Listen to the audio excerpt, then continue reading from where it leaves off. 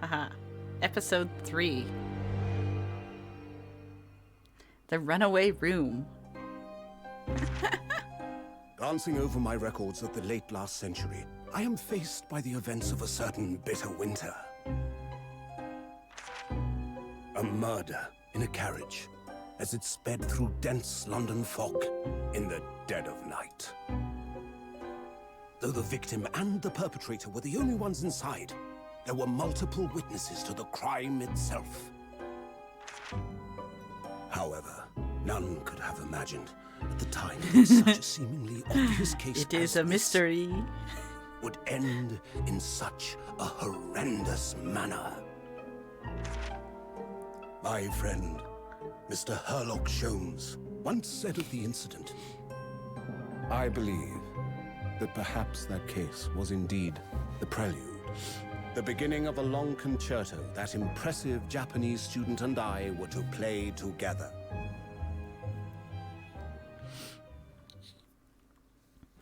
I miss Kazuma already.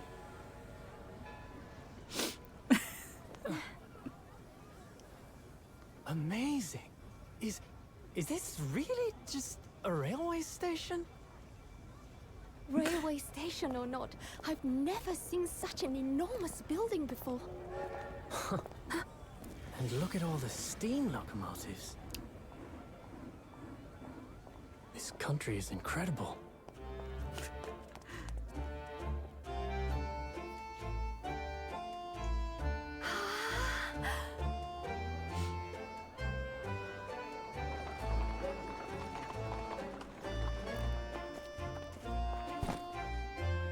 I feel like I'm dreaming. So this is the capital of Great Britain. Where to? Oh, hello. Climb aboard. Hello. I'll take you wherever you want to go. Hello, In Joker. that case, Welcome to the The stream. Supreme Court in You White caught us House just will in time remind- starting the episode 3. My pleasure. If you're a fan of Ace Attorney, Visiting students from abroad, eh? enjoy your stay. Thought so. It's going Well well. then, I hope you enjoy your stay. How was your night? And welcome to the centre of the world, Great Britain's mighty capital, London.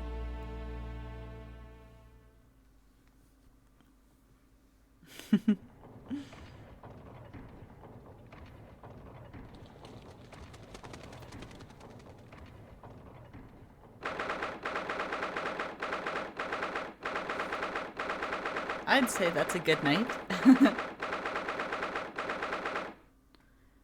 February 18th, 9:21 a.m. The British Supreme Court.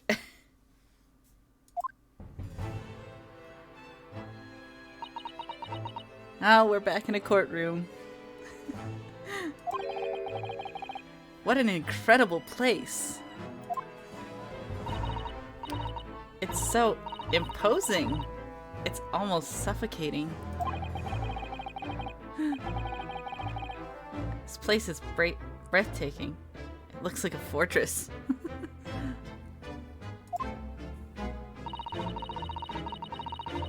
There are some stone buildings like this in Japan now, of course. But they've only been built in a few short decades since we opened our borders to the outside world. An authentic example like this has quite a different impact, wouldn't you agree?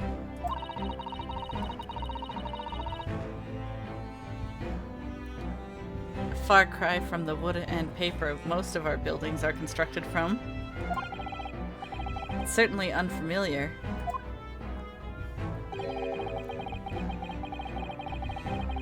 But I think there's more to the differences than just construction materials.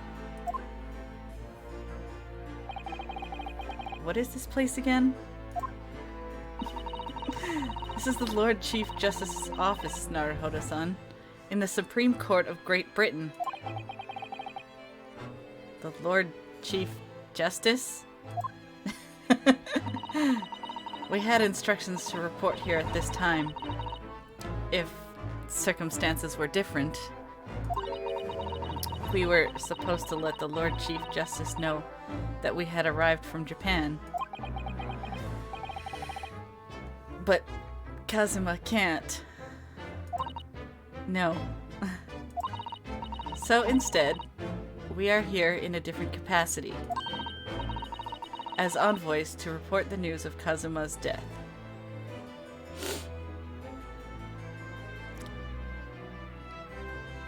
He was too young. Too pretty. Yes. And having delivered his or her message, an envoy's duty is done. So we'd have to return to Japan if we want to remain here in Great Britain. I have to take Kazuma's place as the law student selected for the study tour. Yes, which means you need the requisite qualifications as a lawyer. Which is what I've been studying for. Here in Great Britain, it is the Lord Chief Justice who appoints lawyers. So, that's the second reason why we're here. To have you officially recognized as a lawyer. It's the only way that we'll be able to remain here in London. I can words. I hope I'm up to scratch. Ah, good morning. Sorry for keeping you.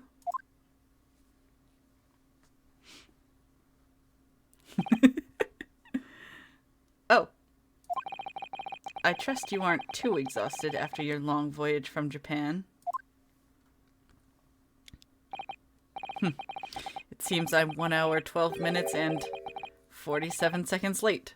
My apologies. That they are. Oh, no, don't mention it.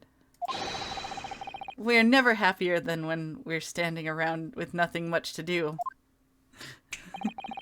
How fortunate. Don't you snap at me. So, introductions. I am Mael Strongheart, Lord Chief Justice of the British Empire. And I feel like a little mouse under an elephant's foot.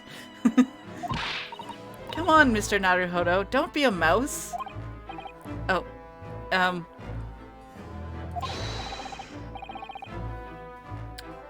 It's an honor to meet you, Lord Chief Justice Strongheart. I'm Ryunosuke Naruhodo from the Empire of Japan. Well, Mr. Naruhodo. Welcome to London, the capital of our glorious British Empire. Yes. Thank you.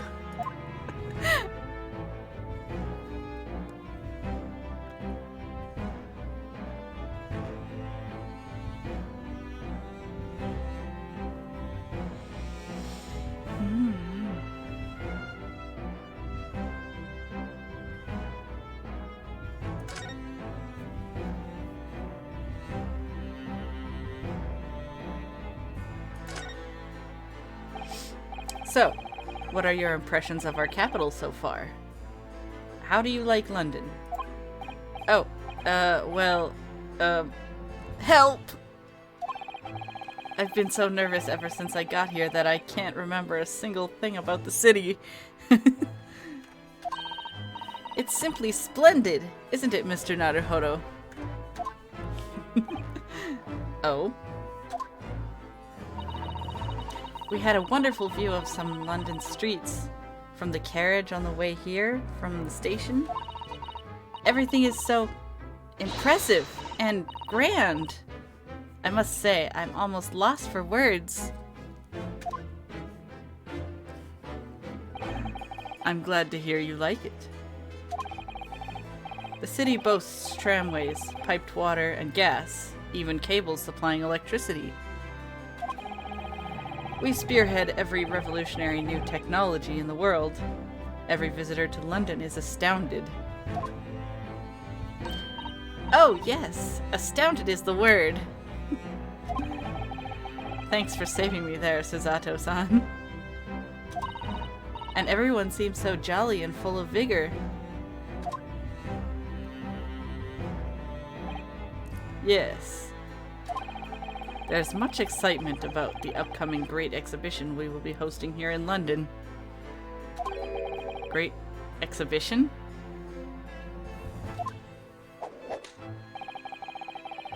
Oh, please don't smack me with that. Cultural and technological achievements from around the globe are to be exhibited here in our great city. It will be the greatest spectacle of its kind in history, and will make Paris's World Fair look like a toy shop. Gosh, I can hardly imagine how magnificent it's going to be.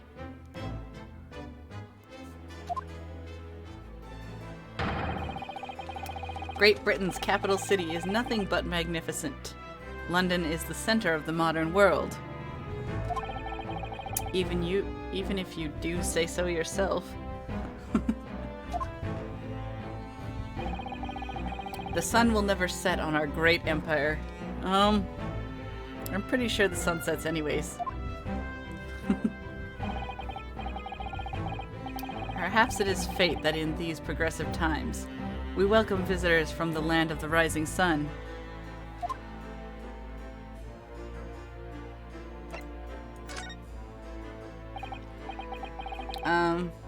Lord Chief Justice? I think you were expecting a student of law for this study tour, weren't you?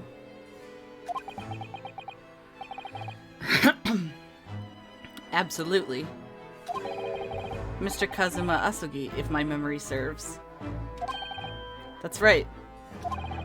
The British government has already been telegraphed a full report on the situation. I understand the young man lost his life aboard the steamship bound for our shores. That's amazing. The news reached him before we even arrived?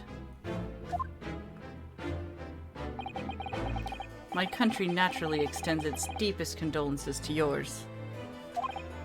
Oh, thank you. And you honored this appointment specifically to inform me of the news?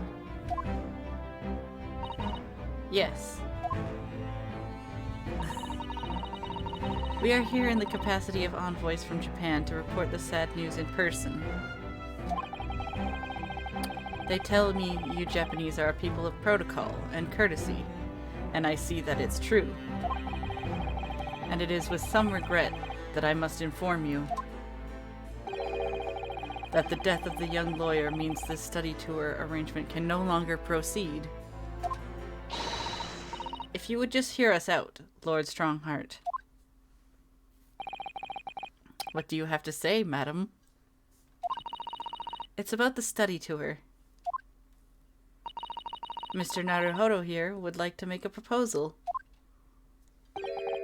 Would he now? Well, Mr. Naruhodo? This is it then. The moment of truth.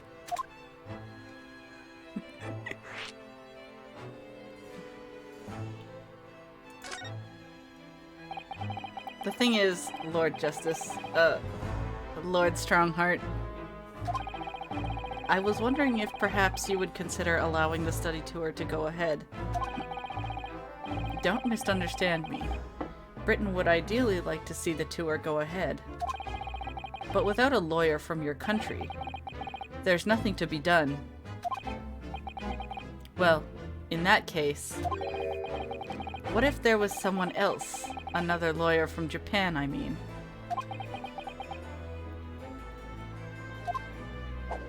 It's me! Is there something I don't know? Only a single lawyer was invited to Great Britain from your country.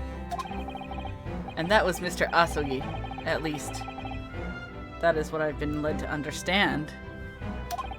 Well, the thing is, this really isn't going well at all.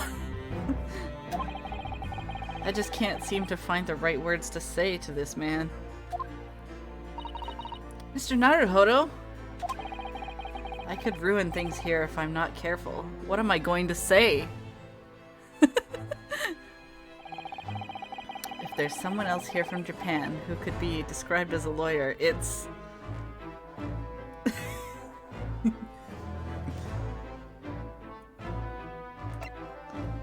What if Susato just takes my place? She can do it. She's fine. I'll go back home. It's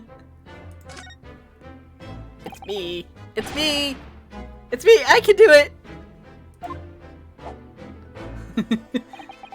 Is that so?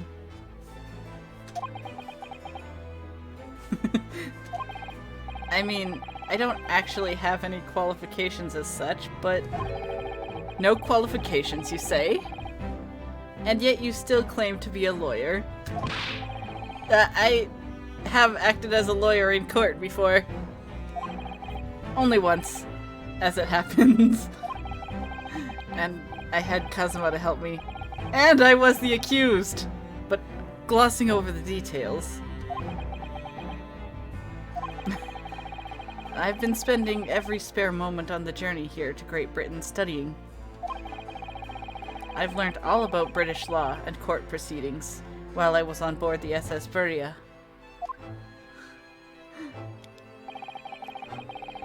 The voyage from Japan is some 50 days, I believe. Not what you might call a full education. To become a qualified lawyer here in Britain, not only do you need a university degree in law, you must also complete several years of training. I realize it's far too short a period of time, but I can't just go back to Japan.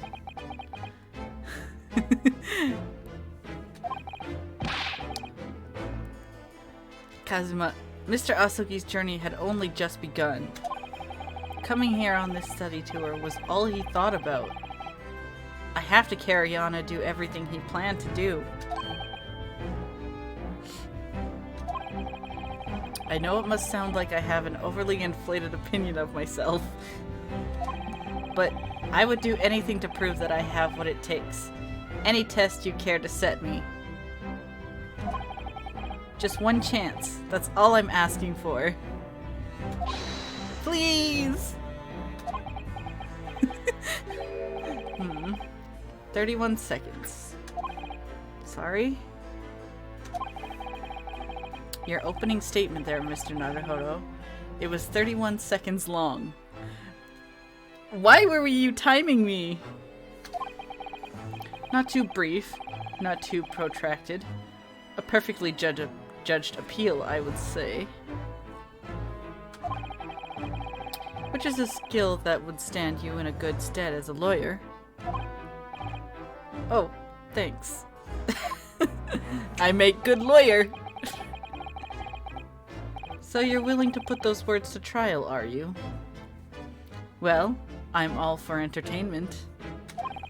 And entertain I shall. Huh? But let me ask you one thing first, sir. Yes?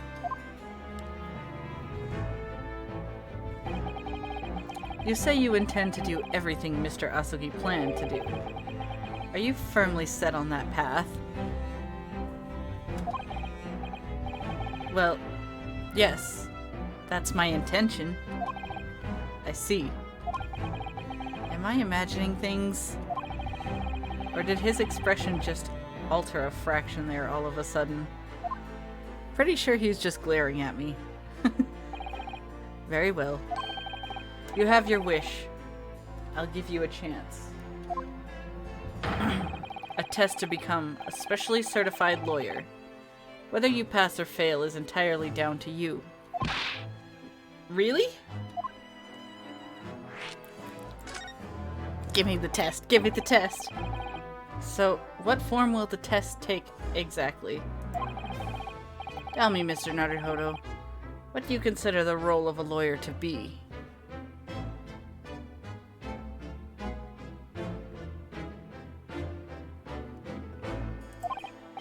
Well, defending people, of course.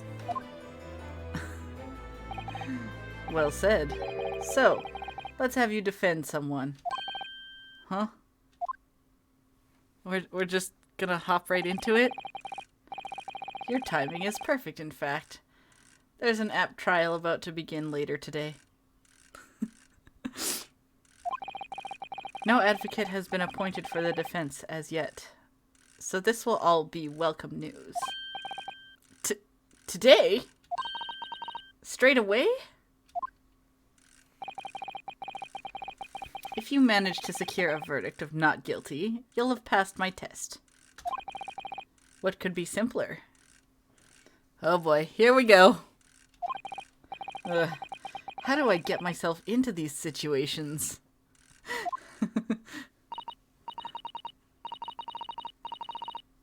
It certainly is preposterous. Well, I could ask. What sort of trial is it, Lord Strongheart? Yes. Good question. Ah, I remember. It's a murder trial. A murder? Murder! An extremely simple case, I understand. You really can't lose. That's easy to say. But I should mention, just in case. If the defendant is found guilty, he will of course be sentenced to capital punishment. Uh-oh. Capital punishment? He'll be put to death? Here in Great Britain, murders are sent to the gallows without exception. Presumably you read that much in your short sea-based introduction to British law. We can't possibly agree to such a test. We would be toying with a man's life.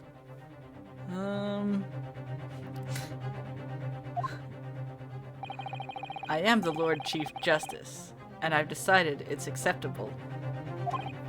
But you can't do that, can you?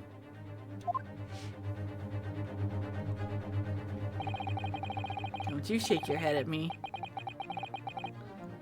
There's no need to overcomplicate this. All you have to do is ensure that you don't lose. So, the defendant may live or die depending on how well I perform in court. Oh no. If I lose, he'll be hanged. Mr. Naruhodo, you've come to me claiming to be a lawyer. I'm not a lawyer. If you want me to take you seriously, you need to prove you're willing to do a lawyer's job. And you say you intend to see through the will of your compatriot, Mr. Asogi. I would like to understand just how far you're willing to go in order to make that happen. He's testing my resolve. What's the matter? You've fallen silent. I'm sorry, but time is pressing. The trial begins shortly. I need an answer from you now. What's it to be? What do I say? Do I agree to this absurd test? Alright then. If I have to give you a decision now, my answer is... I can't do it! I can't get the words out!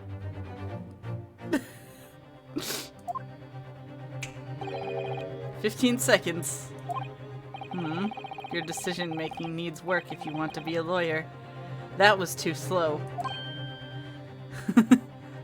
Just call me Slow McGee. That's all I'll be.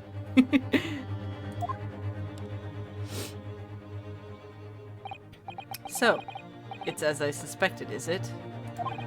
Sorry? You have noble intentions, but lack the resolve to see them through. The test is cancelled. Thank you for stopping by. Go and acquire your ticket for passage back to the east tomorrow.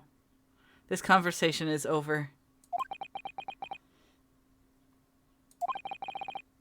Yes, Lord Strongheart. Thank you for offering me a chance. Mr. Naruhodo. I'm sorry, Miss Susato, but what could I do? It's all right. I understand. You do? It's not an easy decision to choose whether to defend a man in these circumstances. But resolve has absolutely nothing to do with it. What are you trying to say, madam? I think what Miss Sasato means is that no matter how badly I'd like to be recognized as a lawyer and stay here in Great Britain, to risk another man's life by treating his one and only chance at a trial so trivially would be utterly unforgivable, and I feel exactly the same way. I'm sure the defendant won't see this trial as a test, as some kind of experiment.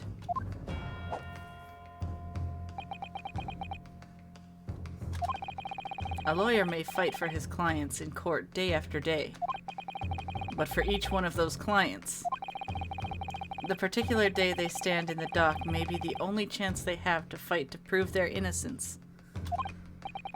No, I was wrong. I'm not qualified to do that job yet. I'm sorry for wasting your precious time, Lord Chief Justice.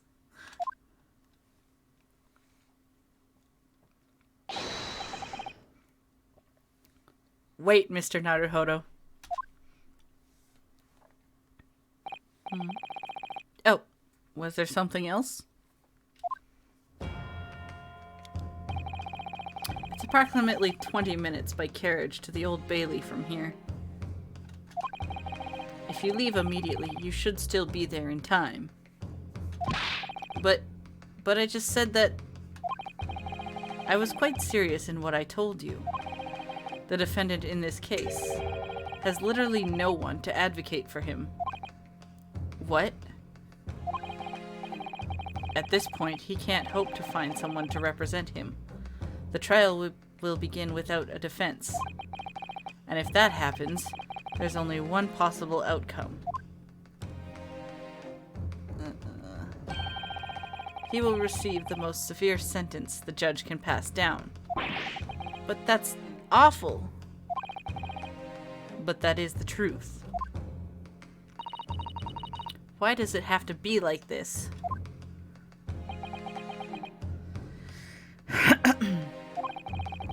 Please don't expect an answer to every question. The cold, hard truth of the matter is that there's only one person now with a chance to save this man from a very miserable end. And that is you.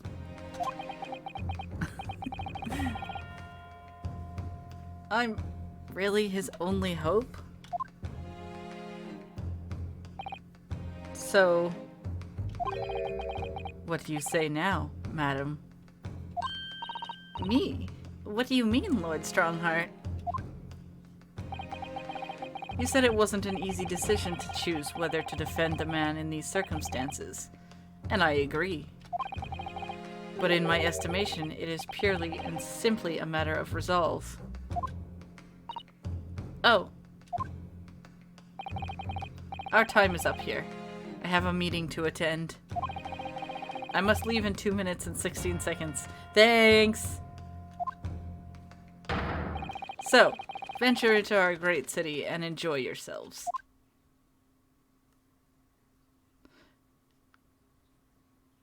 Great. He's gone. The Old Bailey. So, we can either go have fun. If we're gonna do this, Mr. Naruhodo, we must leave at once. I guess we have the option of having fun or saving a guy's life.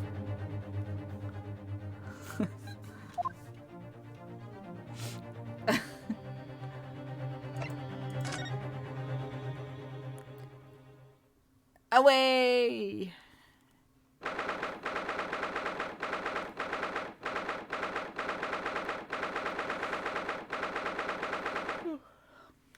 February 18th, 9:45 a.m. The Old Bailey.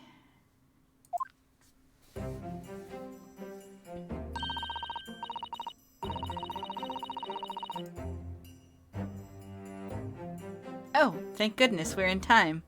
There's still 15 minutes until the trial begins.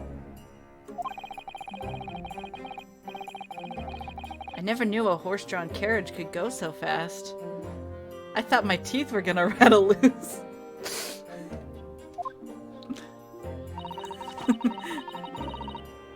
Did you hear what I said to the driver when we climbed aboard? No, I didn't. Get us to our destination in 5 minutes, driver. And there's a guinea in it for you. It's one of my favorite lines from the Sherlock Holmes stories, and it worked quite perfectly. I'm not sure why you're so pleased. I thought we were going to die, and we had to pay gold for the privilege. Well, at least we arrived here before the trial started. Yes, I suppose there's that. Anyway, I don't understand it. The court clerk said the defendant should be here, but there's no sign of him at all.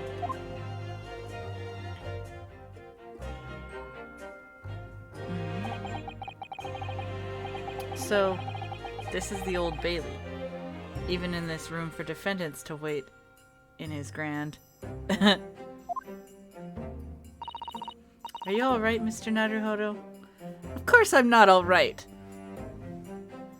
I'm thrown in to be a lawyer when I'm not actually a lawyer. I'm feeling tense. That's all. This place gives me the same sense of foreboding that I remember from the Supreme Court in Japan. An oppressive air, almost. Almost as if the building itself is going to crush whoever is about to be sentenced. It feels like only yesterday that I was the one to be crushed. Well, I mean, Suzato did crush me a few times with her suplexes. Yes, whoever the man you're to defend is, I imagine he's feeling very alone at this moment. Top of the morning to you, madam, sir. Oh no.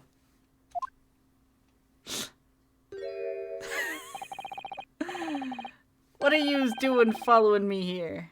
Tings are fair desperate, are they? Sorry? Would you look at those expressionless faces? From the east, are yous? We're from Japan, yes. Ah, Japan, is it? Right, say no more. So, how much do yous need? No, we're just here because... No need to explain, fella. I've been there myself, so I have. No place to go, nothing to eat, barely a penny to your name, and all well in a strange faraway land. Well... They're just ouchie hugs. They certainly were. Well, actually, we haven't found a place to stay yet, no.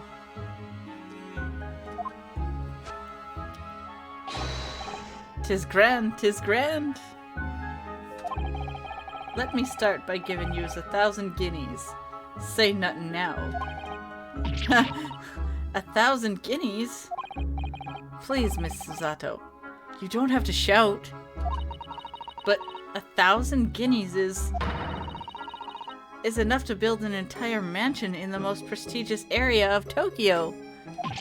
What? I don't like this guy. There's nothing to me at all. I like to ensure I have sufficient funds to weather a rainy day, you see. I have enough wealth to buy the city of London 2 or 3 times over. Could that much rain even fall in one day? Well, even so, we couldn't possibly accept such a large sum of money. Why did he throw a coin at me? Ah! That hit me in the eye!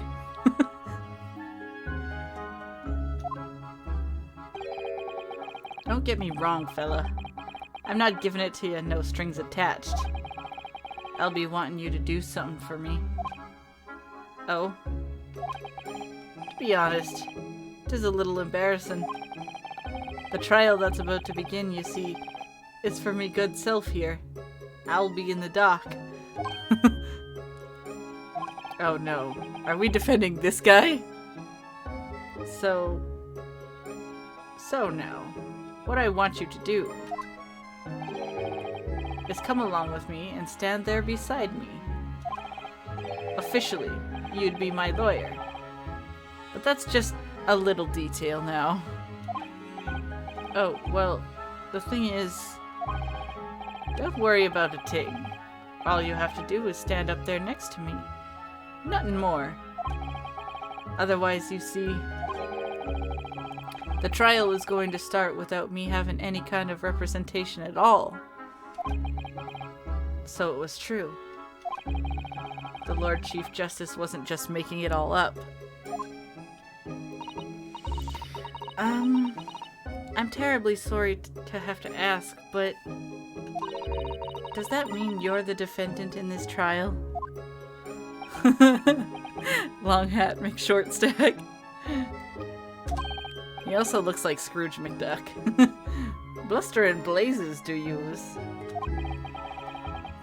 Do yous not know who I am? Me, one of London's biggest names? No. Sorry. We've only just arrived in the city, you see. I see. Suppose it isn't altogether impossible. Well, just next to Hyde Park there in the center of London is another beautiful park. Sorry? A park? A what? Tis called McGilded Park. Full of blossoming flowers in the spring and singing birds and whatnot. Stop looking at me through your fingies. I donated it to the city, so I did. An entire park? In central London? A city of smiles, that's my vision for London. There's nothing Magnus McGilded wouldn't do for the city, and it's queer old people. That's amazing. I mean, really extraordinary. Scrubbinies or ooge.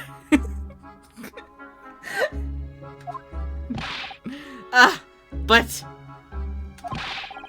now they have the gall to say I'm good for nuttin' criminal. Me Magnus McGilded. What is the matter with London police, I ask ya?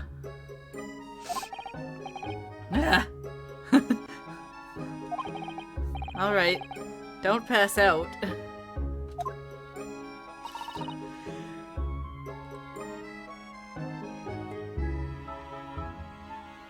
Mr. Naruhodo.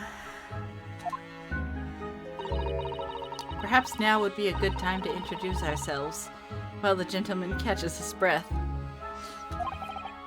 Good idea.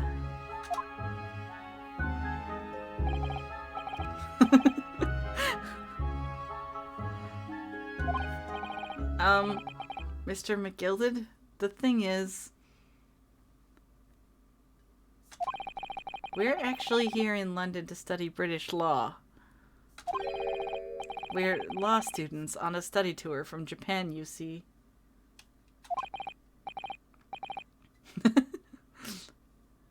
You okay there? So, if you don't have a lawyer for the trial yet, and you'd be happy to put yourself in our hands. But what was I after saying, you daft idiot? I've given you 1,000 guineas to stand up there next to me, haven't I? Well, yes, but I wasn't really offering to just stand up there next to you. Oh, I think I see what's going on here. You think? I think he's very angry. Sorry. I know what you're thinking. I don't exactly have my tinkin cap on. This Chancellor of a fella claims to have more money than the Queen. But if that's true, why the blazes can't he hire the finest lawyer in all of England? Because he did it. That's the only explanation. Well,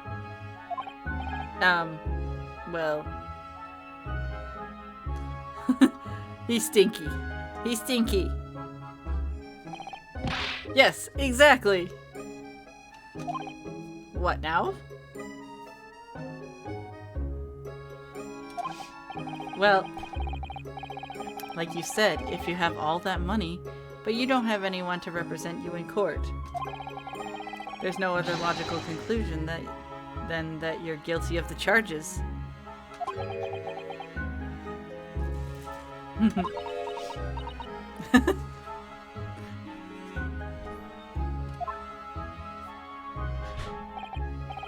Well, you call a spade in the East, so you do. Oh, I'm sorry. I didn't mean any offense. I still can't express myself very well in English, you see.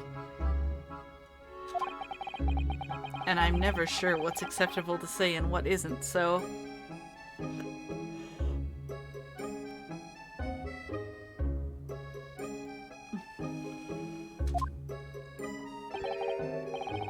Said so, because you sounded fluent enough when you were telling me what a blackguard I must be.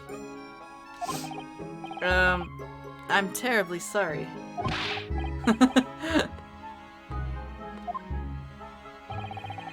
I can't say that I blame you for tinking it, fella.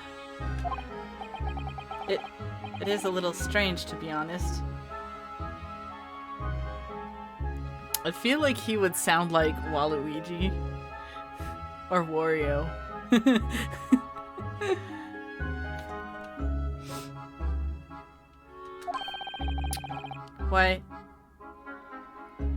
Why you don't have a lawyer, I mean. That would be the fault of the Reaper. Sorry? Did he just say Reaper?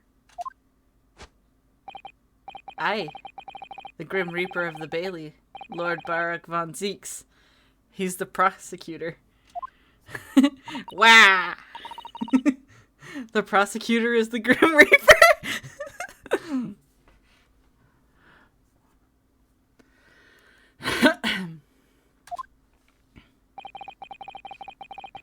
When von Zeeks stands for the prosecution, they call the accused his sacrificial lambs. Oh no.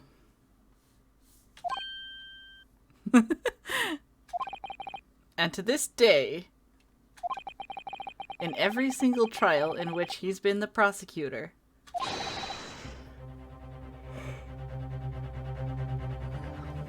the accused has been damned. What? So it's reached the desperate situation where there's no one willing to stand in defense against the fella at all. You could say he's a living legend of the Old Bailey. Goodness. Lord Barak von Zeeks. He must be an exceptionally talented prosecutor then.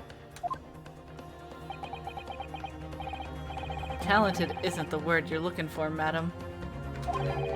It's cursed. Cursed? What on earth? The defendant is summoned, and his counsel. Please make your way into the courtroom. The trial is about to begin. His counsel? That would be me. Oh, 'tis time. Well then, fella, don't let me down. But I don't know anything about the case. You haven't told me what happened. Until you showed your face here. I'd made up me mind. So I had. Sorry? I decided I'd have to defend myself in there. How would that have worked? But then you made an appearance. A student of law, wouldn't you know? 'Tis no accident, I can assure you of that. 'Tis fate. So don't get cold feet now, please.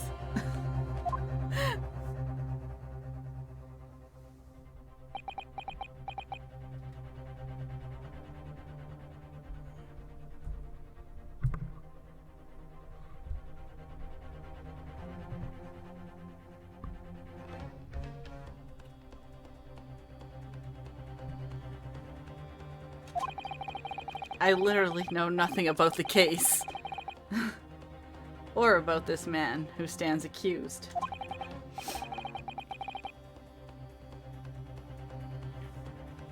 In fact, the only thing I do know is that I can't just turn my back on him. I mean, you could. You could just walk out the door.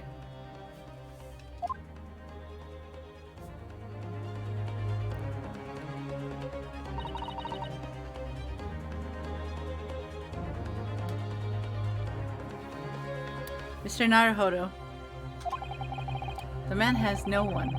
He'll have to stand alone in that courtroom, armed with nothing to defend himself. Yes, something that Kazuma would never have allowed to happen. Counsel for the defense, what are you doing? If you're late for the start of the trial, you will lose your right to stand. Oh no, I'll have to sit.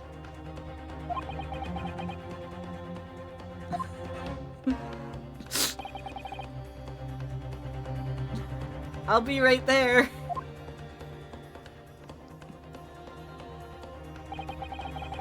It's happening then. My first trial in a British court. I hope you're watching over me, Kazuma. Because I have no idea how I'm going to manage this.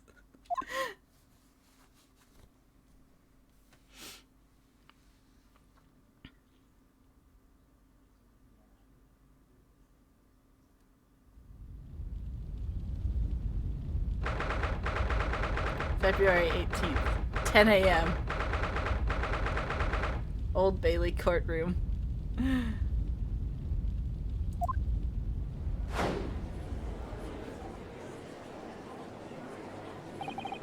So, this is the highest court in Great Britain, the Old Bailey. The centuries of history in this place is palpable, isn't it? It's so different to the Supreme Court in Japan. Feels both imposing and serene at the same time. The atmosphere almost makes words redundant. Whatever the country, determining a person's guilt or innocence is always a solemn affair.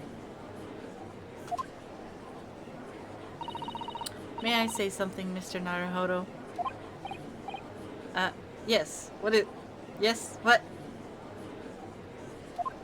Why do we have the sword in court? Your eyes look ready to pop out of your head again.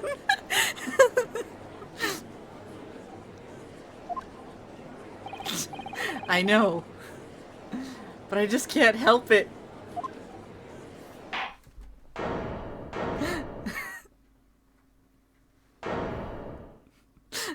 Santa, is that you? In the name of Her Majesty, the Queen, I hereby declare this court to be in session. We are here today to determine the guilt or innocence of Mr. Magnus McGilded. I now call upon the counsels for the prosecution and defense to declare their willingness to proceed. It's Batman! The prosecution is fully prepared. That must be the Reaper of the Bailey. He really does look fully prepared to dispatch his next poor victim to the underworld.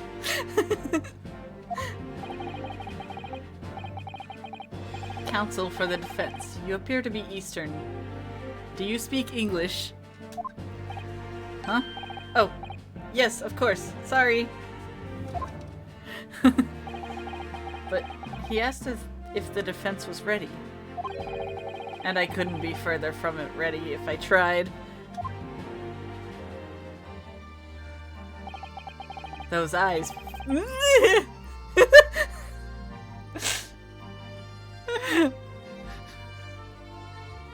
Stop staring at me!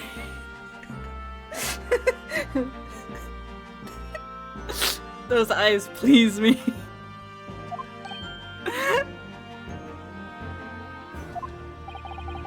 They shroud your fear, your doubt, your trepidation. I'm pretty sure my eyes are just popping out of my head right now. They run wild, clinging to some phantom notion of courage. Nope, no courage here.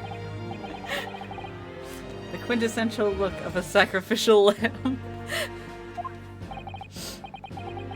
A cold shiver just ran down my spine.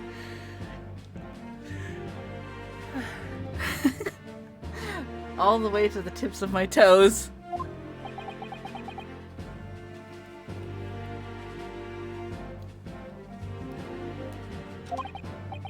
Now, Mr. McGilded.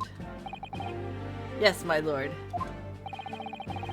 You stand accused of murder, a capital offense. You could be sent to the gallows if found guilty. Are you quite sure you wish to entrust your defense to this foreigner?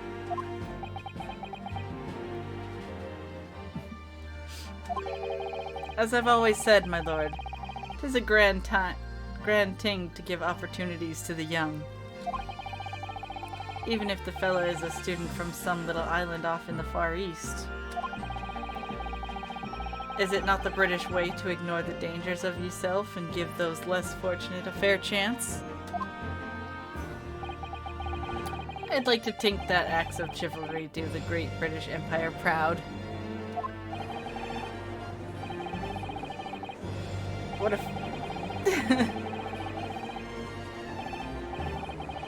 They're speaking too fast. It seems as though everyone in the public gallery is firmly behind Mr. McGilded. That's definitely welcome news. And he certainly has a way with words.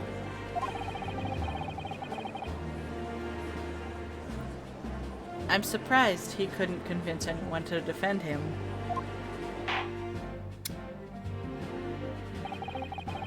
Eloquently put, Mr. McGilded, and most laudable sentiments. Now,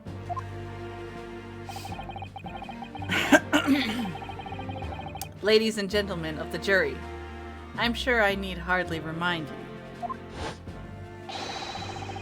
that you 6 members of the public have been selected for your impartiality. Are you ready to proceed? Yes, my lord. If the task is to send rotters to the gallows where they belong, I'm more than ready. At the manor, his lordship always says, we should dispose of rubbish promptly. Naturally, I agree. Huh. Any criminals here will soon be wishing they never set eyes on me.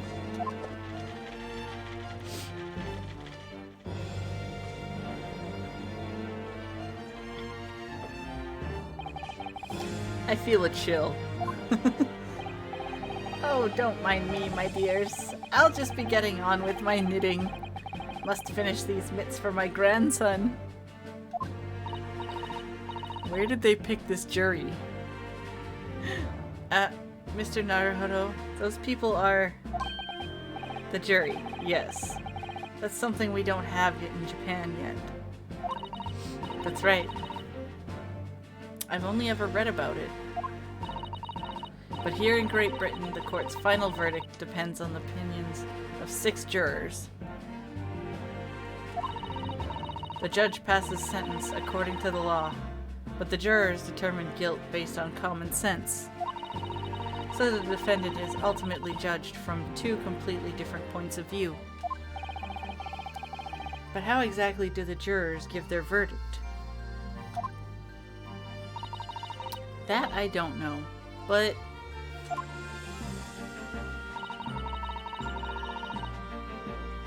I'm sure it will become clear as the trial progresses.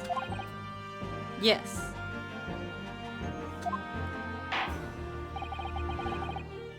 Prosecutor Von Zieks, are you ready to decimate me? My lord. It's been a number of years since we've seen you here in the courtroom. I thought you'd renounced your fame. I'm known as the Reaper of the Bailey, my lord. Infamy rather than fame, I would say. But yes, 5 years have passed since I last spread my wings in this capacity. So, what brings you back? Is there some change of circumstance of which the court should be aware?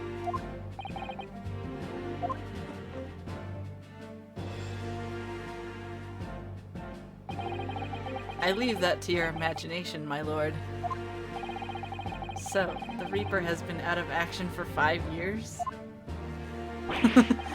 Why did he have to choose today of all days to make a comeback? Don't lose heart, Mr. Naruhodo. As you wish, sir. The court nevertheless welcomes your return. Now then, opening statements, I think. A summary of the case, if you please. Certainly, my lord. As your lordship is aware, this is a case of overwhelming simplicity. You must be the only ones in here who aren't aware. Hear ye, hear ye! I read from my scroll. The incident took place in the late evening. 3 days passed. The hour was some minutes after 10. The victim was a maker of building bricks, known in the community as Thrice-Fired Mason. Sorry? Thrice? He was a very accomplished craftsman. The bricks he fired were said to be almost indestructible. The victim's corpse was discovered in an omnibus in service on the streets of London at the time. A dagger that had been thrust into the victim's abdomen is believed to be the ultimate cause of death.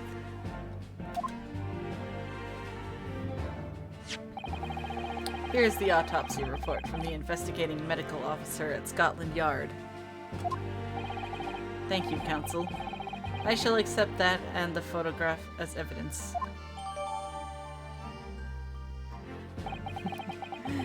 And one further item of evidence. The prosecution wishes to submit these as well. And these are... Good lord! Is that blood, counsel? Yes, my lord. Seized by a policeman who arrived at the scene. These gore-soaked gloves were taken from the hands of the accused when he was arrested. What? Mr. McGilded's gloves had blood on them?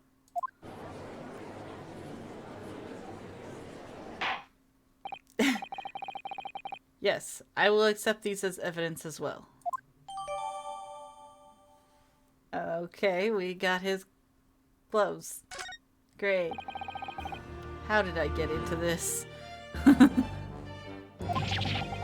I'm backed into a corner before I've even started. Continuing.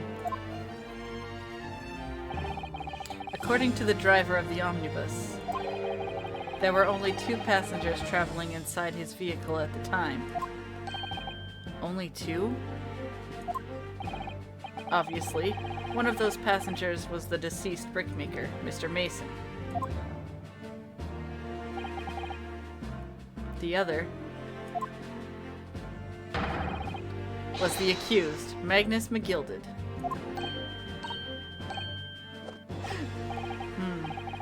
Well, rather damning circumstances, to say the least. Defendant, what say you?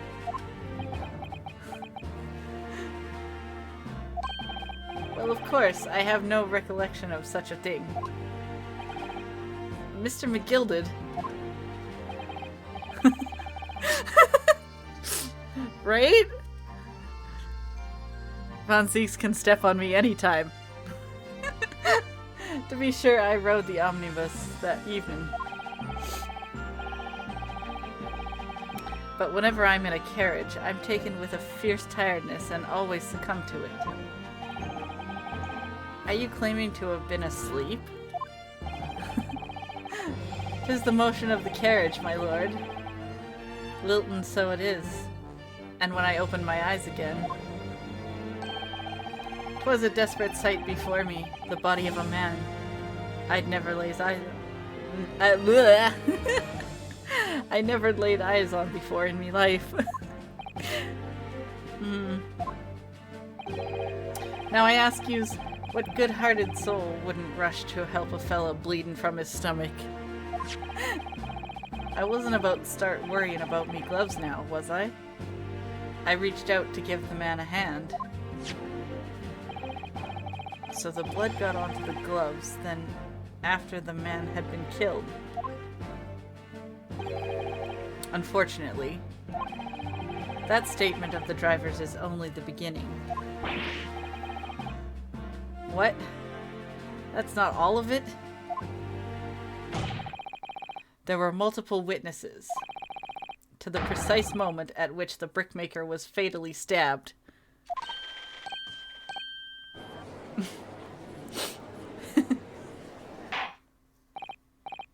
Order! Order! Order! When the killing took place, only the victim and the accused were inside the carriage. And there were witnesses to the crime. This is not just a case of compelling evidence. It's the nail in the coffin for the accused.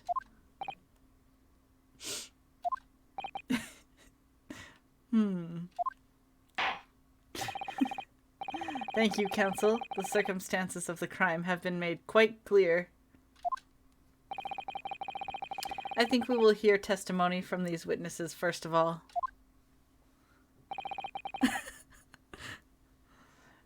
Sir, this is not a Wendy's. Your wish is my command. Well, I guess you get your wish. Bailiff, bring the witnesses in at once.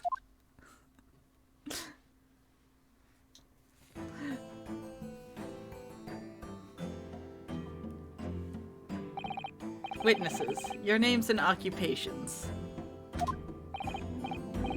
My name is, well, everyone calls me Beppo. I drive an omnibus in the East End. Bruce Fairplay. I'm a banker in the city. My name's First. Lady First. I, make hats for gents. All of you present in the stand were in an omnibus and witness to the aforementioned incident. Is that correct? Yes, sir. Quite right. Yes, sir. That's right, sir.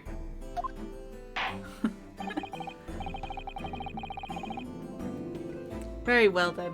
Let's proceed to your formal testimonies, please.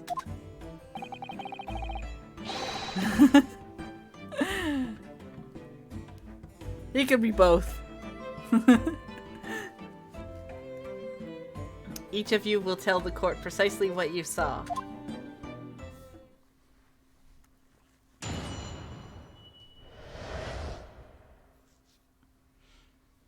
Okay, what did the witnesses see?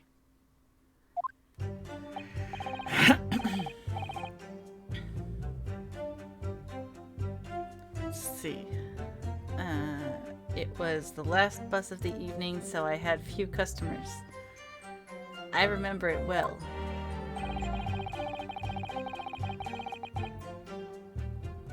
The victim and the man accused of killing him were sat next to each other inside the bus.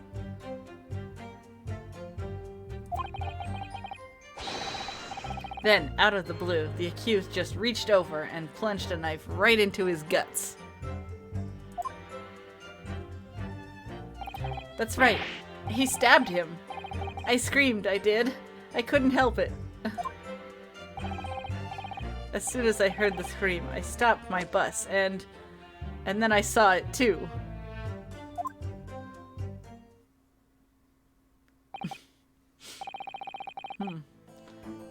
Unambiguous testimony, I must say. Exactly, my lord. These men witnessed the incident in the omnibus with their own eyes.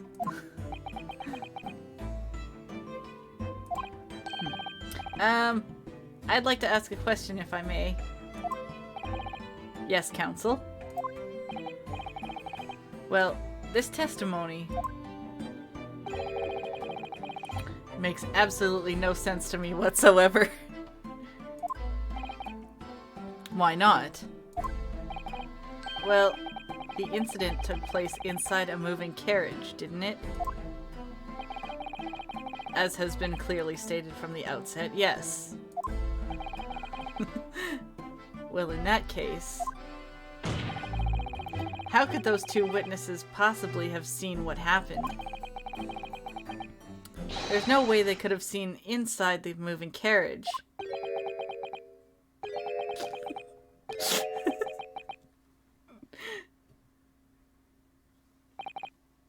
How quaint. I'd read that civilization in the Eastern Island nations was a good century behind our own.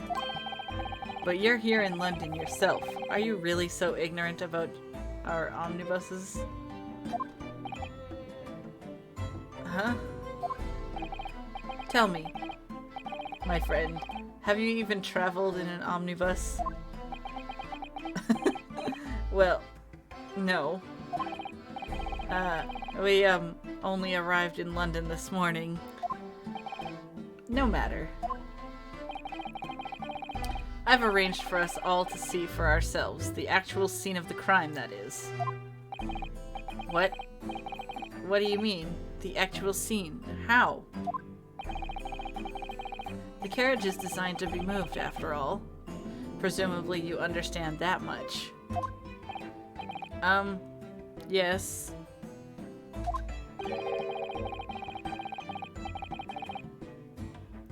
The omnibus in which this bloody crime took place is here today, in this very building.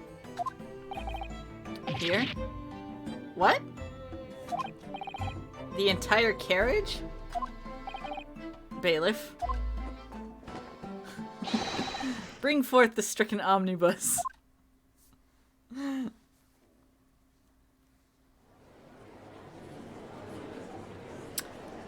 Alright then. We're just gonna have a whole carriage in the courtroom. So that's an omnibus. The omnibus. I can't believe they could bring something so enormous in here. Great Britain's courtrooms are amazing. As you can see, the omnibus is pulled by 2 horses and can carry up to 8 passengers.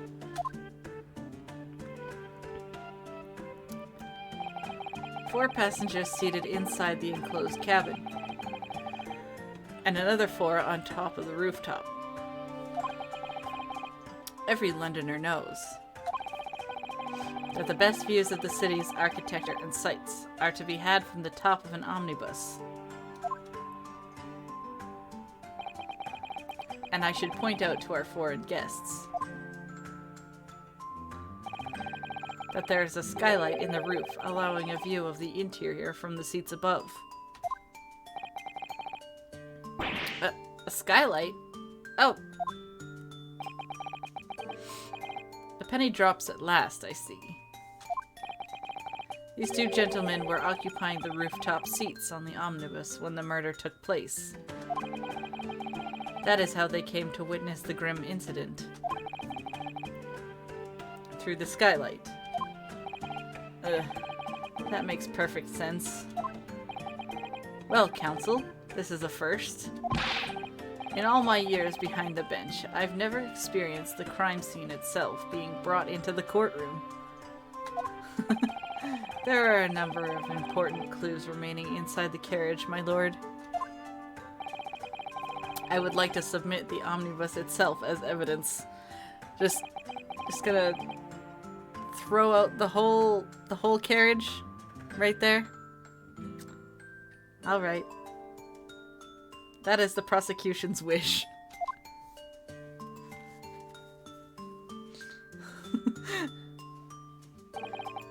Very well. I see no reason why not.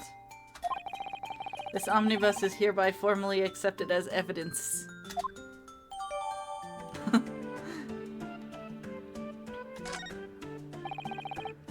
I can't believe it. The entire crime scene entered as evidence. Yes, Great Britain is simply extraordinary. I could help myself a lot by giving that omnibus a thorough examination, seeing as it's here. Let us continue with proceedings then. Your cross-examination, counsel.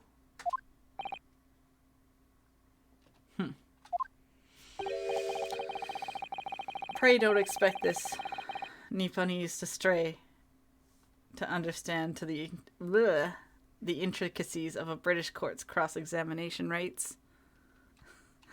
Words, how do I say them?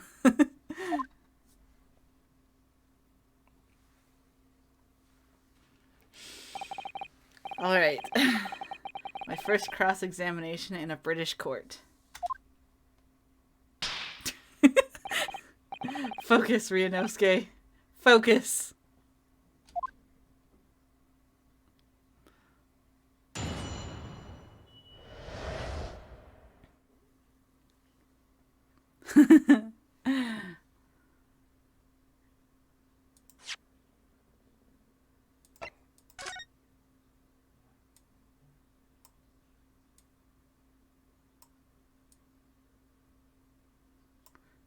It won't turn.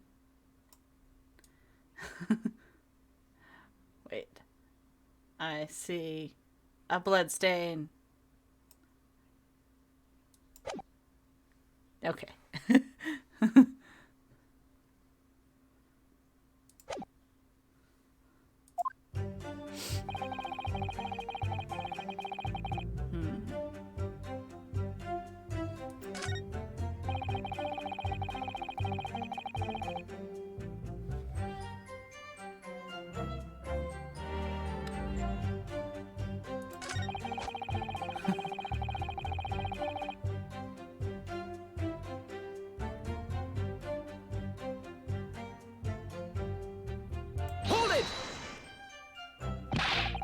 You actually saw the exact moment it happened?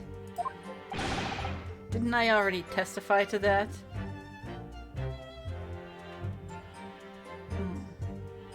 Wait, I could look around. Oh!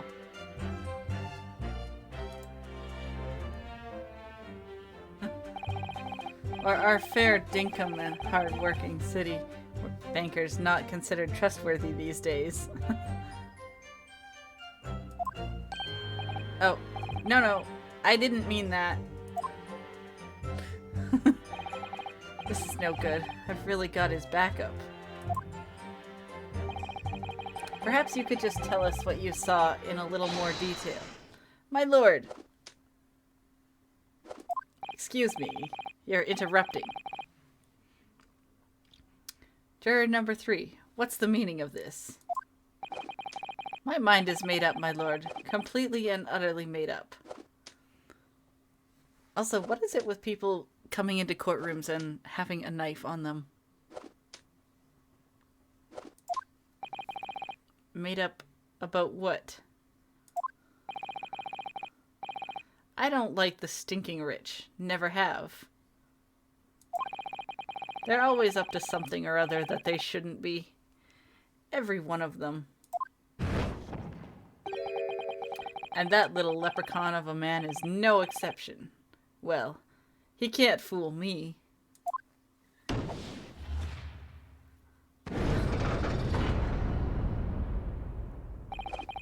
There's no point in wasting time listening to any more of this. That's my opinion on the matter anyway. That is precisely what I was about to say. What's going on? As the foreman of the jury, it is my duty to set a good example to my fellow jurors.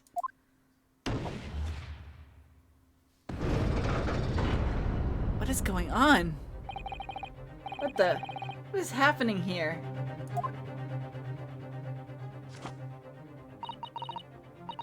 me see. Ah, yes. It seems that's how the members of the jury give their verdicts. With fire?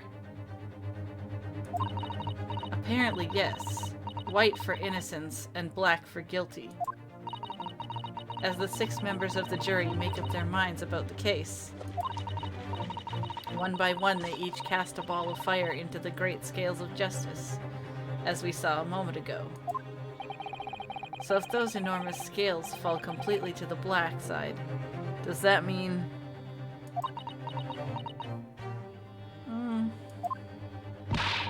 Let's do our very best to make sure that doesn't happen. Now I'm even more worried than I was before.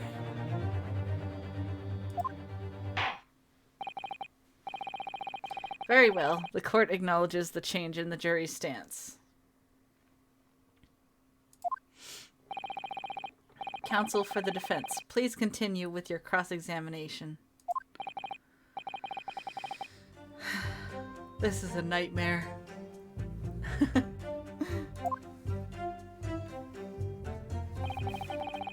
That's right. He stabbed him.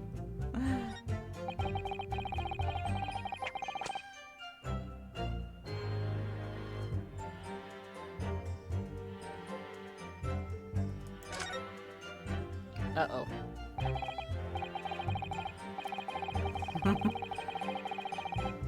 Alright, so when it happened, the only 2 people in the enclosed cabin area were the victim and the defendant. And so help me, 3 whole people witnessed the man. I'm trying to defend, do the deed. I don't like to be pessimistic, but we do seem to be in a rather difficult situation here. You don't say. What am I supposed to think here? Is Mr. McGilded really innocent? Or could it be... Before we jump to conclusions, our first task should be to gather information.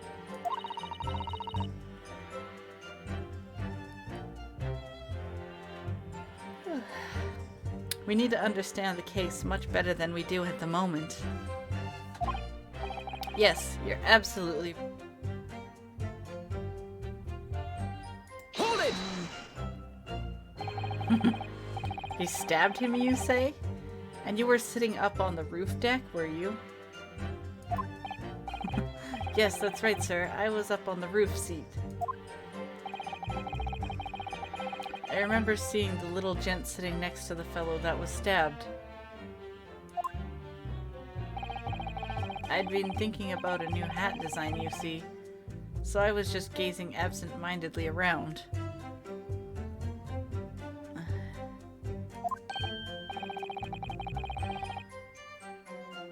But then I happened to look down through the skylight, and it was sticking right out from his belly, that huge great knife.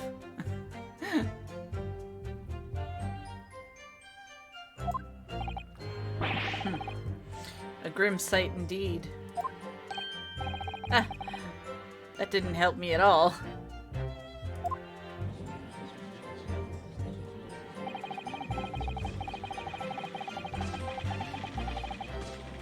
The jury look like they're even more convinced my client did it than they were before. That appears to have made everyone even more dubious that Mr. McGilded is telling the truth. If only we had some evidence to counter their suspicions. Mr. First. Oh, yes. Yes, sir. Is this the knife you saw? Oh, good grief. Yes, that's it. The very one, sir. Is that... Yes, counsel. This is the blade that was driven into the victim's belly like a stake through the heart. That is a blade of considerable size, counsel. It is, and furthermore, the scabbard is emblazoned prominently with a certain initial. The letter M, which seems oddly familiar. Please, no. Thank you, thank you. M for Magnus, or perhaps McGilded, possibly. Take your pick.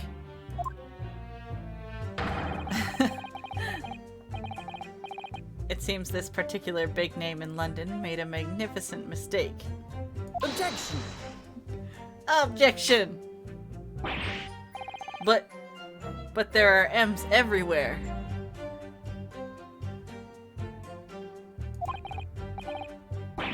Like yes. Like in Mason. We could also go to McDonald's and get chicken nuggies. Objection!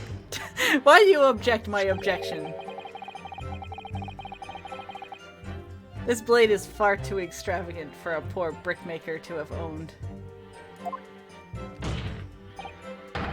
No, this weapon of murder almost certainly belongs to the accused.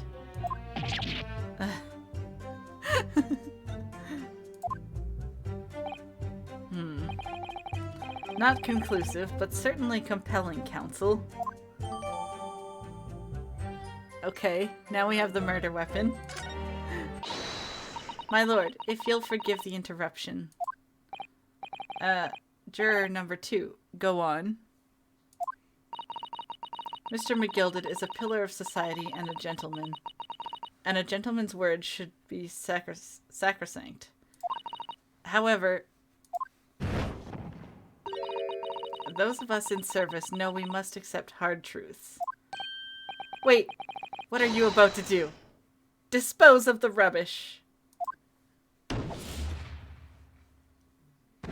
It's garbage day, apparently. No! I don't wish to cause offense, but I do like to eradicate all traces of filth and grime.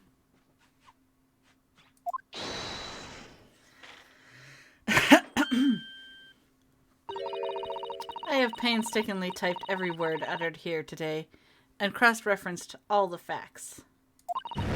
As such, I am now in a position to draw the only logical conclusion.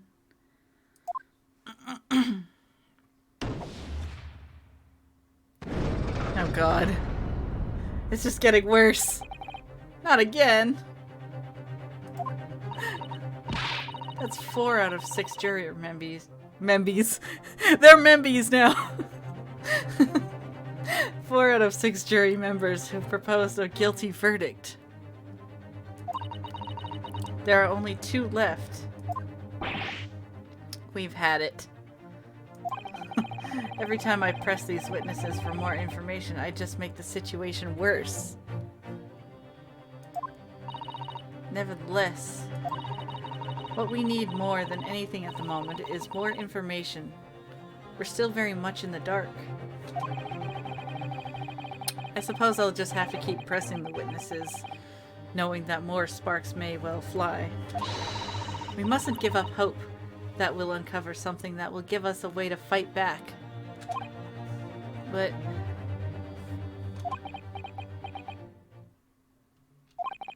alright, I'll keep trying.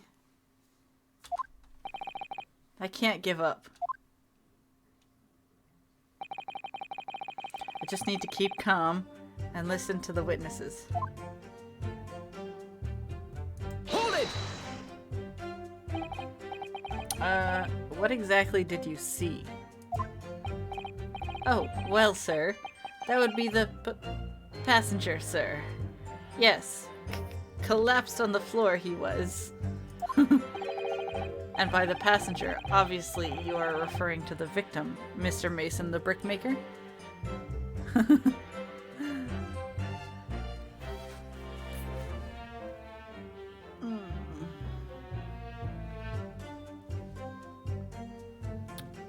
Oops.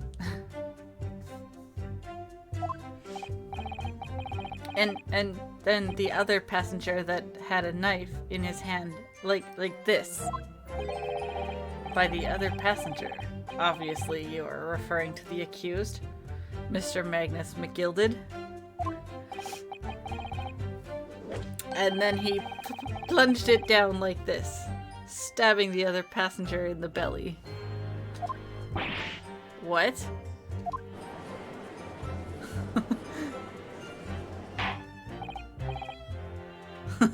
Order! Order! It is hard to believe one of London's greatest philanthropists, but this is damning indeed. The law knows no philanthropists, my lord. Only the innocent and the guilty. Good deeds mean nothing when overshadowed by evil. The truth is everything. Couldn't agree more, sir. The truth.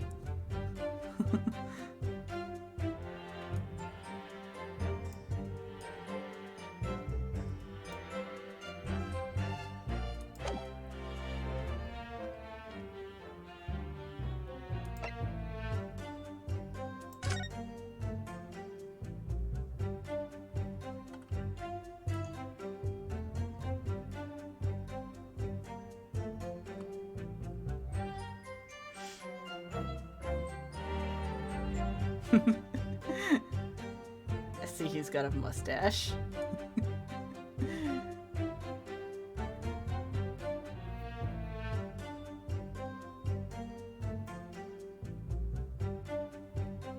Hold it! Yes, I think it was sometime after 10, wasn't it? Oh, yes, sir. That's right. It was ever so cold. Freezing, in fact. And you had 4 passengers on board at the time, is that correct? Yes, that's right.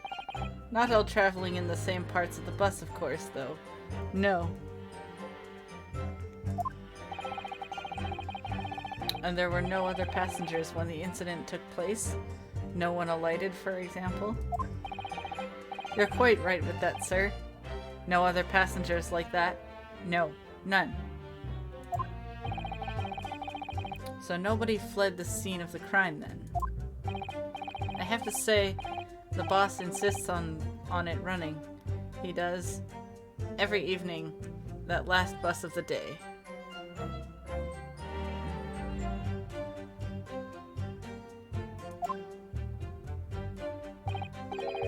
But I do wonder sometimes if it's altogether worthwhile. Yes, sorry to say. What do you mean by that? Well, what with it being so cold and everything, and only making 20 pence on the run, you see.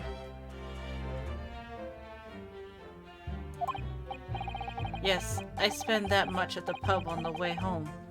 Just trying to warm up again. I just can't believe it, sir. Can't believe it. A murder in my own bus. It's too awful to think about. I haven't been able to shake this cold ever since it happened. My lord, I wish to speak. Yes, juror number 5. Do I take it that you too? As the master of the London Guild of Coachmen, the idea of a murder being committed in one of the city's carriages is utterly abhorrent to me. It wouldn't be right to make a decision before hearing all the facts, though, I said to myself. But I've heard enough now. The horse has bolted, as they say. No, no, please. Just gee up now, Silver Blaze. The finish is in sight.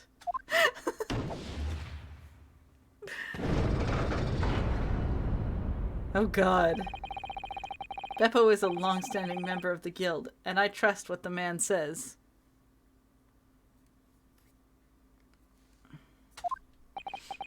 Oh, thank you, sir. You're too kind. Ugh. This is too unkind, sir. They're not playing fair. Which now means the 5 jurors agree to condemn this man.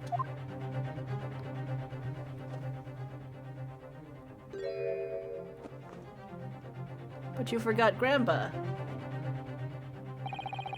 Madam Juror number 6. Yes, dear. What can I do for you? You have heard the testimonies of the witnesses in the stand. Oh yes, I certainly have. Still got my hearing, you know. Then pray tell, why are you yet to pronounce your learning? Your leaning. Learning, leaning, all the same.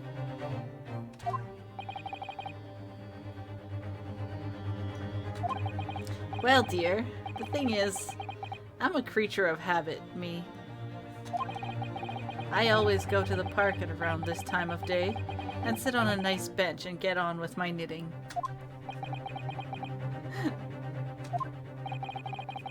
There's a lovely little park just near where I live. McGilded Park, it's called. The gentleman donated it to the city, you know, to put a smile on Londoners' faces, he said. I can't imagine such a fine young gentleman would have it in him to take another man's life. He is always doing wonderful things for the city. That's right, a man like that wouldn't stab someone, surely. Mother, may we go to the McGilded Public Library later and borrow some books? How many Londoners live with their heads in the clouds? Do you people not know? What kind of a man Magnus McGilded really is? What kind of a man is he? He's a short man? The philanthropist, Magnus McGilded, has enough wealth to purchase the entire city he claims to value so highly. But where did all that wealth come from? Your client is a Shylock, sir. And one with the very darkest of souls. What? Stone the crows! McGilded lends money at extortionate rates of interest, so his victims have no hope of repaying him. Napoleon complex. When they default, he takes possession of everything they own. He is a vulture that preys on the weak. I've never heard any mention of that before. Your faculties haven't deserted you, I'm sure, madam. So has this thought not crossed your mind? Would a man wealthy enough to buy London in its entirety not have a carriage of his own?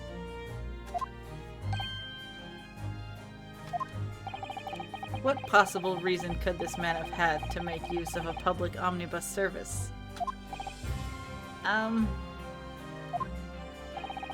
You're not saying that the victim, a poor brickmaker, had next to nothing to his name, save considerable financial liability?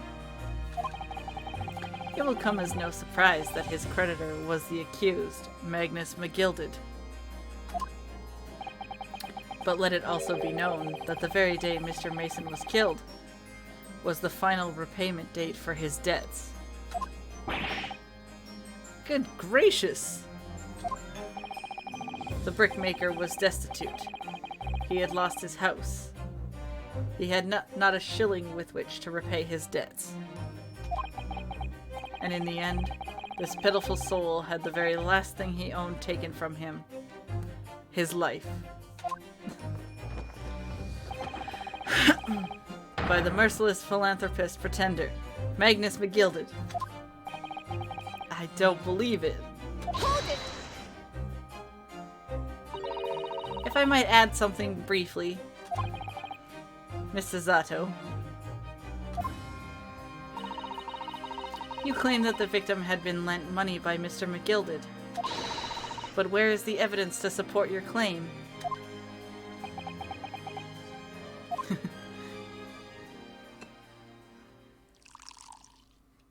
Ah yes, it's time for a drink. Everybody grab your drinks. pray forgive the discourtesy of filling my hallowed chalice in a court of law. Aha! There it is. Lord Von Zeke's hallowed chalice. How can this be considered acceptable? But I find myself in unexpectedly good humor.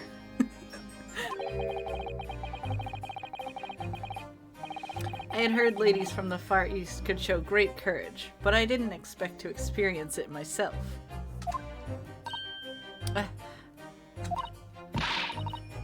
As a judicial assistant to the defense, I am simply doing my job. What a pity that your display of courage is in vain. This is the debtor's ledger, which details all monies loaned by the accused. You will find the victim's name clearly recorded inside. Oh. Allow me to present this ledger as evidence.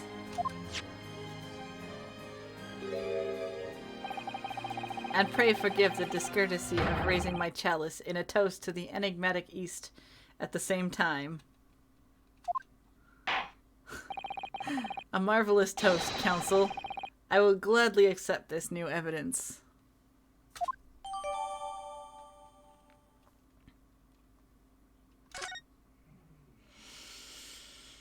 Ah yes, 20 guineas.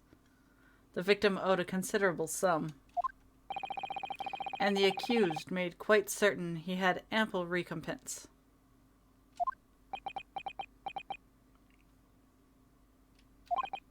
Well, it would seem I've had the wool pull over my eyes. Oh no, she Angie! We made Grandma Angie!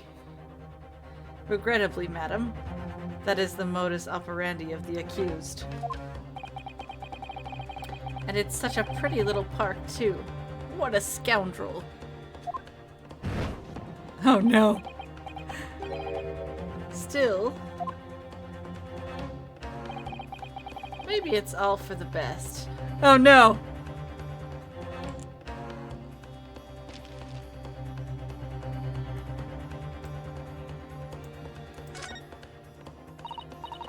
Gosh, it's crammed full of gentlemen's names, isn't it? Well, I suppose they're probably not all gentlemen at all, are they? After all, not everyone in this country is well off. Ah, goodness. What is it? Look at this. Do you see the name here? Bruce Fairplay. Should that mean something to me? It does sound strangely familiar, actually. Bruce Fairplay, the witness testifying at this very moment. Of course, the banker. Why is his name in here? He borrowed 20 guineas, didn't he? And look, the repayment date is fast approaching. It's possible that this is just a coincidence, of course, but this could be very useful information.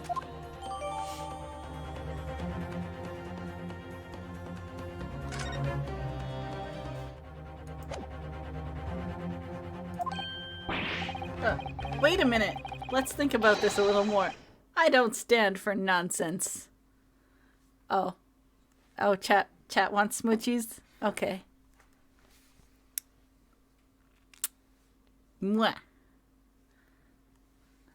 Before we all go down in this court case. Mwah.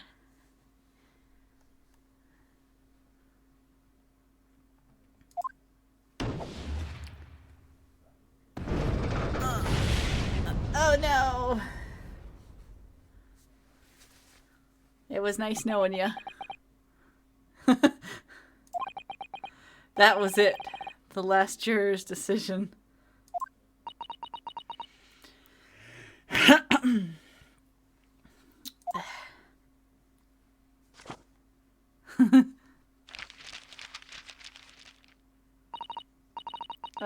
According to this encyclopedia of British law, When all members of the jury have concluded that the defendant is guilty,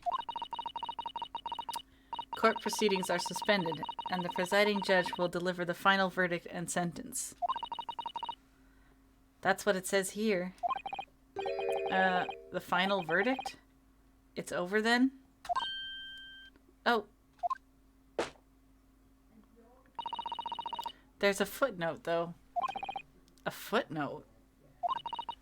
However, the defense, all 6 members of the jury are now in agreement in this case.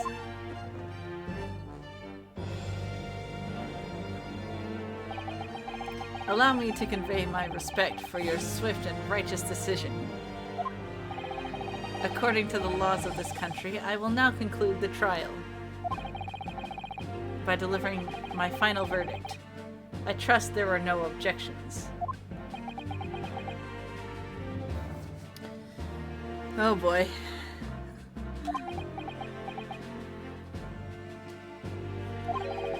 Mrs. Zato, just tell me one thing. Yes? You were in the middle of saying something before.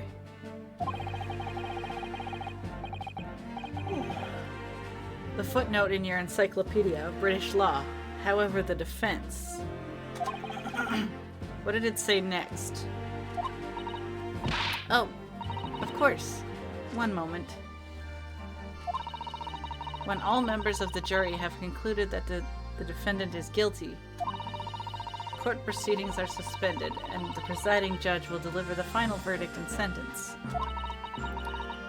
Then the footnote says, however, the defense has the right to demand a summation examination of the jurors at this point.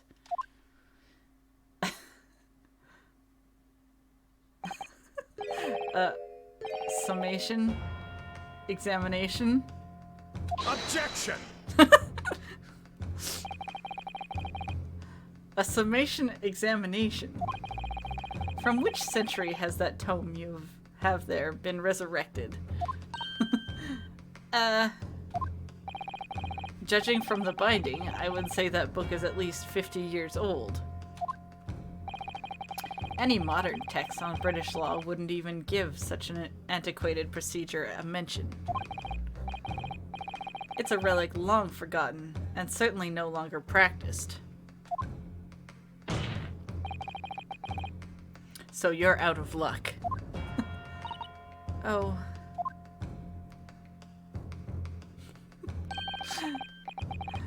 What even is it, Miss Sasato? This so-called summation examination. One moment. I'll read about it. You would demand the right to a procedure before you even understood what it entails? Typical. Alright, Mr. Naruhodo, I think I understand. It seems that under this procedure, we would be able to appeal the members of the jury. To do what exactly? Appeal them to change their leaning and reverse their decisions. And it says here that if successful, the proceeding of the trial must be resumed. Make them reverse their decision? Yes, in times gone by, barristers would use a summation examination to attempt to influence the jury's decision. But that procedure became something of a formality with no practical benefit. Really, so it rather fell out of use. I wonder why. Because it was devoid of purpose. Thank you. Thank you for the hydrate.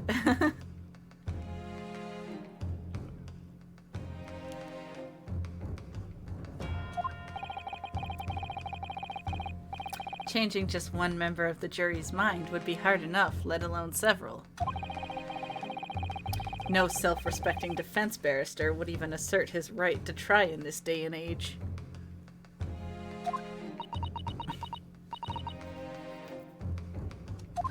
Still, I don't see any mention of the procedure actually being formally revoked. What are you suggesting? I'm suggesting that although it may be antiquated and largely forgotten, it isn't yet extinct. What do you think, Mr. Naruhodo?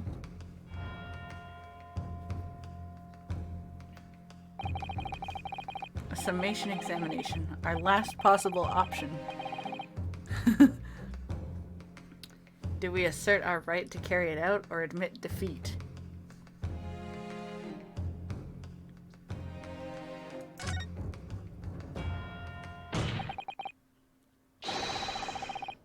Objection!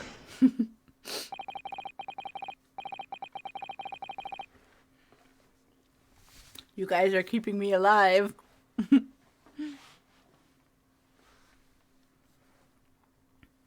London is the capital city of the most powerful nation on Earth.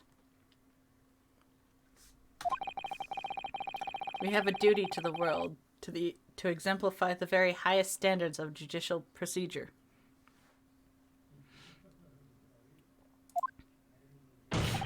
Now you can do it! Summation examinations are an embarrassment that should remain buried. Objection! There you go! But if it's our right, it's our right. I believe it could prove vital in this trial. The defense's petition is perfectly valid. I'm validated.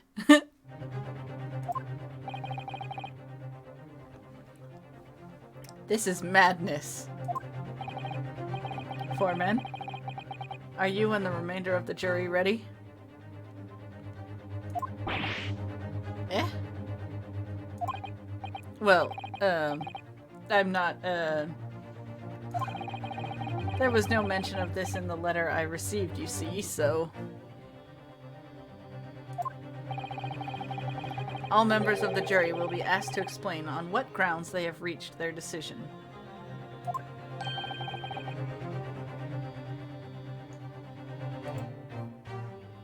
On what grounds? You must all justify your decisions and explain why you believe the defendant to be guilty. He could be both.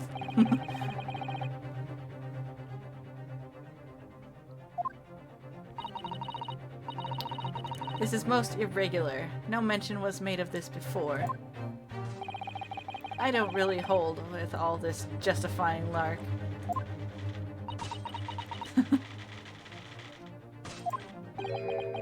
That seems to have thrown the jurors off. It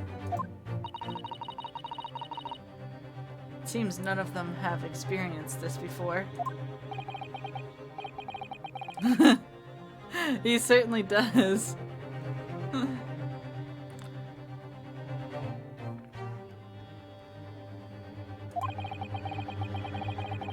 A defense procedure no practicing lawyer has attempted for years, is it? Well, just maybe. It might be the opportunity we've been looking for to turn this trial around. So be it then. Ladies and gentlemen of the jury, the court hereby calls upon you to state the grounds on which you find the defendant, Magnus McGilted, guilty of this most serious crime.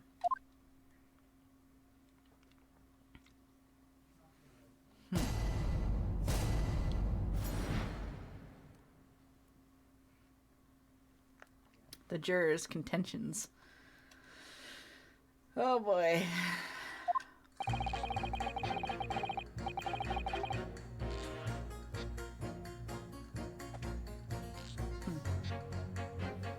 There was no one else inside the carriage at the time, so it has to have been him.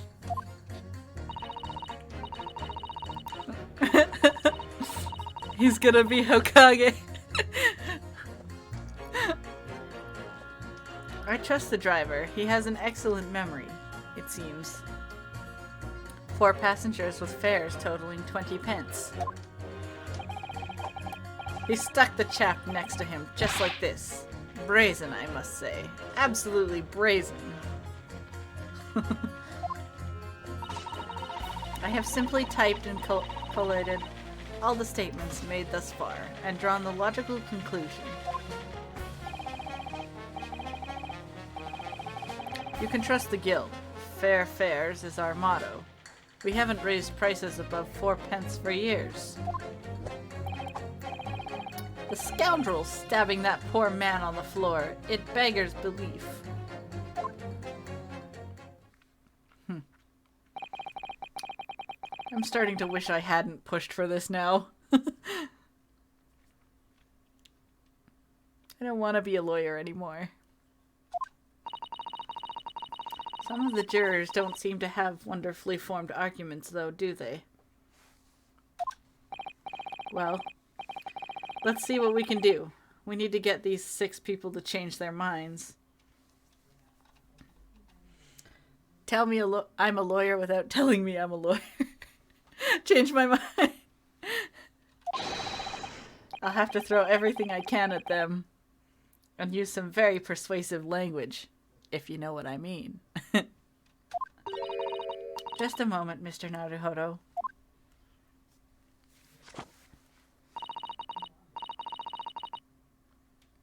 According to my book, that's not quite how it works. Oh? I thought I was going to have to thaw their icy minds with some heartwarming rhetoric about the defendant. Unfortunately, once the jurors have decided the defendant is guilty, they're unlikely to heed anything the defense says. But then, they've reached their conclusions by their own reasoning, you see. Your pleas will sound like excuses. In fact, it could recoil on you. The more you try to persuade them, the more entrenched they may become. Then what on earth am I supposed to do? Oh dear. I'm just citing what I've read about British law, Mr. Naruhodo. Right. I'm sorry. Do you have any idea how to make this work then?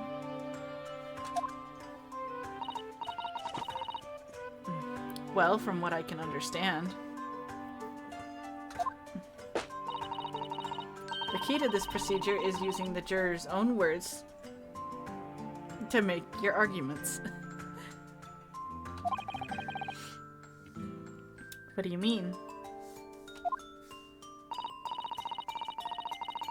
Well, the 6 members of the jury are randomly selected members of the public. They may appear to present a united front, but the truth is, they are complete strangers who just happen to find themselves here in the courtroom together. And that's the way to break them down, you mean? Yes, exactly.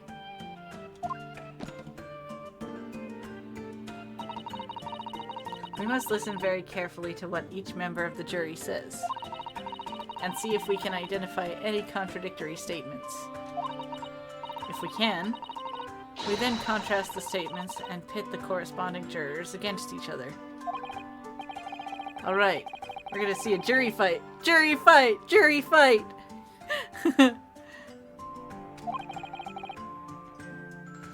In a way, then, this is similar to a regular cross-examination. Oh! Yes, I suppose you're right.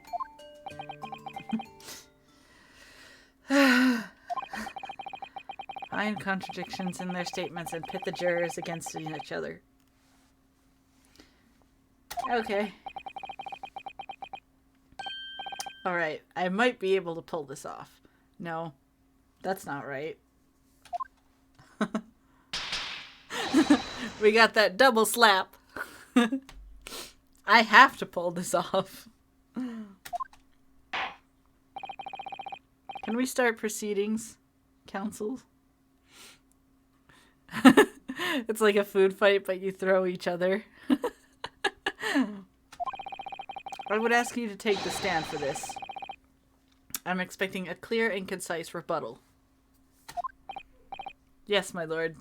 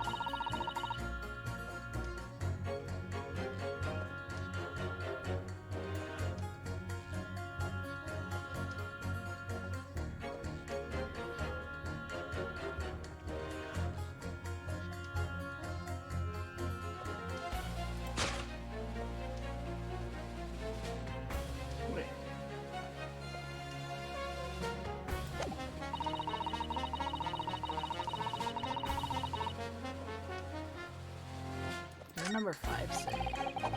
Number 3? Number 4? Let's see, number 3?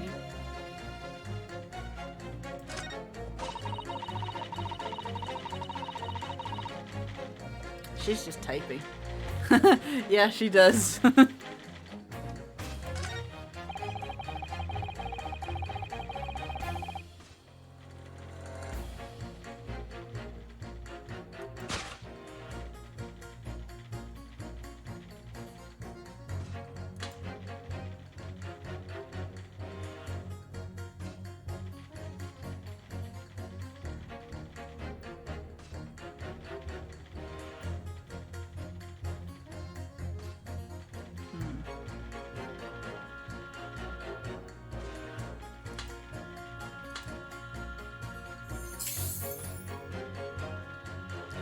Hello, Remia. Thank you for the follow. Objection!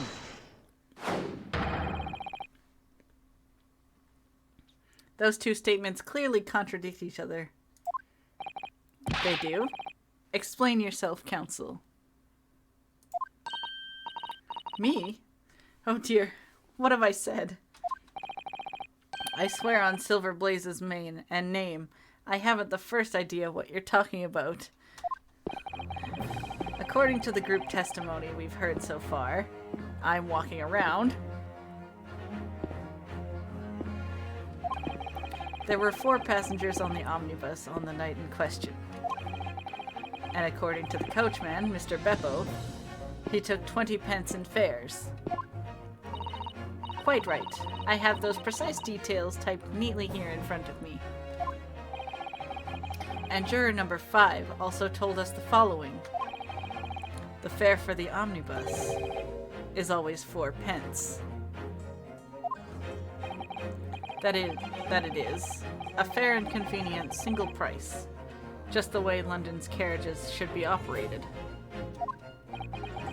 But that doesn't add up at all.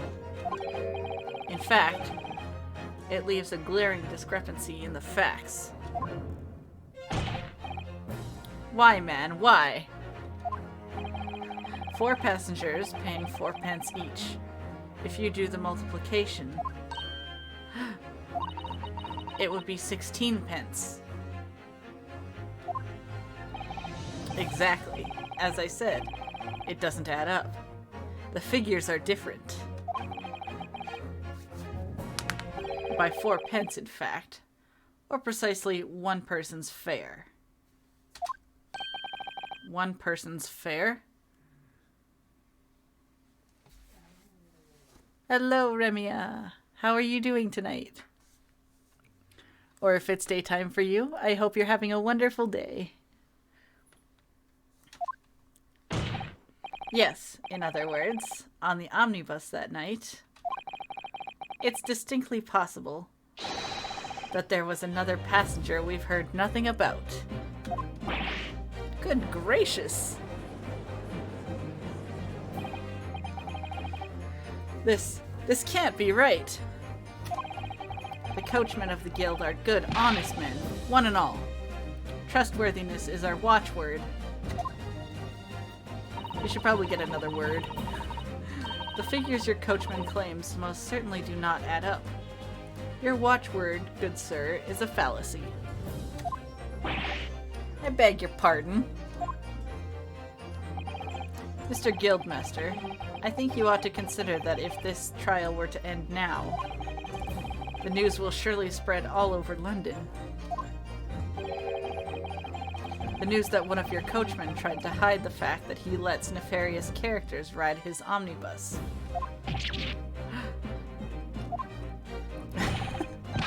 Alright then, how do I make it so that this miserable trial doesn't end, She looks so smug with her book. Well, according to my book here, you simply launch a ball of fire onto the innocent side of the set of scales. Now hold your horses there, coachman. We were all in agreement. Why do you have to go in? Wait till I get my hands on you, Beppo.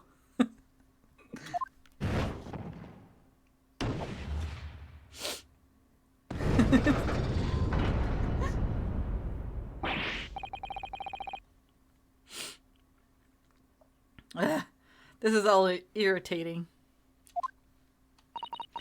Begging your pardon, sir. I'm going to do the same.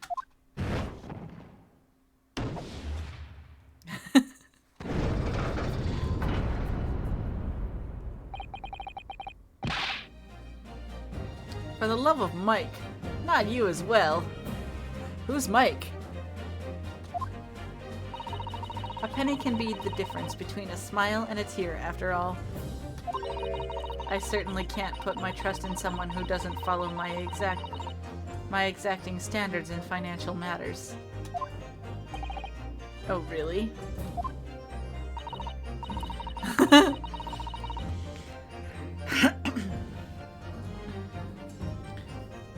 Maybe he was the founder of Bucket of Beppo.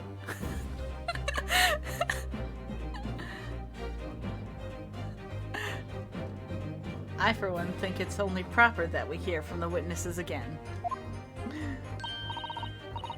Oh, well done, Mr. Naruhodo. You did it! If we can manage to change 2 more jurors' minds, we can force the trial to continue. 2 more. Actually, there is something else that's bothering me about a couple of their assertions. Then that's where you must strike next. So I need to pit 2 more jurors against each other and show there's another contradiction. Exactly. You can do it. Well, the scales of justice have shifted, but they still weigh heavy on the side of guilt. Counsel, you have the floor again. Continue with your summation examination.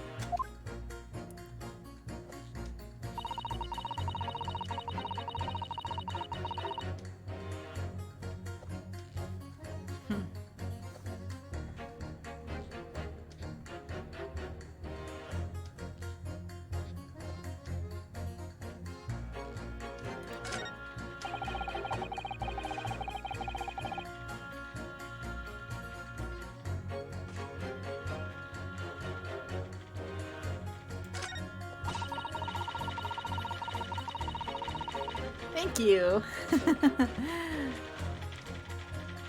I'm glad you like it.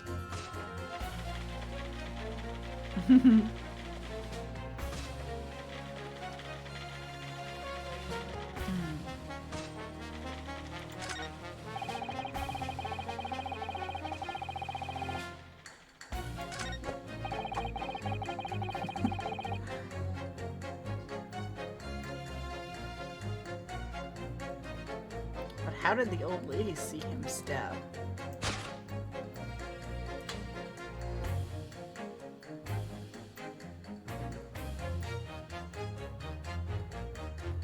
Objection! Those 2 statements are completely contradictory. What? Explain, counsel. Post haste. Oh, dearie me. I was only knitting a jumper for my other half. I thought she was knitting something for her grandson. What is all this claptrap? What does contradictory even mean, I ask you? We've heard from more than one witness that they allegedly saw the actual moment when the defendant stabbed the victim.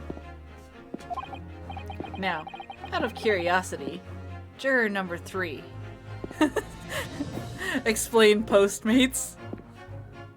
Well, you see. What? Can't you see that I'm busy here? What is he doing?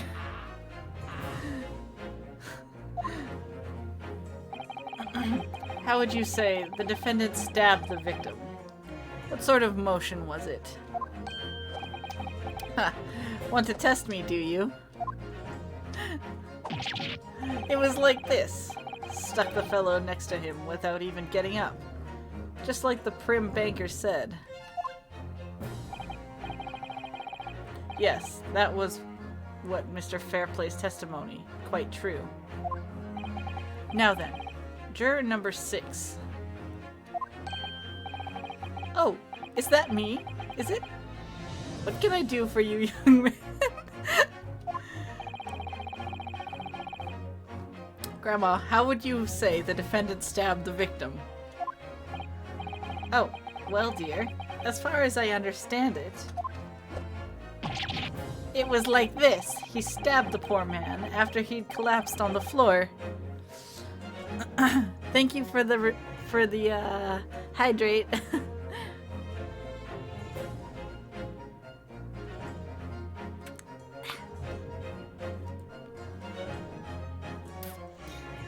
The coachman said so. Now don't move. Don't you move a muscle. Take a look at these two jurors. He went stabby jab.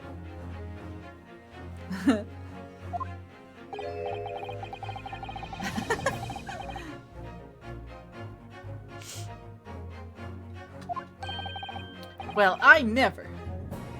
They're stabbing in totally different directions. What? Bless my stitches! What a muddle! What this tells us is that there's a strong possibility one of the witnesses isn't telling the truth. Oh. But why? Why the dickens would they lie?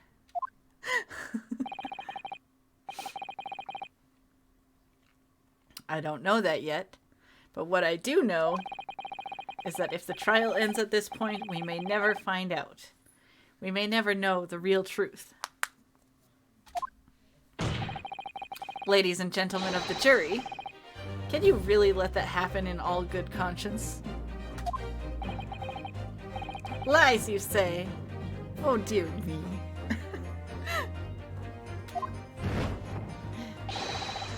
I can't abide people telling lies.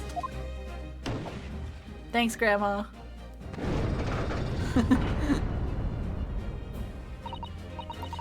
The scales. I don't believe it.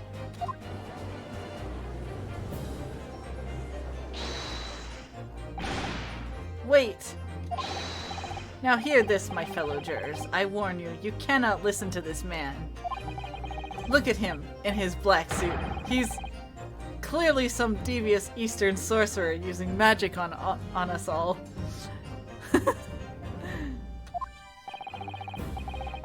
If I could use magic, do you really think I'd be putting myself through all this? Answer me this, Dark Jinx.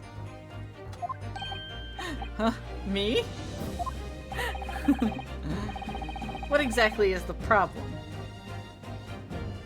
What of it if two witnesses have slightly different recollections of events?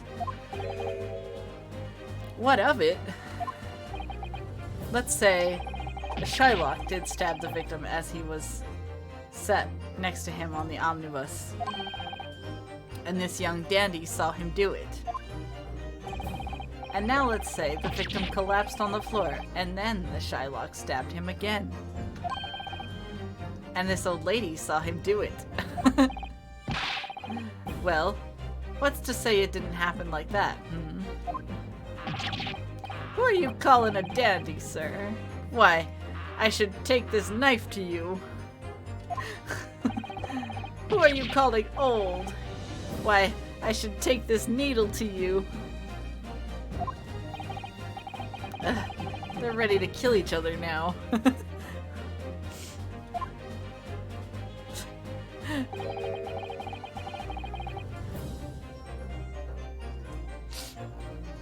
But could the foreman of the jury be right? Did the two witnesses see two different moments of the same crime?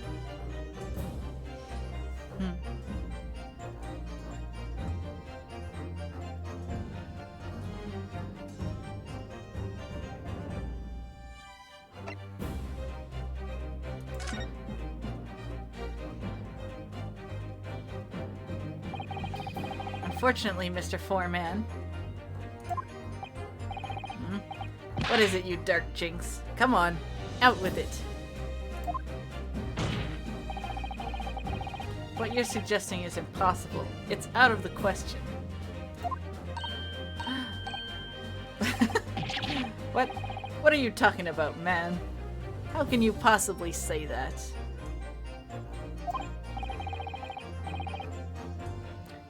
Do you realize that I'm only doing my job? As foreman of the jury, I have a responsibility to steer everyone in the right direction. So where's your evidence, man? That's what we want to see. I say, the two witnesses saw two different moments of the same crime. Oh. No. Stop. Stop, I don't want autoplay. It looks like the only way I'm going to convince him is to present him with something he can't dismiss. Some irrefutable hard evidence. As you wish. What? I'll give you the proof.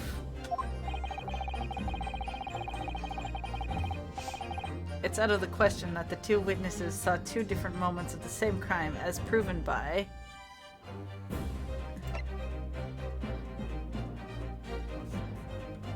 Take that! This is the victim's autopsy report. According to what's written here, Mr. Mason was stabbed in the abdomen. Only once. Only once? He sounded like he wanted it to be multiple times.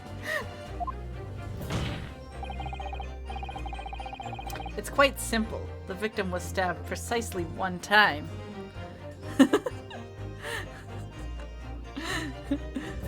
Ah, yes. Bring it back, Will Smith.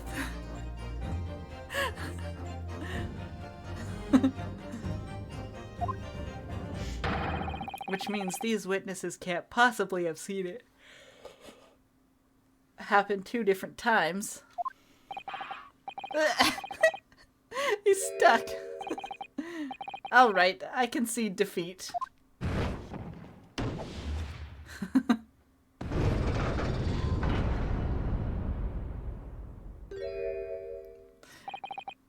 Wait, that means 4 jurors are now leaning to not guilty? Hello, Harpy! Welcome to the stream. Make yourselves comfortable, and I hope you enjoy Ace Attorney. And I also hope you're having a wonderful evening or day wherever it is you are.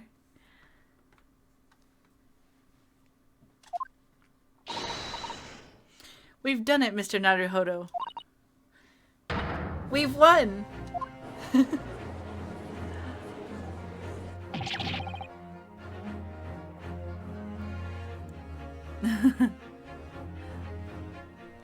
Well then, good morning.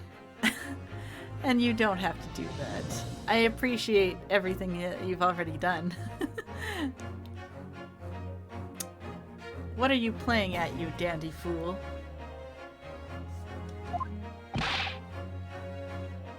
Shut your trap, sir. No one deceives me. But we had a consensus. I said shut your trap. I know a liar when I see one. And if the chap ever dares to cross the threshold of my shop, I'll take this razor-sharp blade and shave every last hair off his head. Ugh! Sir, please do not lick that knife. Well, thank you.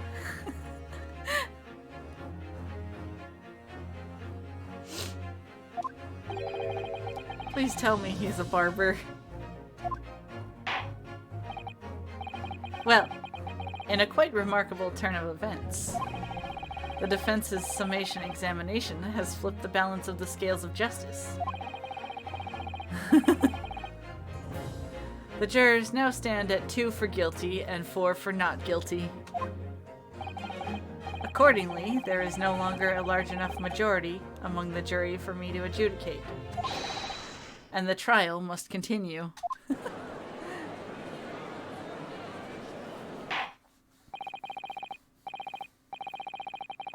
I hereby ask the defense, prosecution, and witnesses to return to their places. And I call upon all of you to continue to pursue the truth.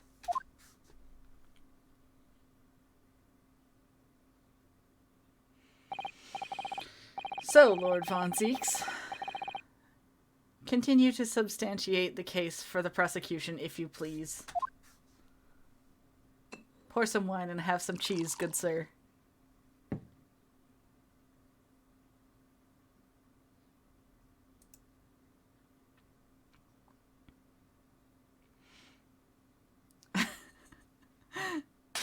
No! Having savored the rich aroma of the carmine contents of this hallowed chalice.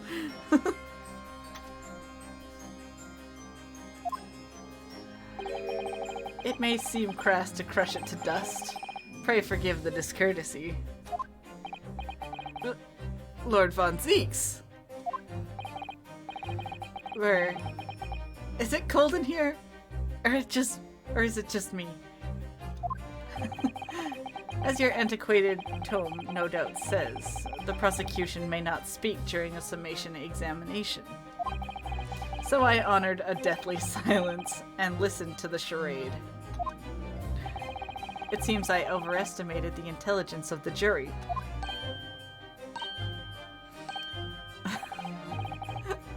Well, no matter. There is nothing so hard to prove as self-evident truth, it would seem. No. And why else would we grace the courtroom with our presence after all?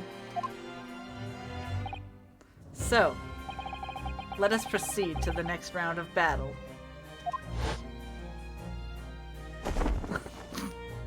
There goes the cape! Bring forth the witnesses once more.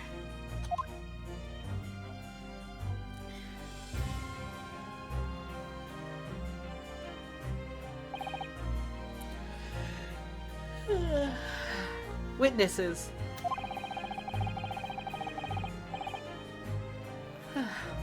I trust you heard the summation examination we have just had to endure. Yes, sir. That I did, sir. Of course I heard it. Yes, sir. I heard it. You, sir, on the end. The coachman. I believe it's Beppo. Yes, sir, my lord. If it transpires that in your previous testimony... I'm sorry!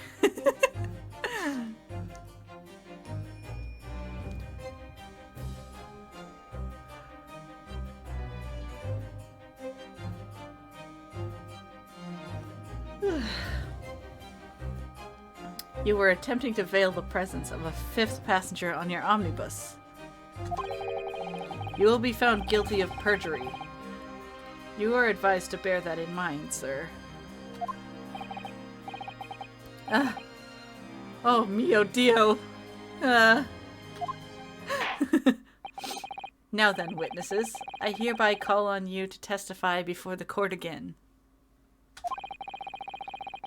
You will explain the various misgivings brought to our attention by the defense's summation examination.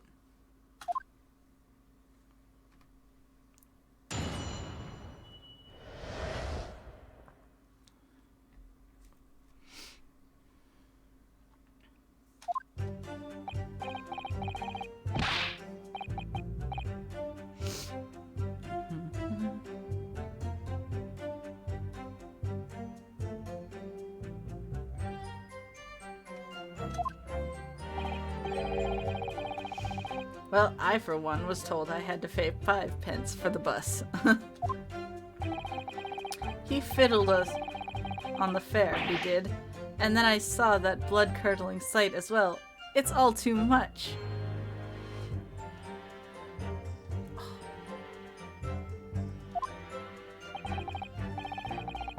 I tell you, I saw McGilded stabbing that man. Everything I said before stands. Oh yes, yes, he stabbed him. Yes, he did. I think so, yes.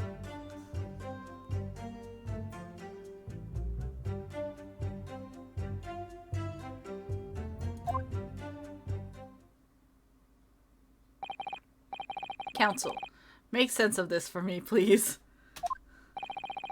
The phantom fifth passenger conjured into existence by my learned Eastern friend never existed. The confusion has arisen from the coachman's sly little cousinage.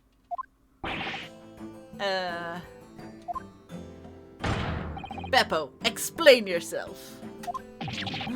I'm terribly sorry, sir, Guildmaster. The guild's fare is 4 pence across the board. You know that. Am I to understand that you've been overcharging our passengers by a penny a fare? It's so cold, and the last run of the day is always half empty.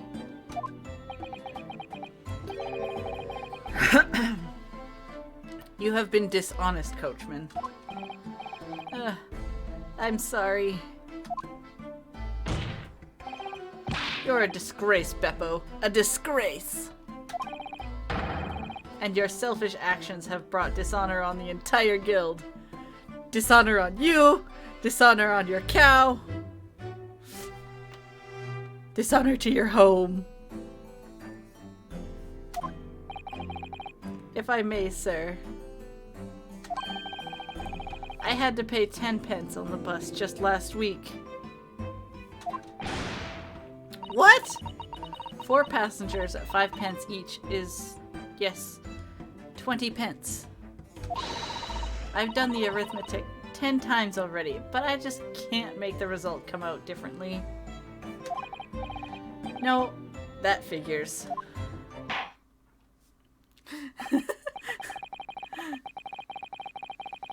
Are we exiling Beppo now? Well, it would appear that one of the aforementioned misgivings has already been explained. So, counsel for the defense. Your cross-examination, if you please.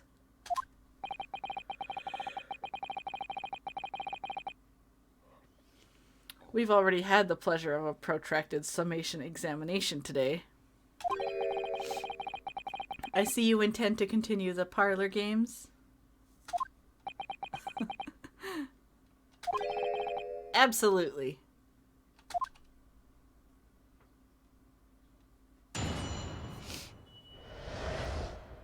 Only carried 4 passengers.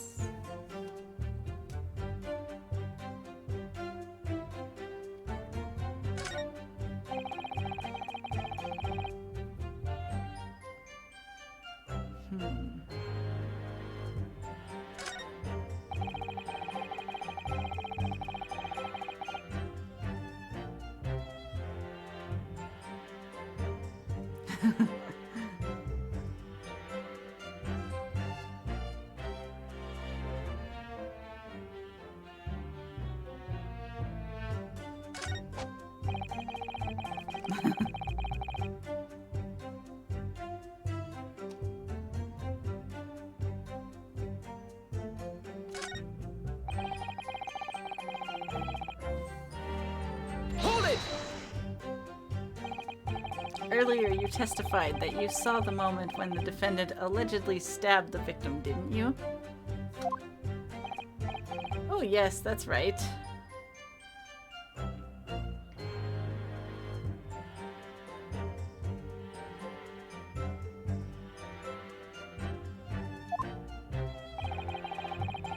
You said that the victim was on the floor and described the assailant holding the knife in an ice pick grip?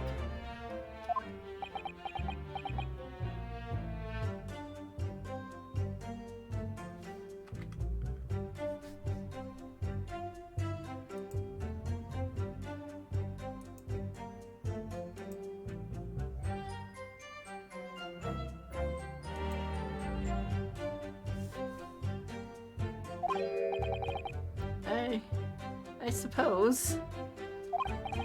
I might have, you know, yes. Put the cart before the horse, maybe. What's this?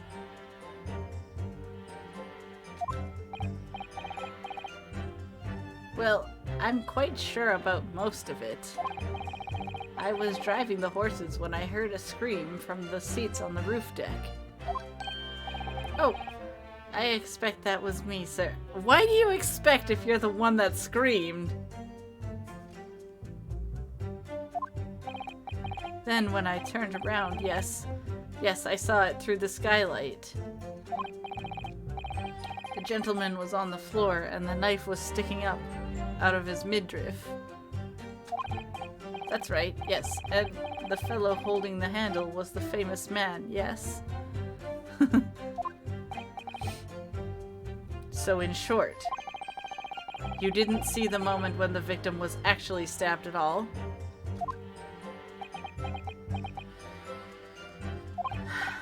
I really thought that I did, but screen first.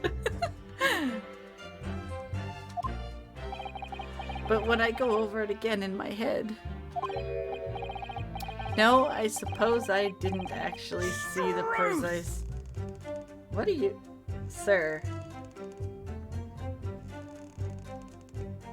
What are you doing? What are you doing? Why are you bending your cane like that? Excuse me!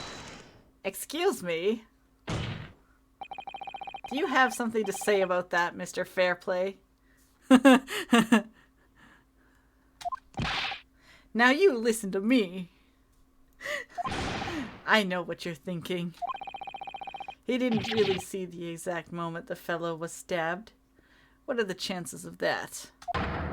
Eh? Are you asking me or telling me? He's getting flustered. I might be able to extract some new information from him if I answer cleverly.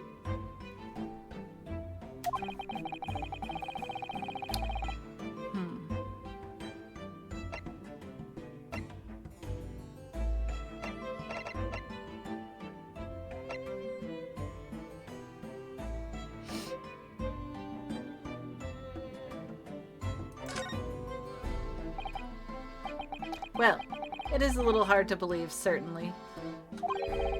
Unless you spend your time peeping through a skylight on the top of an omnibus, that is. Peeping? I'm a respectable city banker, I'll have you know. And I know what I saw.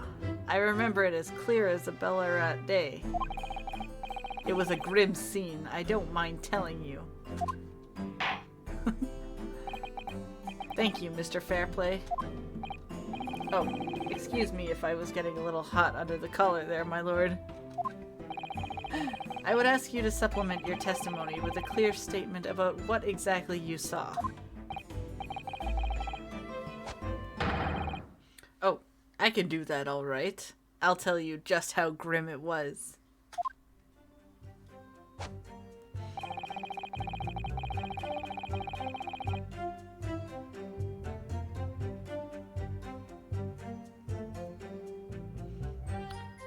You'd think I'd forget the sight of those blood-soaked hands after that butcher stabbed the man.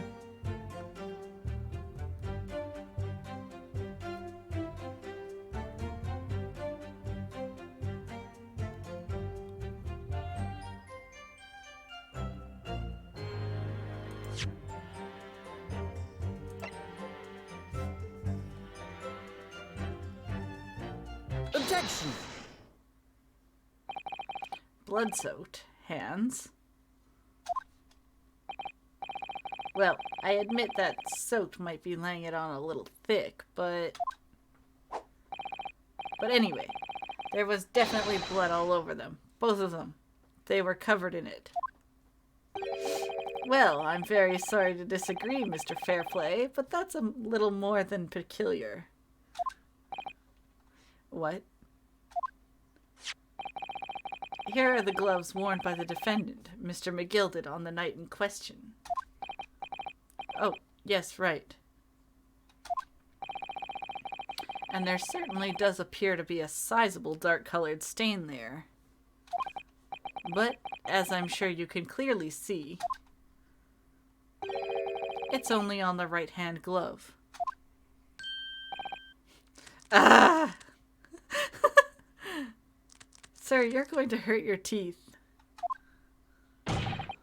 In short, Mr. Fairplay, your testimony is inconsistent. But no, that can't be right. So you're the liar here, then.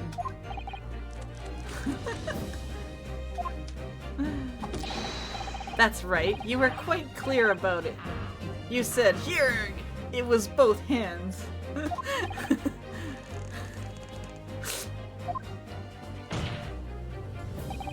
Mr. Fairplay, if your last statement was a lie, it calls your entire testimony into question. You say you saw the moment the victim was stabbed, but is that really the truth? Objection! It was a simple mistake. You can't justify accusing this man of lying. Yes, it wasn't both hands, it was only one. But the fact remains. The victim's blood was on the accused. Objection! No, Mr. Fairplay categorically stated that he saw blood all over both hands. Which means there's a strong possibility that this witness was deliberately trying to mislead the court. Why? I'm a city banker, for pity's sake. My word should be the gold standard.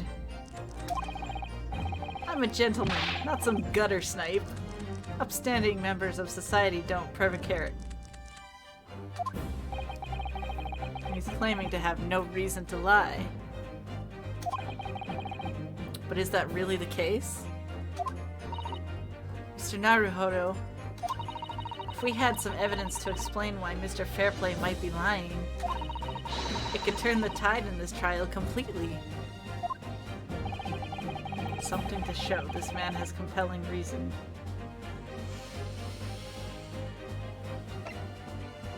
I have evidence!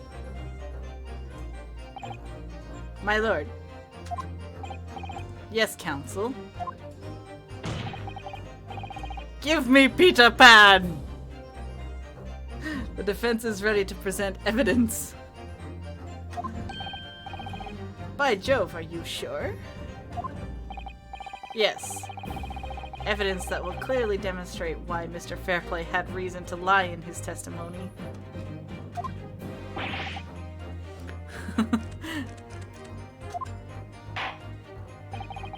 Very well. I hereby call on the defense to present its evidence. Present evidence.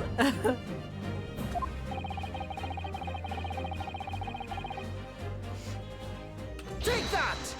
Yes, take that. This is a list of debtors who owed money to Mr. McGilded. Yes, a list of innocent victims crippled by the accused extortion. The point is, among the names of these debtors is your name, Mr. Bruce Fairplay. What? Mr. Fairplay, are you currently indebted financially to the accused? No. Well, it's barely worth being called a debt. According to this ledger, you owe 20 guineas. Not an inconsiderable sum of money, wouldn't you say? Ugh. Well, what of it? Let's suppose Mr. McGilded were to be found guilty of murder. What would become of your debt in that case? These documents state that the loan agreement is forged between two individual parties. Therefore, were the creditor, the defendant here, to be sentenced to a capital punishment, all outstanding debts which to be owed to him would be annulled. they would cease to exist. Cease to exist? Mr. Fairplay, is it not the case that you claimed in your testimony to have seen something you never in fact saw? In a devious attempt to annul your debt of 20 guineas to the defendant?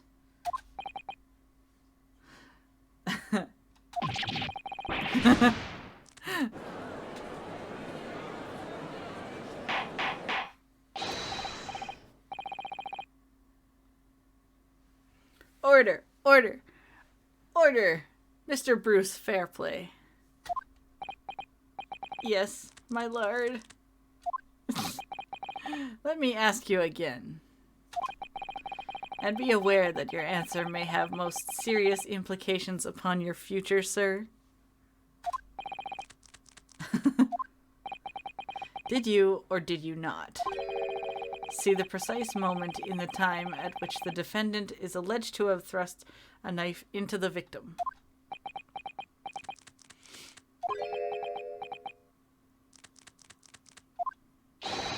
Your silence speaks volumes. You did not tell the truth in your testimony. All right. Now let's not make a melodrama out of this.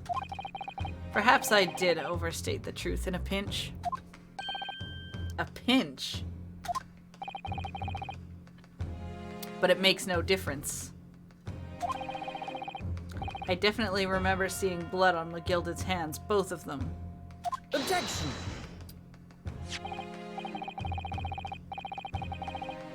And yet only one of the defendant's gloves, which we have here as evidence, is stained.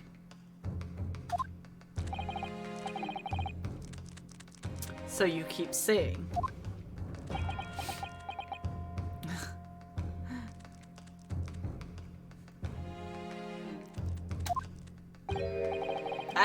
I wonder if I might be allowed to speak, sir.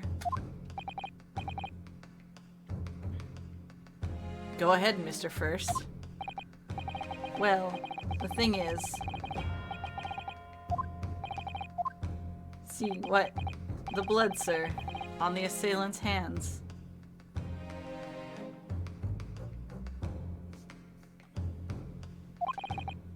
I think... Yes, I'm almost sure that it was on both of his hands, not just one. What? What?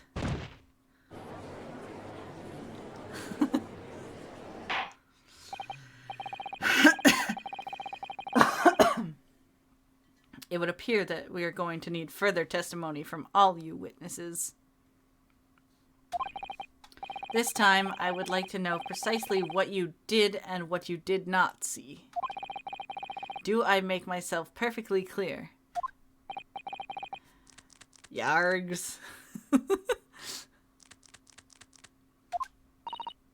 Mr. Naruhodo, this is good news. The course of the trial seems to have shifted slightly at last. Yes. I might finally have a chance to turn things around here.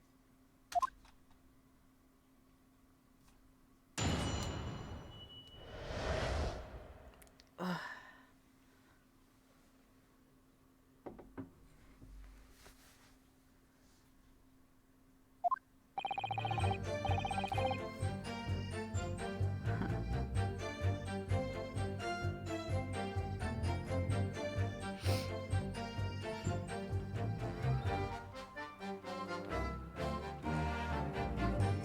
Let's see.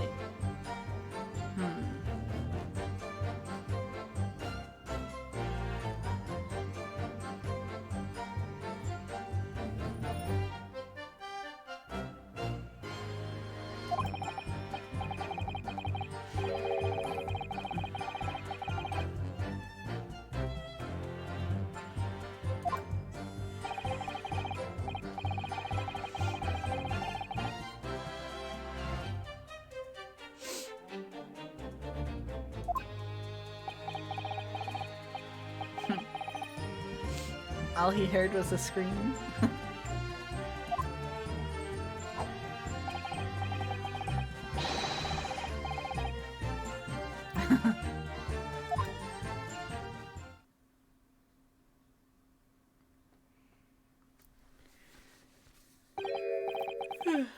Well, lo and behold. In truth of fact, not one of you witnesses to the crucial moment of the crime was perpetrated. I apologize, my lord, but honestly, there was no one else inside that carriage, and the man's hands were covered in blood.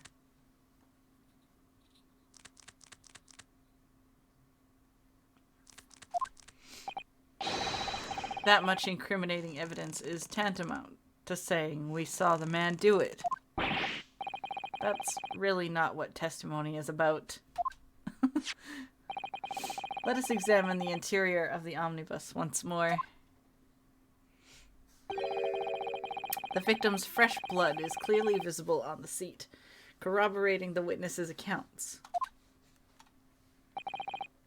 In other words, there is no substantial nor significant change in the facts of the case.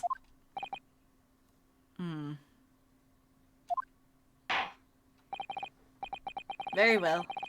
Your cross-examination, please, counsel. Yes, my lord.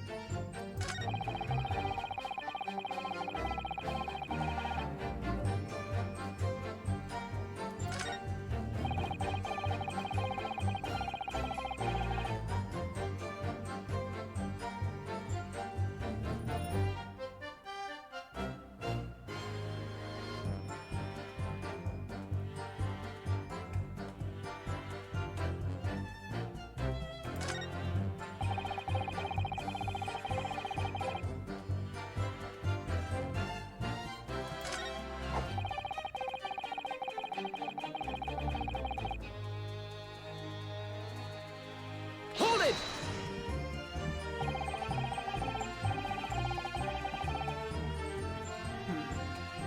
Everything you saw of the incident was through the skylight on the roof of the omnibus.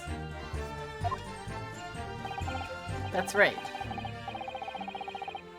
It was fiercely cold that night, but the glass wasn't frosted over. Oh yes, I remember. I was shivering. It was so bitter. Which rather begs the question of why the pair of you were sitting on the roof deck in the first place. Well, I don't know about this young fellow, but I couldn't enter the cabin.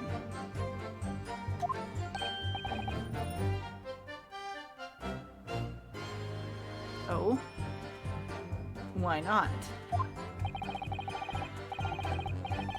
It was locked from the inside. I tried knocking, but no one opened the door. It was locked? That's right. And it's a public bus service, for pity's sake. That's not what I call fair play.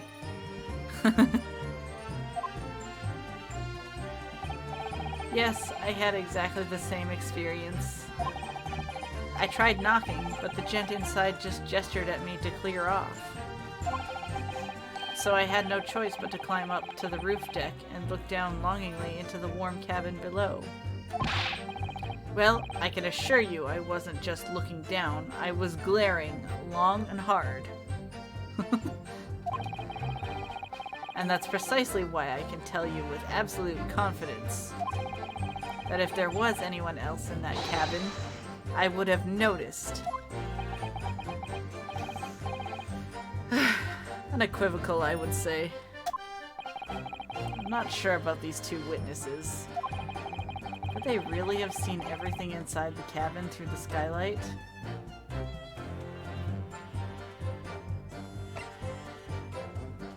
It was a pretty small window.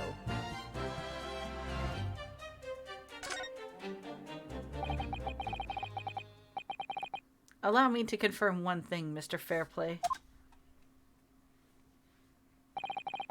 You were riding this omnibus and witnessed the events in the cabin through the skylight in the floor of the upper deck, is that right? That's right, yes. In that case,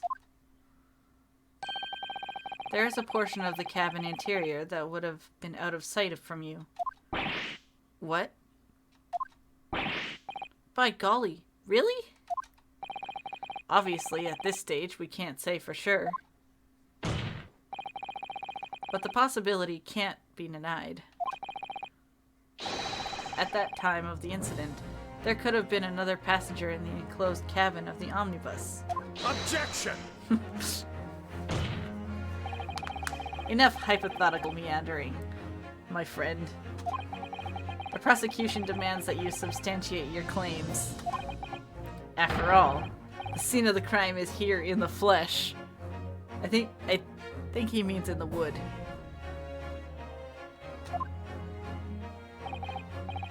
Very well. I will uphold the prosecution's demand.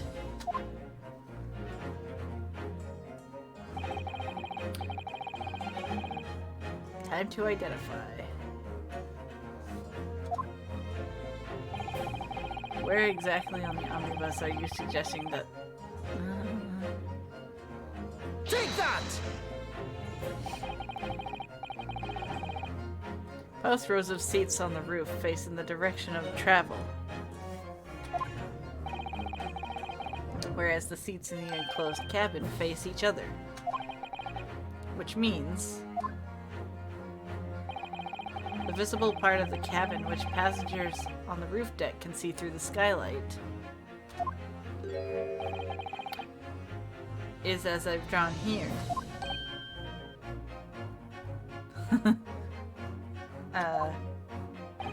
That's right, my lord. As you can see, the seat opposite the one on which the victim and his attacker were sitting is obscured from view. In other words, if someone had been sitting on that seat, it's quite possible that these witnesses would have been completely unaware of it.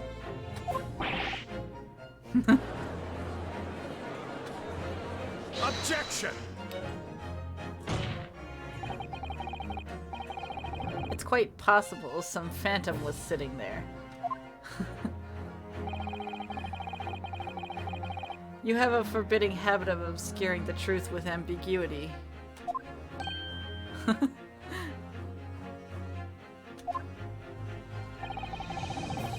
I concur with the prosecution's rejoinder. In a British court of law, evidence is paramount. I cannot entertain this conjecture, counsel.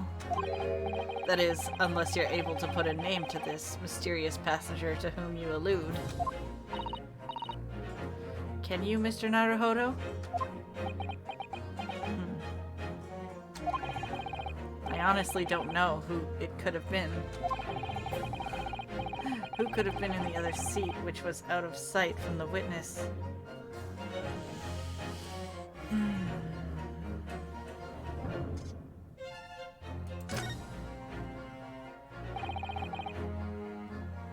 I understand, my lord. The defense would like to put forward a name. When did he get another cup? I thought he smashed his cup. You are a fool. That response was a desperate attempt by a man who has no notion of his own limitations. A toast to hard lessons not yet learnt. Let us not delay, counsel. The defense is still to name the passenger in the other seat. This could be it. This could be the chance I've been waiting for. So many cups. Does he just keep them in his pocket? Or maybe he has a purse. Or maybe in his cape. Maybe he just stores them all in his cape.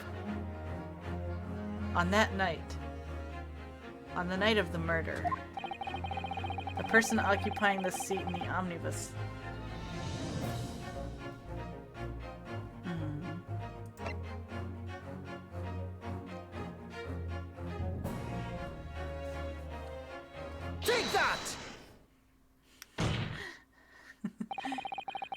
passenger in the enclosed cabin that the witnesses on the roof deck failed to see.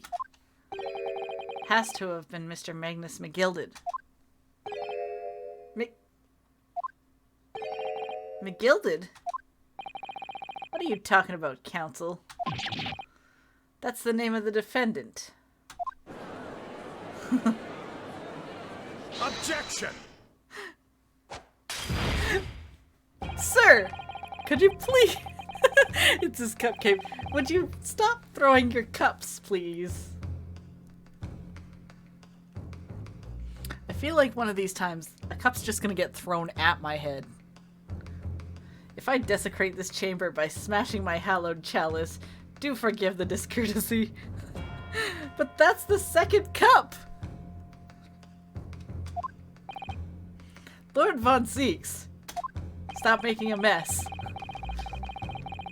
People talk of those tiny island nations in the Far East as having a learning and culture of their own. Rude. But I see they use the terms ill-advisedly. What are you trying to say? Let me explain in terms that even a student of an artless backwater, such as yourself, might understand. When the bloody scene unfolded, the victim and his assailant were sitting side by side. Multiple witnesses have attested to that fact. It's the very premise on which this case is built. Objection! I object! But that premise may be wrong. What? If the victim really was sitting beside Mr. McGilded, it creates an inconsistency that can't be reconciled in any way. What inconsistency, counsel? The defendant's gloves, my lord.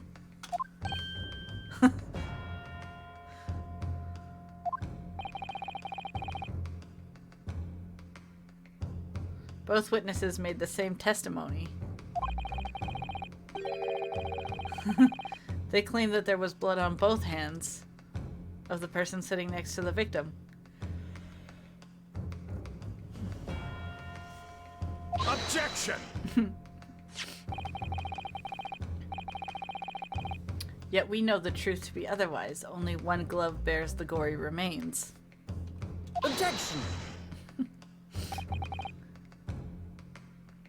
The point is, even in the face of this irrefutable evidence, both witnesses have maintained their stance. Yes, their testimony remains unchanged. Exactly, they both adamantly swear that they can clearly remember seeing blood on both hands of the assailant. In short, their memory of events is correct, and their testimony reveals the truth.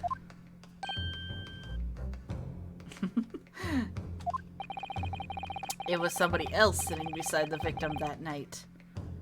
A third party we have yet to identify. And the victim's blood was on the passenger's hands, both of them. Objection! And who was this third party? Obviously, the true culprit.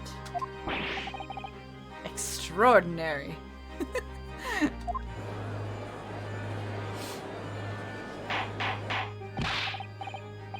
Order! Order! Order! What exactly are you postulating? Objection! The defense's postulation is just that, nothing more than conjecture. The witnesses have clearly stated that they saw the accused. Objection! But when elaborating on his testimony, Mr. Fairplay said the two of them were wearing hats, and I couldn't exactly make out their faces. Yes. The tops of their heads were obscured by the roof. I could see the rest of them, though. Yes, that's right. Both gents were most certainly hatted. Hatters do tend to notice such things, sir. And And what particular styles of hat did the two gentlemen sport, Mr. First?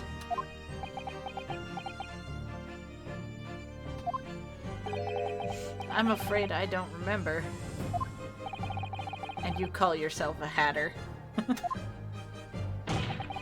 The style of hat makes no difference. There was no third passenger in that cabin.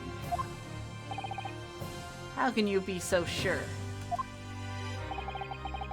Because if there had been, the accused Mr. McGilded would undoubtedly have offered to depose the fact.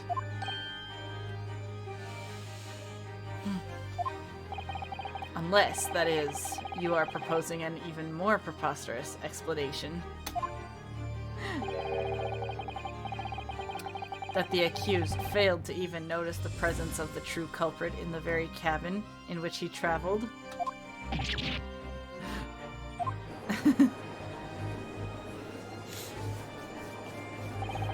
He's right. If there was another person traveling in the enclosed cabin of the omnibus, if it's inconceivable that Mr. McGilded would have been unaware of it. Order! There is clearly a simple solution to this problem. Bring the accused, Mr. Gilded, to the stand. Well, what say you, counsel? Prosecution objects, my lord.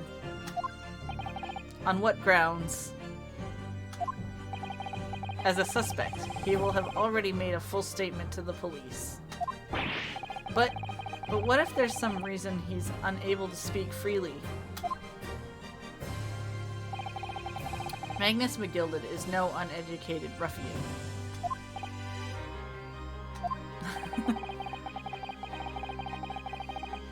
If it indeed turns out the man has been withholding information, you can be sure it will have been most deliberate act. Ah, another snack. Thank you.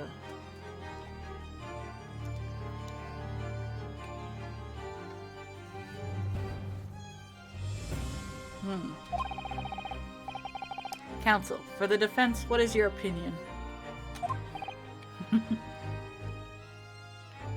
My lord.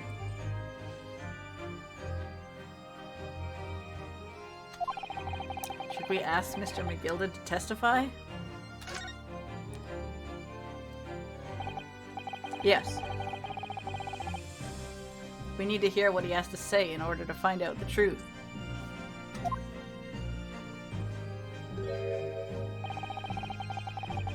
The defense would like to call Mr. McGilded to the stand. In that case, I would like to hear the opinion of the jury. Yes. I need a little time to consider this. If you ask me, I think we should hear what Mr. McGilded has to say. Get the man out here, I say. It would be utterly illogical not to hear his testimony. When something needs doing, get it done. That's how I run things at the guild. Hearing what the patron of my favorite little park has to say. Oh yes, that would be lovely. Yes, the jury says the man must be heard.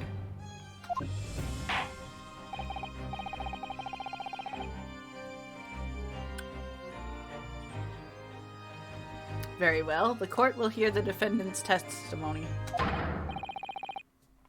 Bailiff, show the defendant to the stand at once.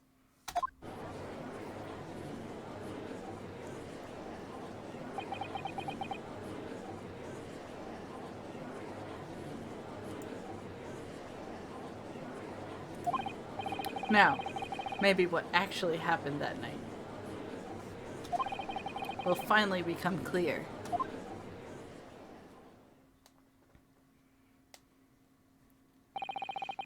Let proceedings be resumed. Mr. McGilded, have you been listening to the discourse of the day?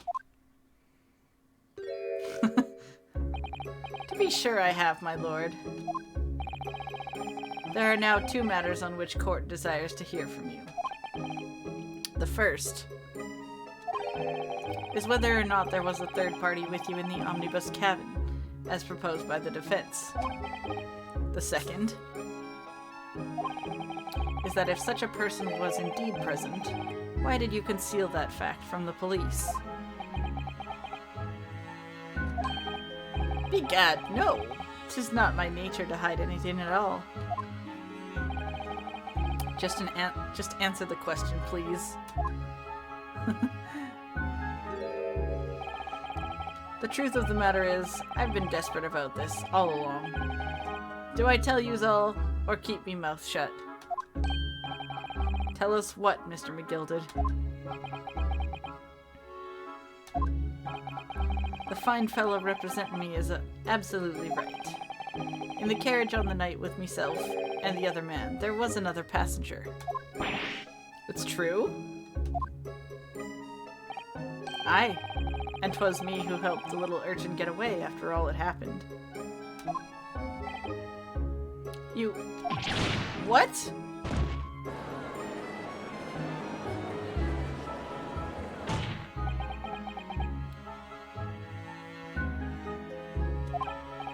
No, Magnus McGilded. That convenient excuse can't save you now.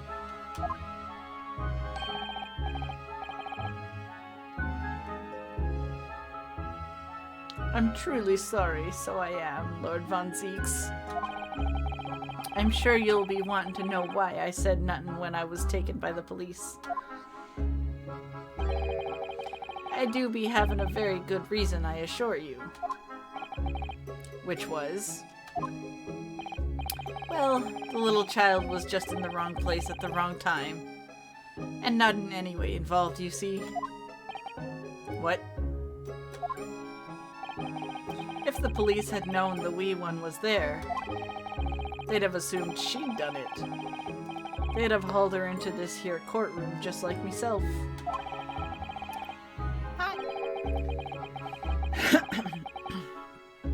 Young hearts and young minds are easily damaged, my lord.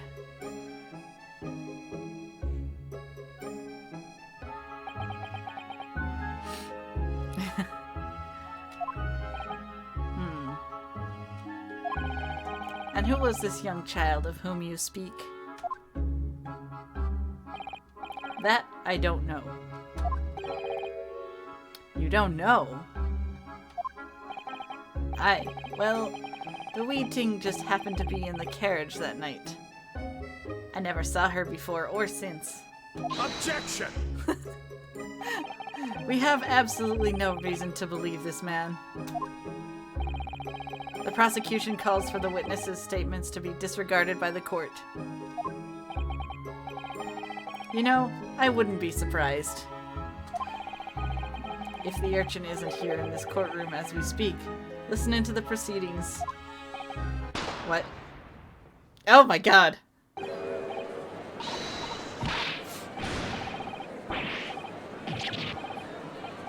It's no use! What's going on? Be careful, Mr. Naruhodo. Cover your face! Bailiff, don't let the accused escape. Secure the omnibus. Oh my god, it's all white. I hereby call an emergency recess. Bailiff, ensure the defendant is in custody and clear the courtroom. We were hurriedly removed from the smoke-filled courtroom by the bailiff. Amid scenes of chaos as people stumbled over one another in their desperation to flee the chamber. We had no idea what was happening. All we knew was that, for the time being at least, the trial was suspended. February 18th, 12:52 p.m. The Old Bailey, defendant's antechamber.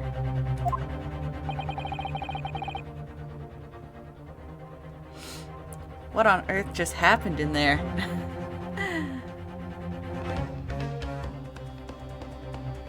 I enjoyed your stream a lot.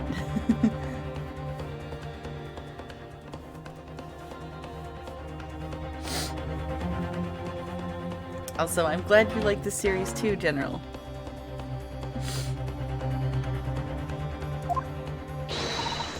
Mr. Naruhodo, I've managed to find out what happened. Miss Susato, I was told it was an advanced form of smoke grenade, a type of exploding device that releases smoke. A smoke grenade? It sounds like the sort of thing ninjas use.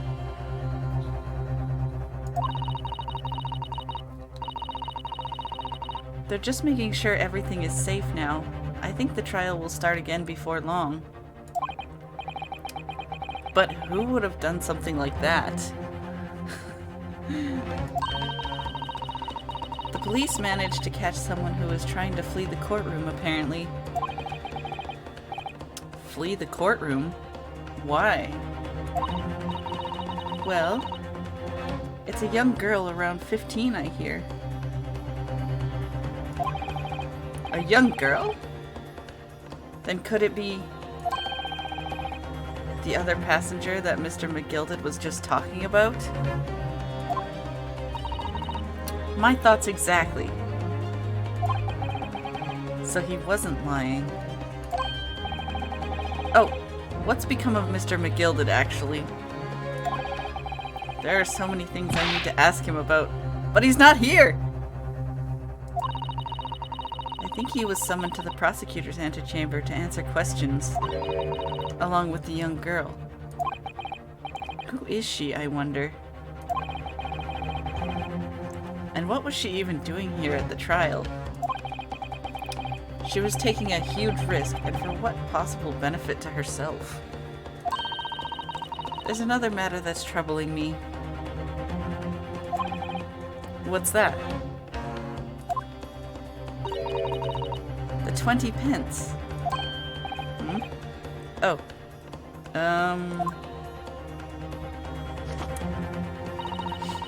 According to the coachman, Mr. Beppo,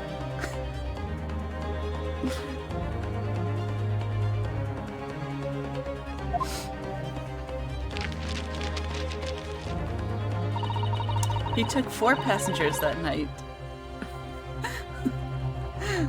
He took 4 passengers that night at a fare of 5 pence each. That comes to a total of 20 pence exactly. But now it seems there were in fact 5 passengers. Which means the figures don't seem to add up again. She's right. That is strange. Counsel, for the defense, kindly proceed into the courtroom. The trial will recommence in 5 minutes. You hear that? We got 5 minutes.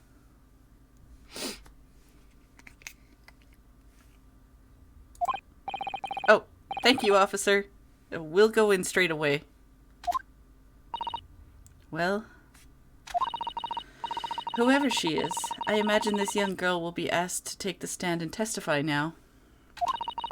I really can't imagine what she's going to say, but it could alter the whole direction of the trial.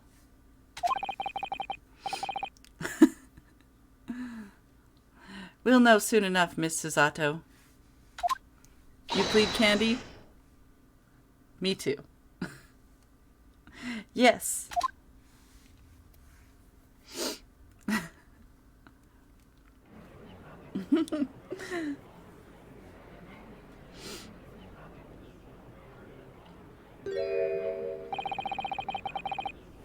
There's the young girl next to Mr. McGilded.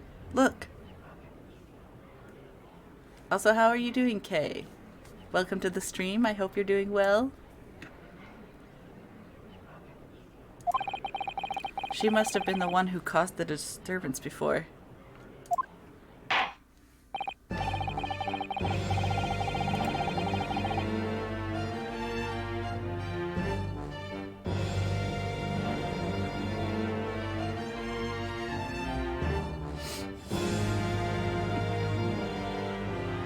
Okie dokie. Nice. Always good to have chicken for lunch. Well, after that rather eventful recess, the court will now resume the trial of Mr. Magnus McGilded. Now then, Lord Von Zeeks. My lord. Ah, yes. Mr. Cup Crusher has returned. You know this man has already destroyed 3 cups in this courtroom?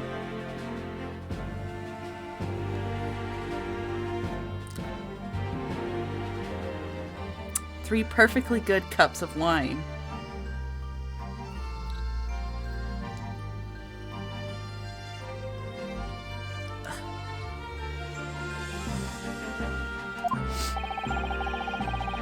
I believe you have established the cause of the smoke which veiled proceedings earlier.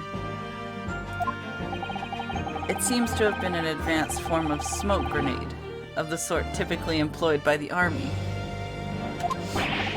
Good gracious, the army! What in the devil's name? It was an elaborate attempt by a young girl to cloak her escape from the public gallery, but she was caught. And now occupies the stand.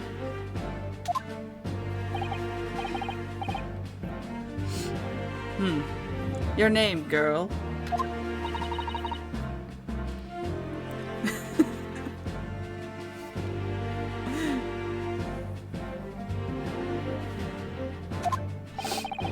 Are you responsible for the smoke grenade which induced such pandemonium here in my courtroom?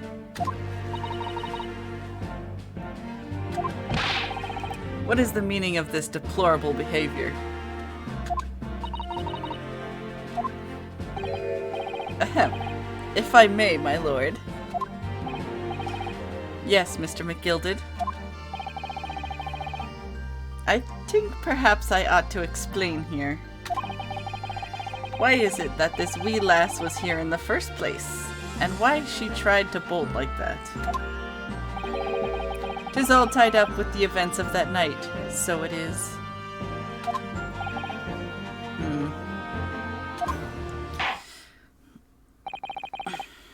Very well, Mr. McGilded. Give your testimony. You will explain to the court exactly how this young woman is involved in the case.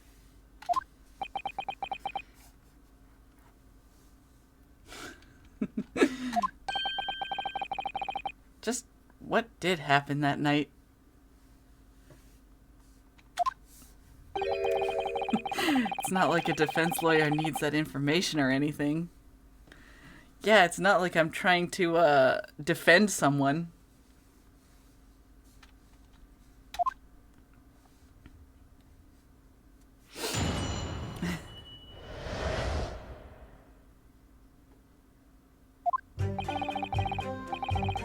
On the night in question, I took the back seat in the omnibus and promptly nodded off. Then, begorra, a loud thud and a wee scream woke me up with a fair start. There was a fella collapsed on the floor at me feet, so I sat him up on the seat across from me. Then I turned to find out what that scream had come from, and bless my soul, what did I find? There was a child in there, all curled up in a ball, hiding her wee self away.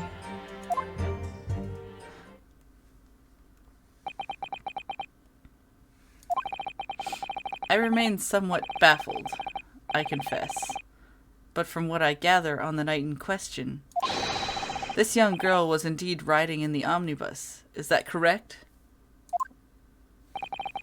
'Tis exactly as the defense counsel said. This lass was the 5th passenger, my lord.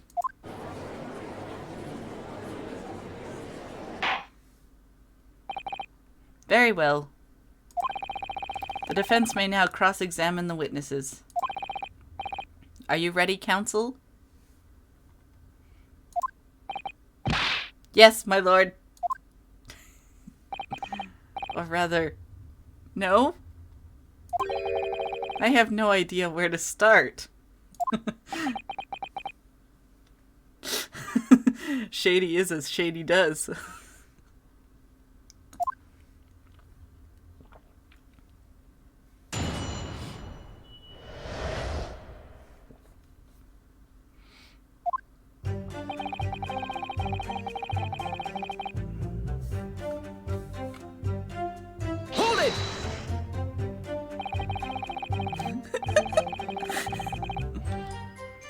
And when you first got on the omnibus, were there any other passengers already on board?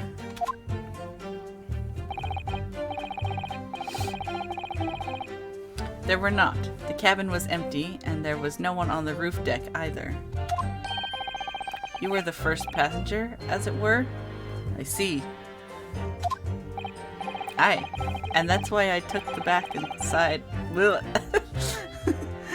Words, do I speak them? Sometimes.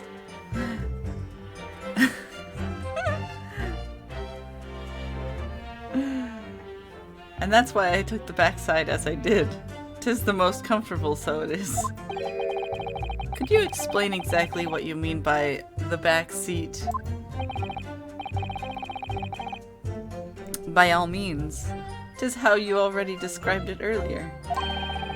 I'm talking about the seat opposite, the one in which the poor gentleman who was stabbed was sitting. Like I said, 'tis the most comfortable and where I feel most at ease.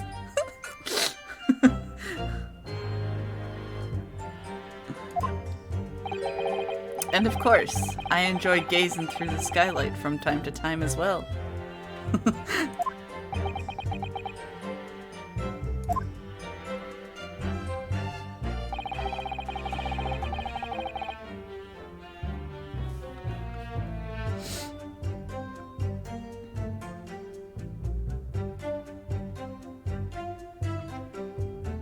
Hold it! A loud thud, you say? And a scream? Aye, that's right. How can I explain it? 'Twas like the sound of someone falling to the ground. That sort of noise. So you think it was the sound of Mr. Mason falling to the floor having been stabbed? Well now, you'll remember I was asleep at the time, so I wouldn't like to say. And when the sound woke me, I opened my eyes. Okay, Admiral. Have a good day at work. And thanks for stopping by.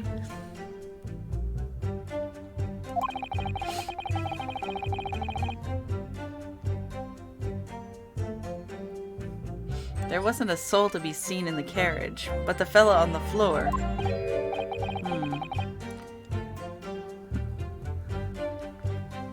You didn't see anyone.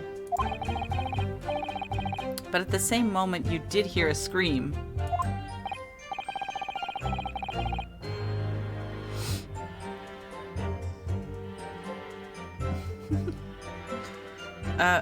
From the seats above you on the roof deck, I presume? Not above me, no, my lord.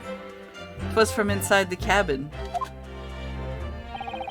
But I wasn't altogether thinking about the scream. No, I was too stunned by the desperate sight before me eyes.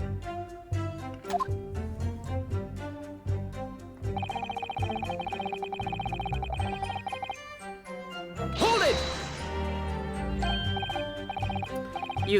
You sat him up? The victim, you mean?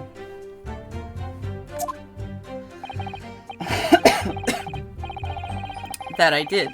On the seat across from me, as I said. I could plainly see the poor devil was already gone. And you wouldn't leave a dead man just lying on the floor now, would you?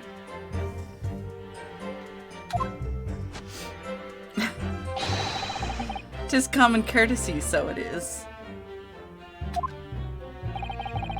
I find that a little hard to believe.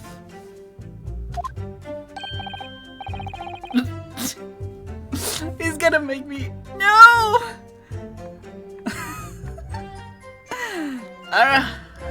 Lord Fonseeks. Now why would that be? He wants me to do the ara.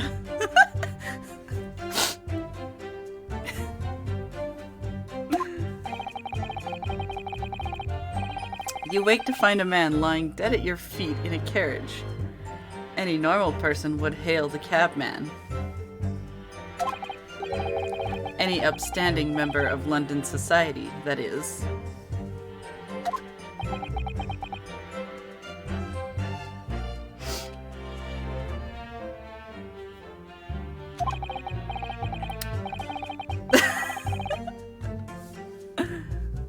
Well now, as you know, I'm in something of a special line of business. The business of lending money at exorbitant rates of interest. Unfortunately, my lord, not everyone is thankful for the help I offer them, and some would even see me dead. So I do try, where at all possible, to avoid getting myself in a tangle with trouble. Are you suggesting we were just going to leave the man there? Heavens alive, no! I was always intending to report it, so I was. Only, I had a mind to find out the whys and wherefores first. It certainly is murder!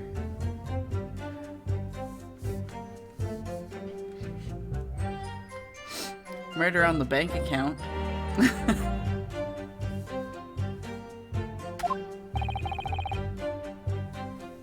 The whys and wherefores?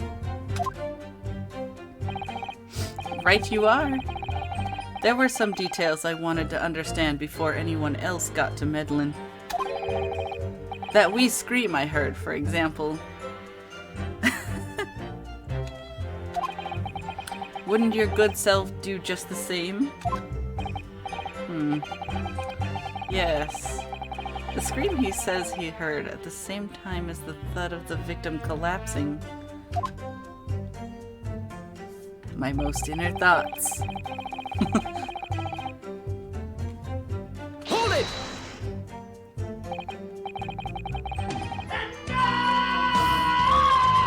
Holy shit! I can't believe you did this to me, goddammit! How could you do this to me? Thank you for that.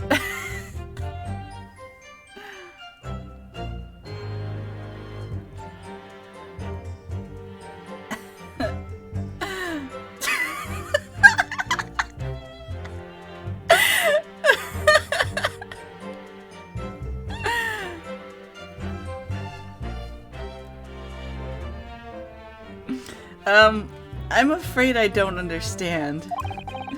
I'm sure you told the court that there was no one else in the carriage except yourself and the victim. So I did, sir. So I did. As far as I could see, that is. What do you mean by that? Well now, 'tis a queer ting. The wee scream I heard as I woke up. It came from, if you'll excuse the vulgar expression, under me backside. Good gracious! Under your backside? And when I lifted the seat on which I had been sitting... Wait, was he sitting on her? I found there was a wee cubbyhole there for storage.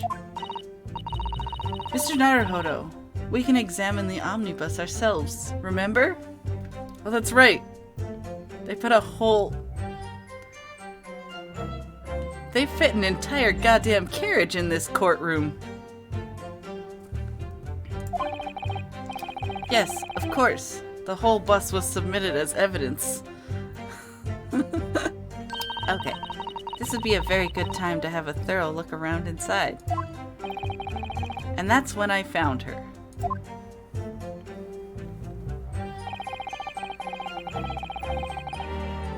Hold it!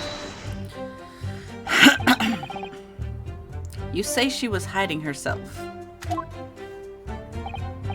Aye, that's right.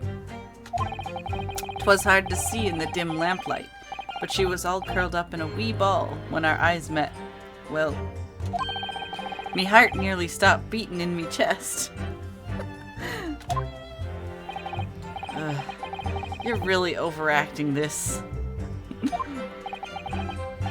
Still, and all I pulled her out from under there and sat her on the seat opposite so I could have a wee chin wag with her. Yeah. What I'm wondering is how on earth they would even fit such a large thing inside the courtroom, given how big it is.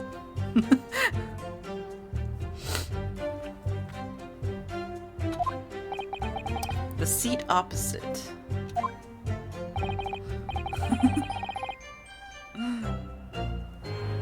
That's right, just next to the dead gentleman there.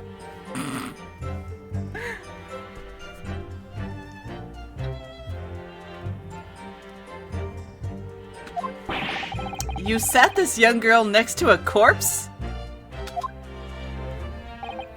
Well...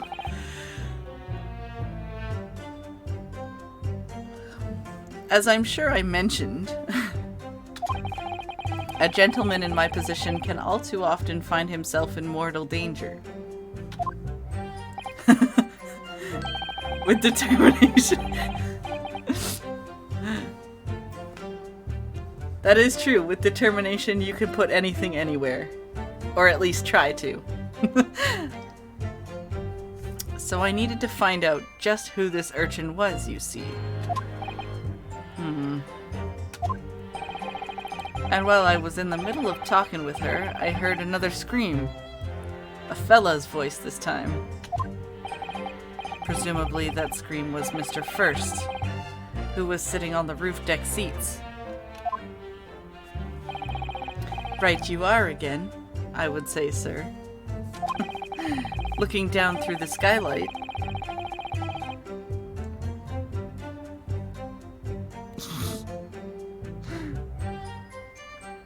He must have seen this young girl and the gentleman with the knife in his belly. In other words, the previous witnesses did not in fact see you at all, Mr. McGilded. What they believed to be yourself and the victim was in fact this girl and the late Mr. Mason. Aye, my lord. I was, as I think everyone understands now, sat at the back of the carriage, out of sight. Out of sight, out of mind.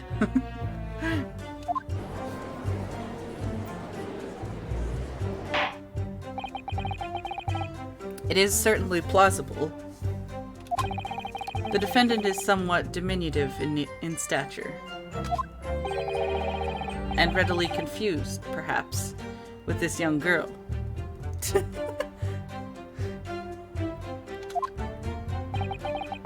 After that, of course,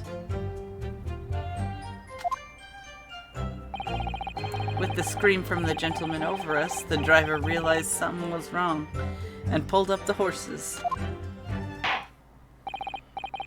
Thank you, I've heard enough. The events as explained are clear in my mind. However, at least one conundrum remains. Who is the girl?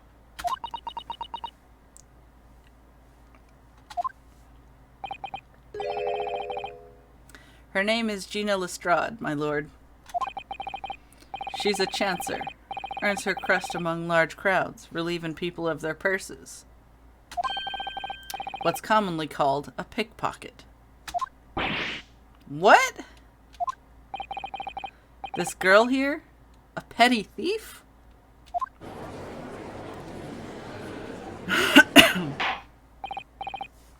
Order! Order! Order in my court. Is this true, Miss Lestrade?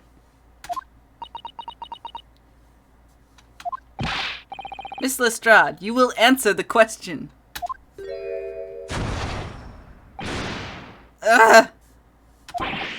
How dare you? What is the meaning of this? Where'd she go?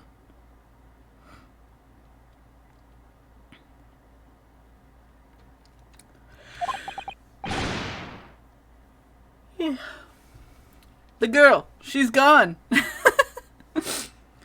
It seems like everybody in this court acts like it's a circus, too. Open your eyes. I'm over here. Good gracious, how?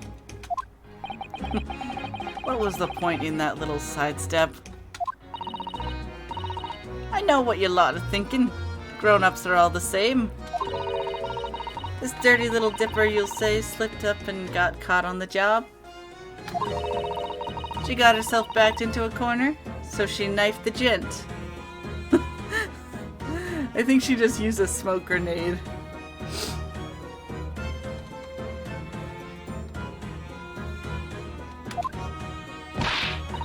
Go on, that's what's in your heads, ain't it? No, not at all.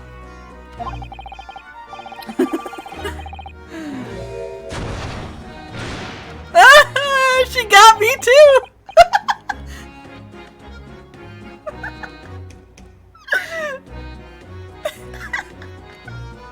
I was not expecting that.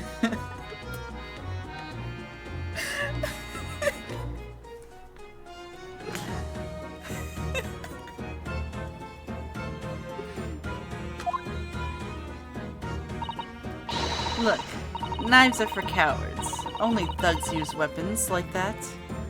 All I need for what I do is these fingers. I'm a professional, right? Maybe not in your eyes, but I got pride in what I do. Let me guess. You don't count smoke guns among weapons for thugs? Oh, this?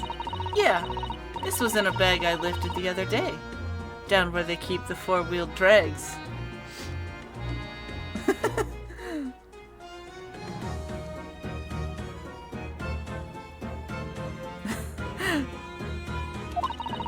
It's nice, isn't it? I like the pink best. Do not wave that thing in my direction again. Sir, I swear to God, if you throw another cup in this courtroom... So, you admit that you were riding the omnibus on the night in question?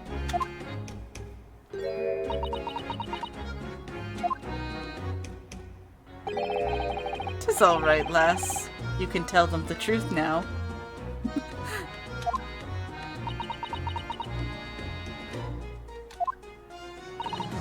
All right, yeah. It's just like the Irishman said. The court accepts this girl, Miss Gina Lestrade, as a valid and significant witness in this case. Accordingly, young lady, we will now hear your testimony, if you please.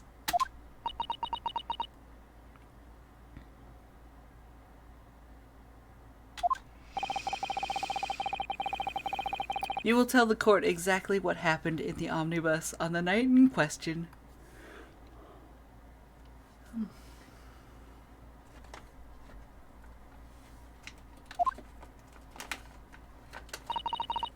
All right, if I have to.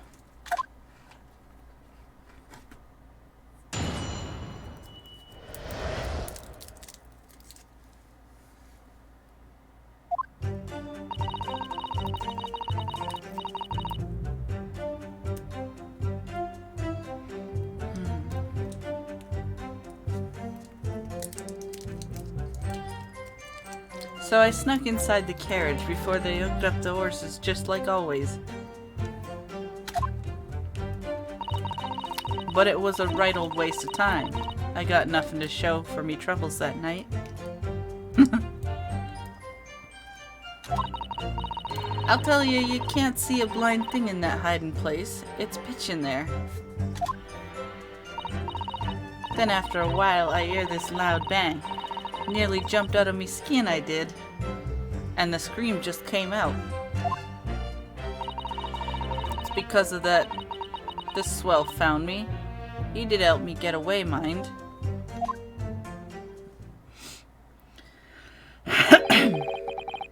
Yeah, he let you go. I fail to understand why you would let this street urchin go, Mr. McGilded. Oh, 'tis simplicity itself, my lord. You see, she couldn't possibly have killed the other passenger. I knew that for a fact. How? As I'm sure I said before, sir.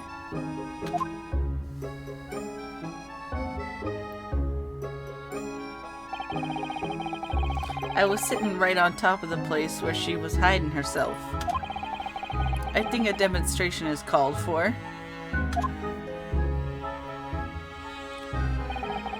This is where I sat that night. And the cubbyhole of which you have spoken is underneath this seat, I presume.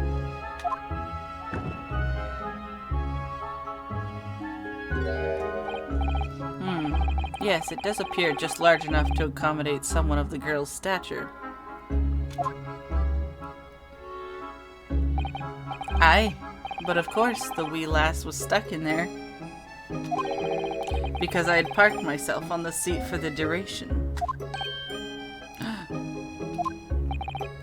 So you see, that's why I let the lass bolt. I knew that if the police found her there, they'd automatically assume she'd done it. But I couldn't live with myself if a young life was ruined when all the time I knew she was innocent. Even though you must have realized your action would result in your own innocence being called into question?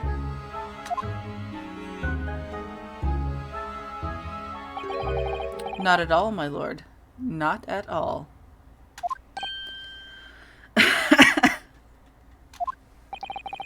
I knew in my own heart that I was innocent. So I thought it was worth taking a punt on my own good name for the sake of this less fortunate lass. My goodness! What a perfect gentleman. My lord! This fine example of a man cannot possibly be guilty of a heinous crime like this. I'm ashamed of myself for ever doubting you, sir.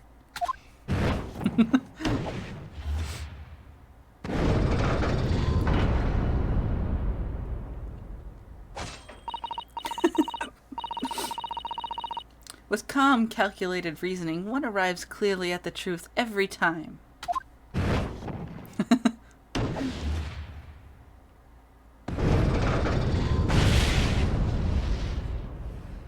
There's some fire up in here. Saints alive! All 6 members of the jury consensual in their leaning to a verdict of not guilty?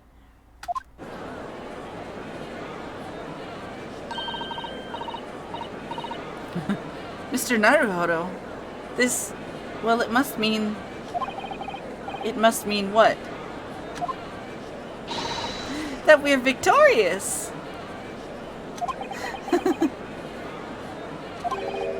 We've won? Are you sure? Objection!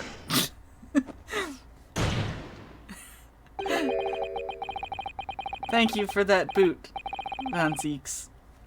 If the sight of my iron-heeled Wellington offends prey, do forgive the discourtesy. Well, that's an objection if I've ever seen one. This really is a consummate example of the one monumental flaw in British judicial practices.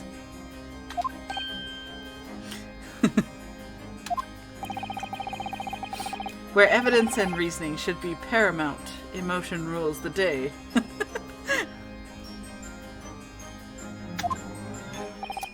Emotion? The witness's latest statement gives us a clear insight into his true nature. What do you mean, his true nature? Do you really think Scotland Yard would have made such a glaring omission? After the incident, the omnibus was comprehensively searched by officers of the police.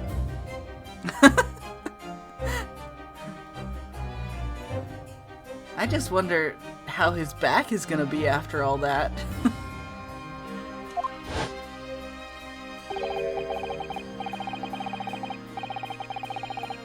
Obviously, the interior of this... Yeah, he's already destroyed 3 cups. Obviously, the interior of this cubbyhole, as the witness put it, was included in their investigation.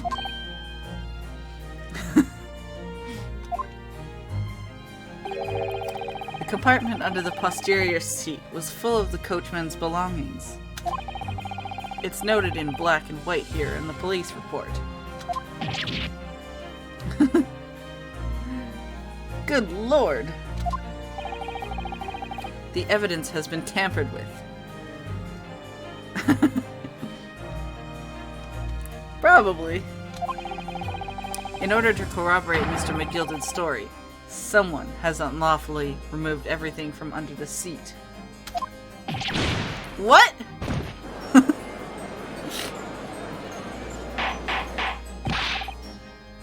Order! Order! How could such a devious contrivance possibly have been effected, Counsel? Naturally, we must acknowledge the deficiencies in the constabulary in allowing this to have happened. However, I assure you, when the omnibus was wheeled into the courtroom this morning, the compartment under the seat was not empty. Well, my friend. Me? I'm not your friend. When the carriage was submitted as evidence, doubtless you examined it in fine detail, as would any self-respecting practitioner of the law.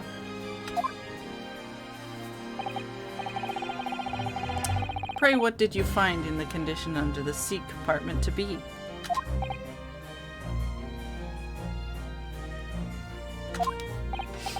Oh, to be sure.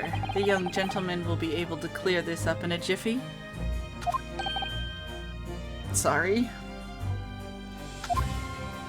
My chicken nuggets are getting cold. Go ahead. You tell the court now, fella. How this is all an elaborate excuse by the desperate Lord Von Zeeks. That's a bold move. Well, Counsel, do you have something to say on this matter?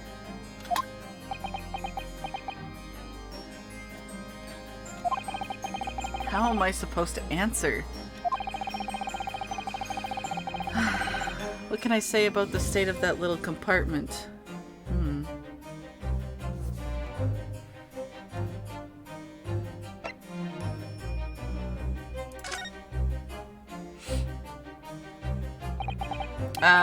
Yeah. I'm fairly sure it was empty. If I'm honest, my memory about all this is a little hazy. As I suspected. It seems, my lord, that this Eastern initiate has the scruples of by a... has the scruples of a by-street wine merchant. Can I read? Apparently not.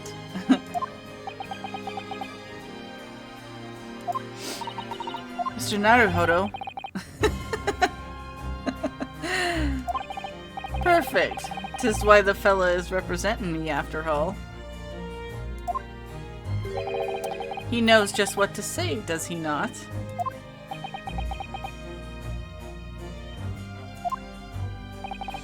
Well now, it would seem the argument is moot. And the truth of the matter is there for you to all see after all. That there cubbyhole under the seat is as empty as the devil's heart, so it is. That we can be sure of, at least.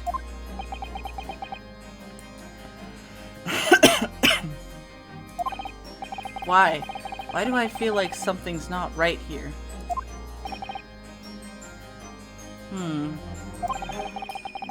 I should like the jury to weigh in on this matter, I think.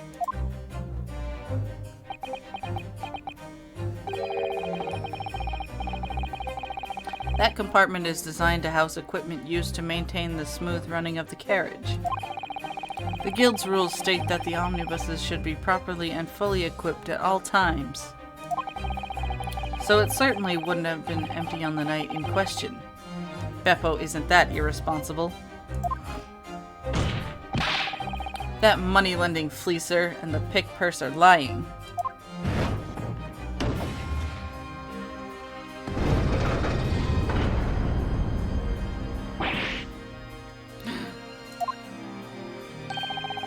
I can't believe I was nearly taken in.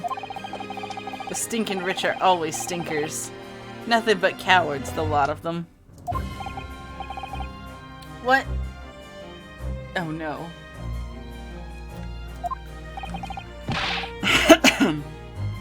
It's a trick. Of course it's a trick. No, they're taking my fire. Quite so, I must concur here.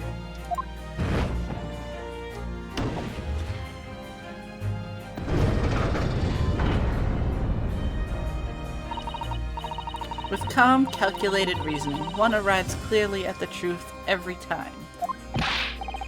Yes, but every time a different truth, it seems.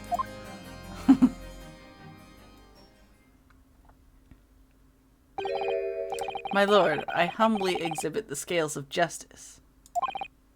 Clearly, a verdict of not guilty at this time would be wholly inappropriate. Thank you, counsel. But before we proceed any further, there is the matter of the outstanding cross-examination.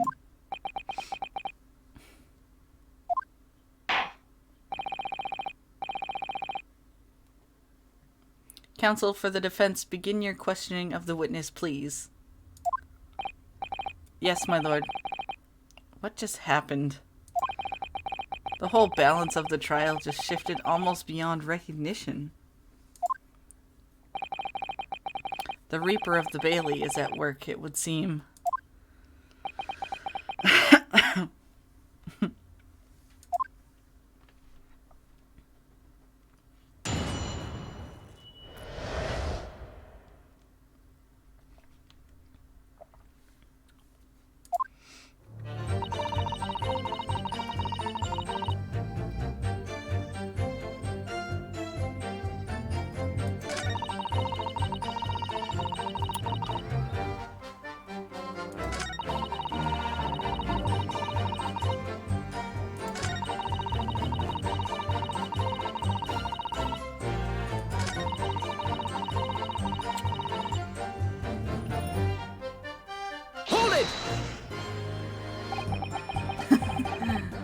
I am now court mommy. And when Mr. McGilda discovered you, he pulled you out from your hiding place. I was scared stiff, I was. He dragged me out and sat me down on the seat and all. Next to the victim, Mr. Mason. Yeah, the bloke had a knife in his guts. He was still bleeding. Then the carriage lurched a bit, and he ended up falling onto me. Ugh. How awful. Both me and Anne's got covered in blood. It made me feel sick as a dog. Both her hands covered in blood? That must be what the rooftop passengers saw. After that, I believe you talked with Mr. McGilda for a while, is that correct? He asked me some stuff.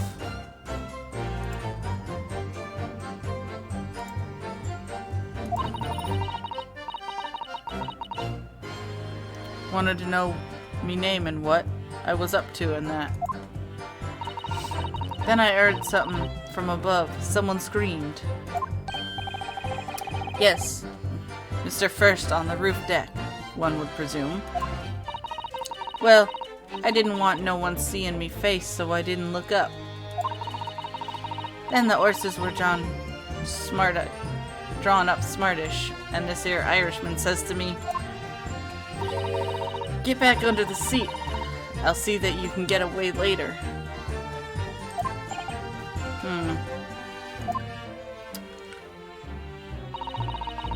All 6 members of the jury had decided the defendant was innocent.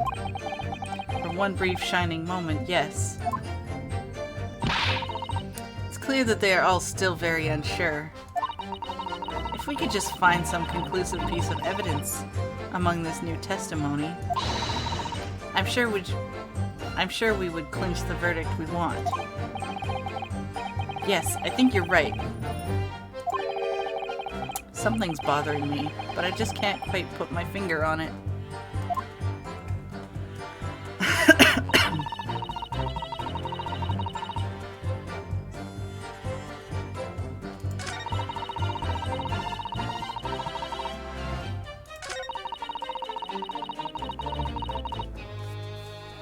Hold it!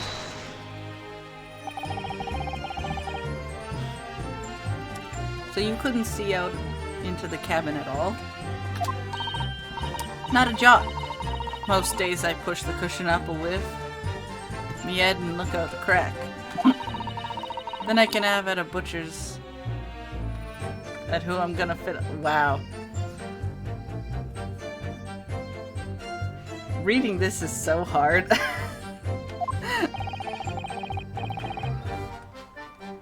I thought you were a pickpocket, not a butcher. I mean, I can have a look. The seat I get under ain't as plush as the other one, see? So most of the time the passengers plant themselves opposite.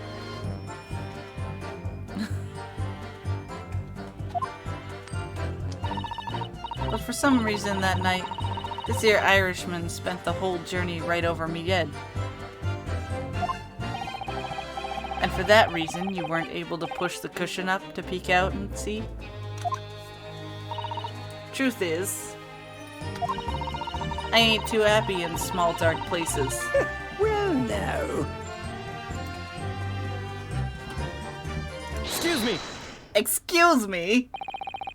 Is something wrong, Mr. McGilded? Why you laughing? Oh, I do apologize. Was there something the matter, Counsel? I'm just wondering if Miss Lestrade's last comment made something occur to you, perhaps. You seem to be thinking something to yourself.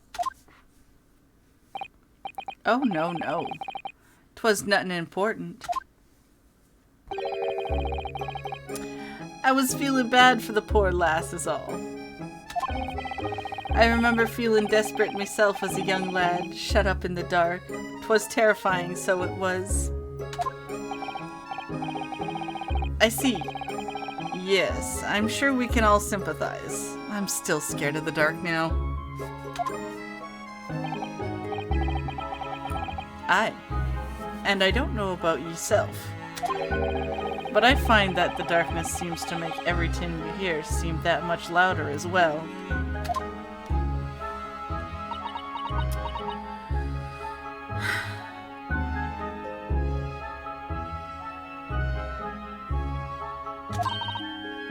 Yeah?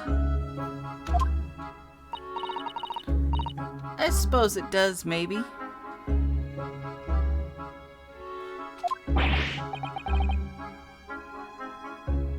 Miss Lestrade, did you hear something that night? Anything? An unusual noise, perhaps?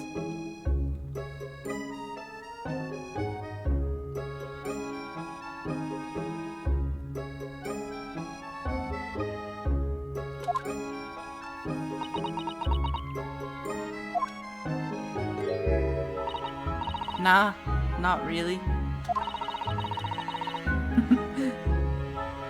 All I could hear was the Irishman snoring.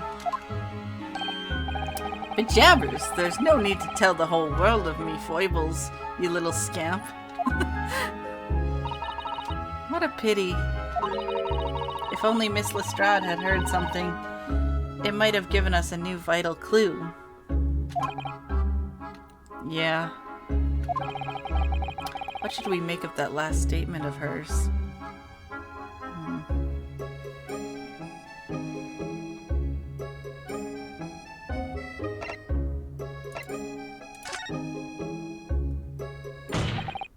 My lord, I believe the statement just made by the witness is profoundly important. Profoundly important. But all she said was that she heard nothing. Yes, which is the profoundly important point. I'm almost sure of it.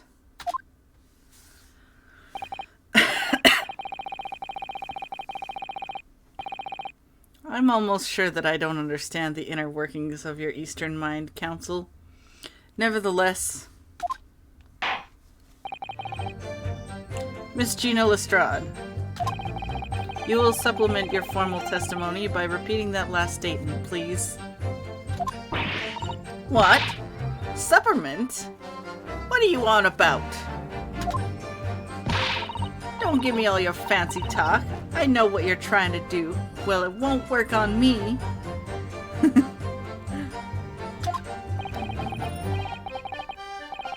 That's right. Insult the judge. Always a good move.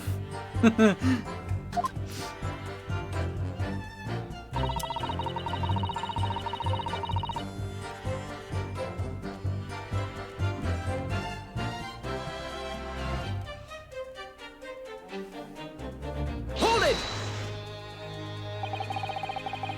So you were straining to hear what was happening the entire time? Since the moment you hid yourself?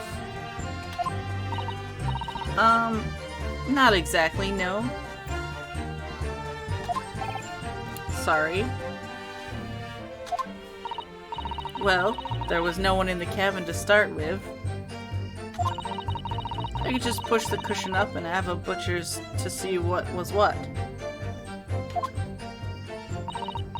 But then, when I saw this swell getting on, I got me head down so he didn't notice me. And Mr. McGilded sat on the seat under which you were hiding, correct? Yeah. Would you Adam and Eve it, eh? What a mug. So then all I could do was listen.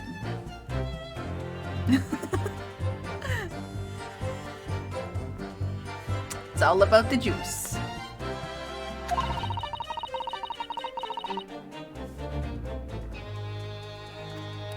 I was waiting to jump out of there as soon as I heard him leave, I see.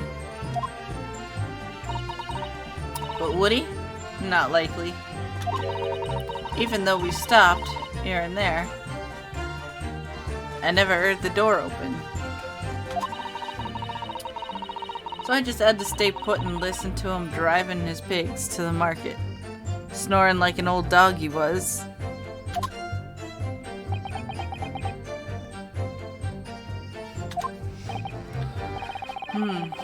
Are there any conclusions we can draw from that, I wonder?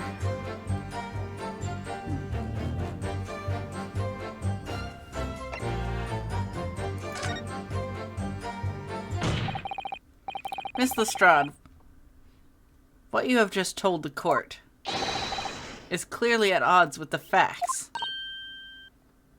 At odds? Are you sure, man? Absolutely. It seems my learned friend is not as dull-witted as I feared. So Von Zieks realized it too.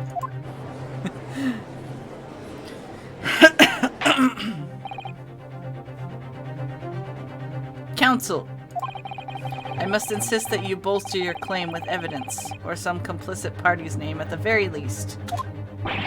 Yes, my lord. I expect you to demonstrate this alleged contradiction to the court. According to Miss Lestrade, whilst she was hiding in the omnibus that night, she heard nothing but the sound of Mr. McGilded snoring. But think, Ryunosuke, think!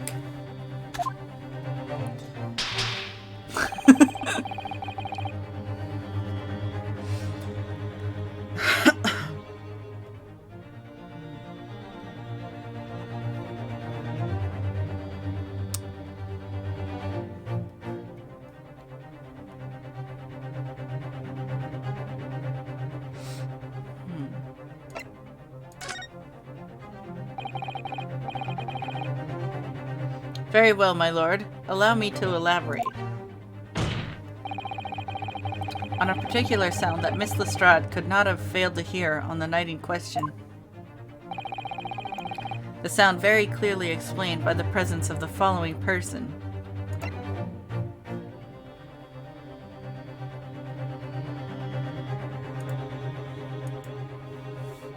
Take that! Take that! Thrice fired Mason?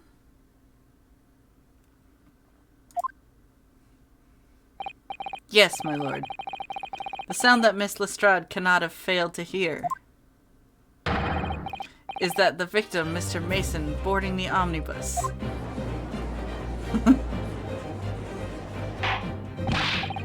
Order! Order! Explain your reasoning, counsel.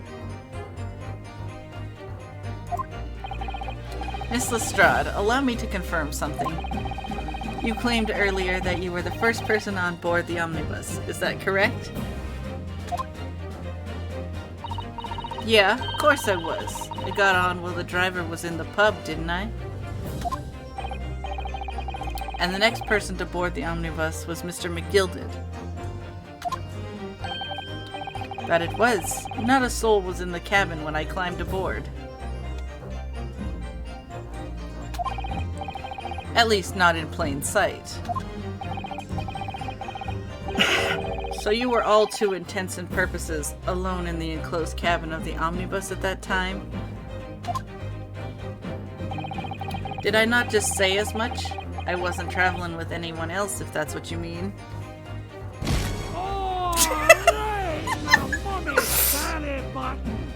Hello, Leo!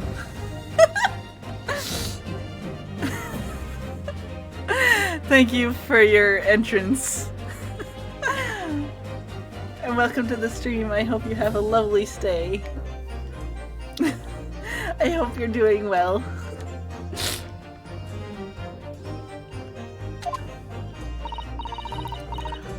Yeah, I saw him get on, remember? Through the crack under the seat cushion. He was on his own for sure.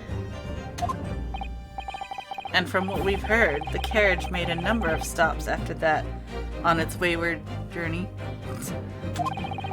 During which time, did you not hear the door opening or closing at all? Nah, I never heard it. Well, have a good sleep, Leo, and thank you for stopping by.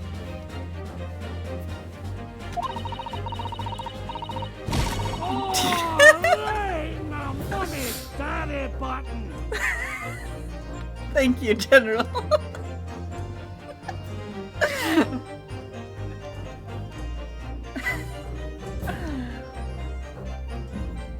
That's exactly what I was listening for, weren't it? Waiting for this swell to leave. In which case, when and how did the victim end up in the carriage? We know that the victim collapsed inside the enclosed cabin of the omnibus. Therefore, Miss Lestrade's statement about what she did, or did not hear, is at odds with the facts. I'm just gonna lean in real close. Yes, this petty thief's statements was clearly flawed.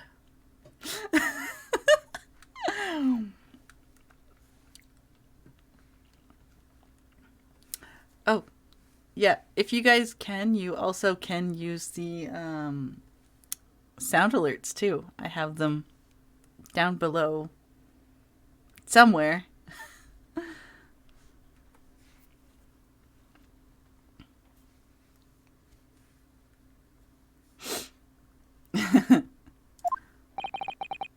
Lord Von Zeeks. Yes. He knew all too well that there was an inconsistency in Miss Lestrade's statement.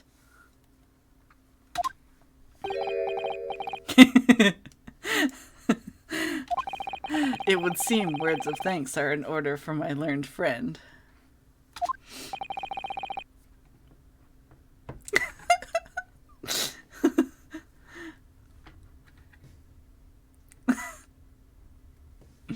What are you talking about?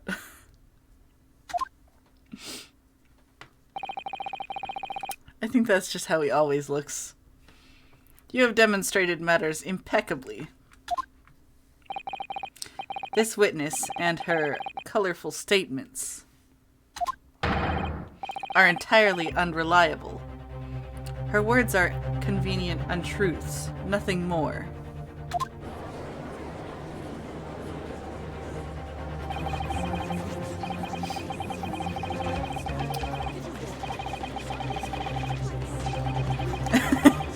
He's mega depressed. Don't do it, Granny! No! She took my fire away. She didn't even say anything! I didn't want to judge the dear little mite just because she has some rather naughty ways. But I must say, I can't abide liars. And neither can I. Mr. Foreman, I didn't want to judge the girl just because she has some less than salubrious ways. But I must say, I cannot abide liars.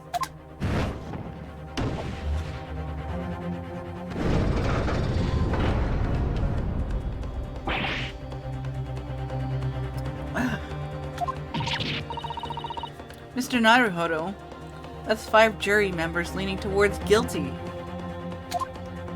We gotta do something fast.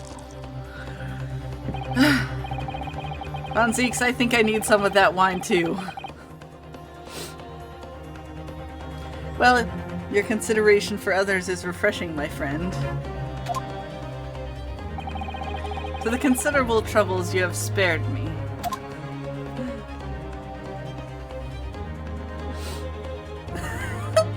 He's taking emotional damage. Yes, very refreshing.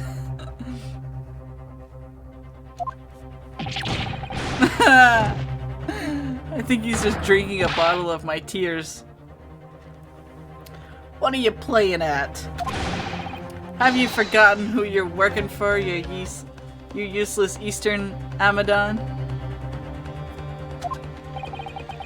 This is carnage. Sir, could you please put that knife away?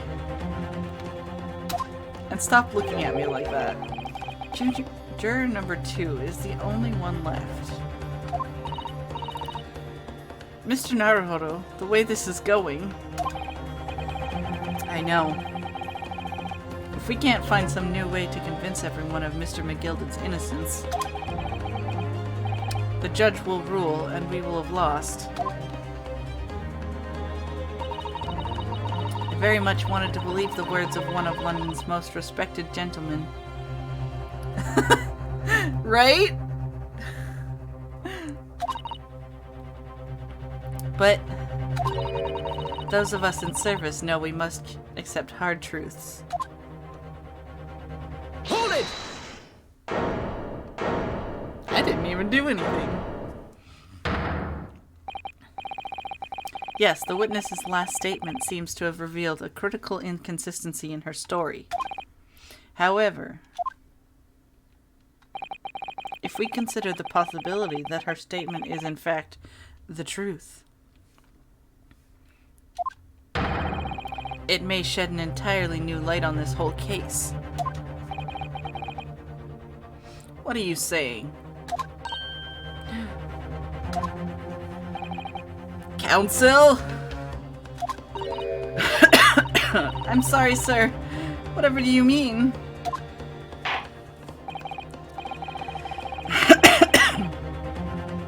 Counsel, I will not tolerate you attempting to prorogue my adjudication. Explain yourself at once. When the accused boarded the omnibus on the night in question, the victim was nowhere to be seen. Subsequently, the carriage door was not heard opening a single time, as testified by the witness in the stand. And yet the victim's body was found inside the carriage. If this petty thief's words are to be believed, how do you explain the victim's miraculous appearance inside the cabin of the omnibus?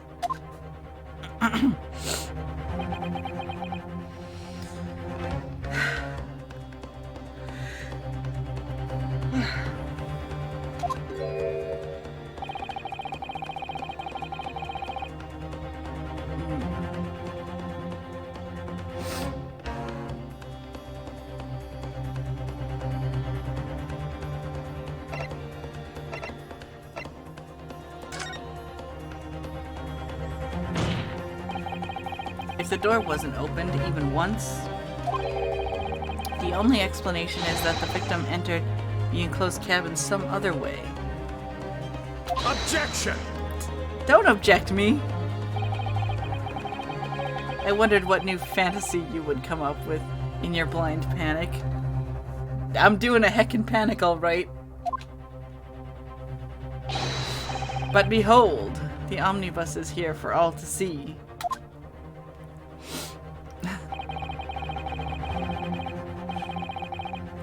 Only one side of the enclosed cabin is furnished with a door.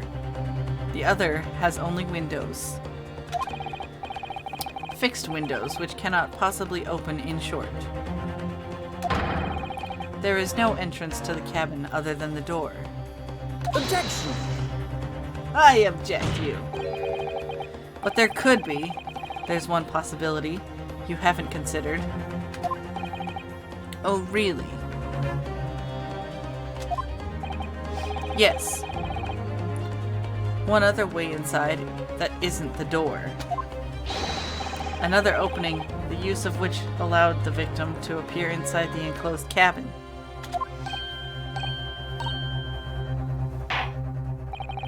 Alright, counsel. The defense will identify the location for the court. Yes, I dropped my cranberry juice. Here's the omnibus on which the incident occurred.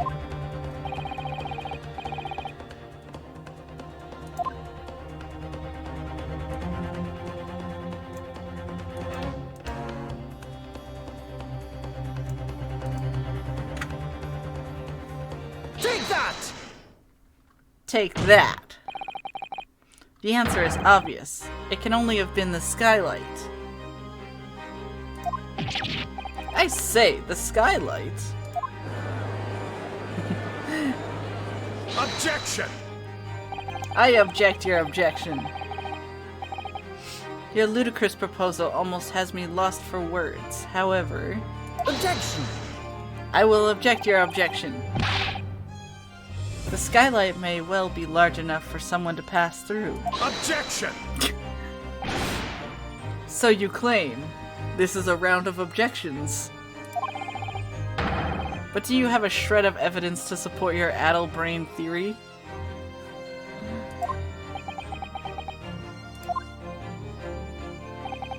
Both Mr. McGilded and Miss Lestrade said the same in their testimonies. They each claimed to have heard a loud thud, such as the noise made by someone falling to the floor.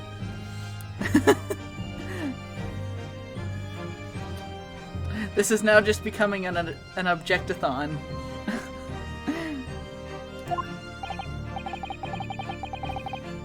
Yes, which has already been explained, as the sound of the victim falling from his seat having been assaulted with the dagger. Yes, it has, but it seems that everybody wants to object. Would a man slipping from the seat onto the floor really have made such a loud noise that the witnesses describe? A noise loud enough to cause Miss Lestrade to let out an involuntary cry, in fact? Good gracious. Perhaps, in fact, that was the moment that the victim made his entrance into the cabin. No, let me rephrase that. The victim didn't enter the cabin as such. He fell into it. Objection!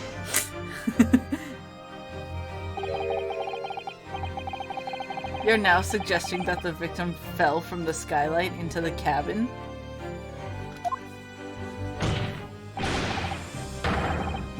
That's simply impossible. How can you be so sure?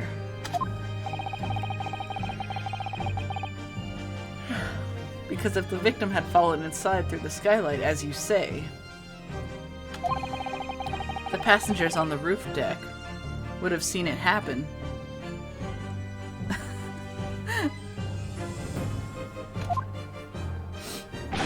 That's what I'd like to know. And yet not one person made mention of such events in their testimony? Well, yeah, that's true, but...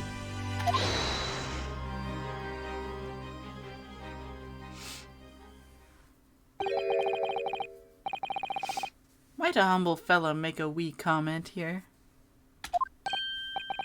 Mr. McGilded.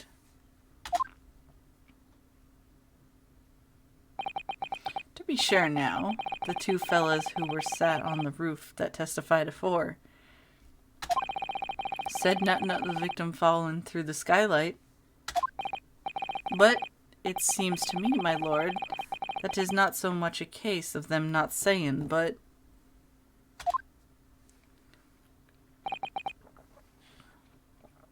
Aye. 'Tis a case of them being unable to say. What? I think perhaps the two fellas do be having something of a compelling reason not to mention what happened. Would yous not agree, fine ladies and gentlemen of the jury?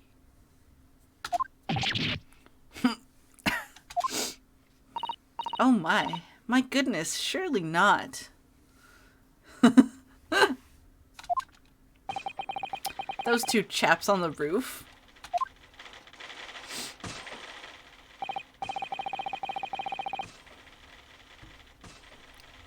You mean the ones who stuck that knife in the man were? Mavis speaking over there, typing so fast.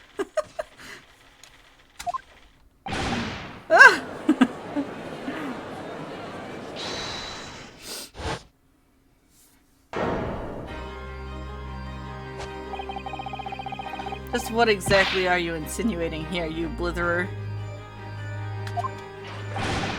You rotter, he said. You rotter. What are you insinuating? This is a flaming outrage. I've a good mind to give you a blinker in a minute. He'll give you a shiner in a minute, he said, and so will I.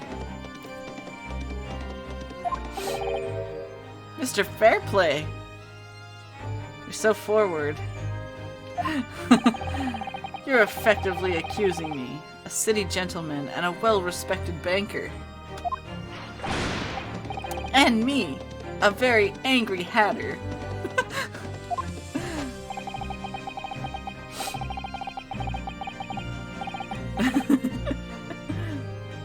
Suggesting that someone like me could have stabbed that man in the guts. It's a disgrace. It's scandalous. Excuse me. I protest. I protest in the strongest possible terms. That's right. I protest too. About you, you rotten scoundrel. Why does he look like he's always galloping?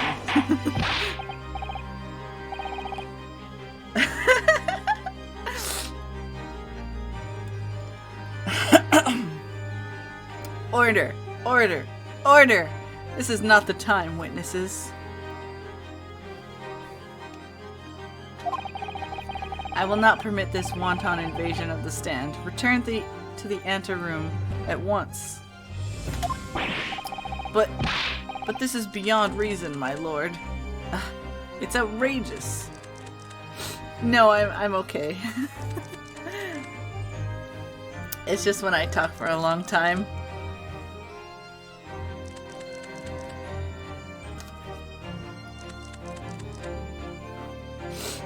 Of course, speaking every line does tend to work on the vocal cords a bit, so it's okay, I'm totally fine.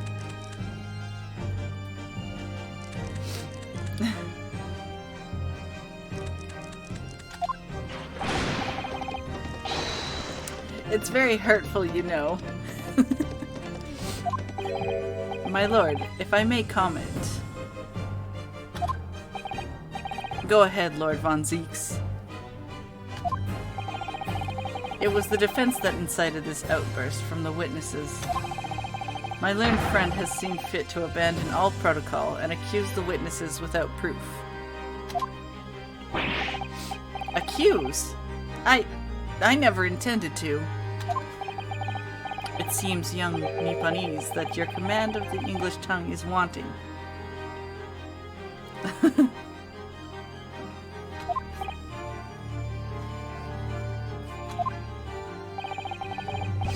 You propose to this court that the victim fell through the skylight from the roof deck of the omnibus.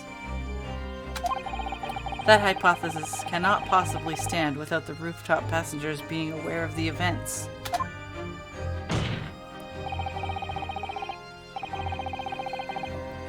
You have branded these gentlemen liars. You have intimidated their criminal guilt. In our British courts of law, that is what is termed a baseless accusation.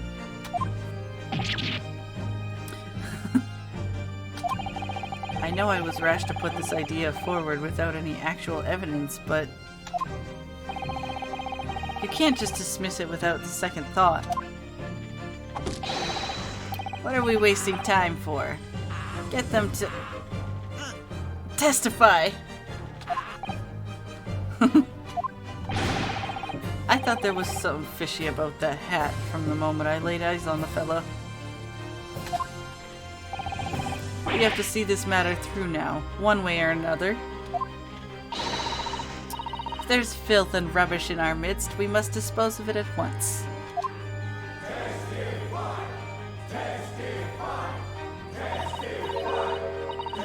What's happening, Mr. Naruhodo? The spectators in the public gallery they're in a complete frenzy. Mr. Fairplay and Mr. First. My lord?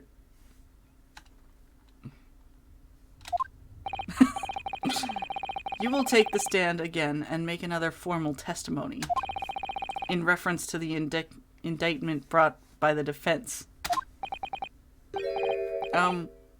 Yes, my lord? I didn't come here for this.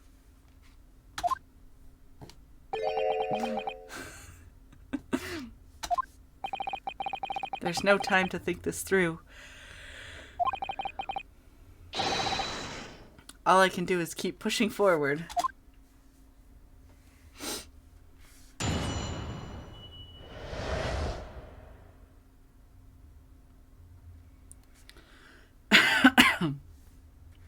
Refuting the accusation.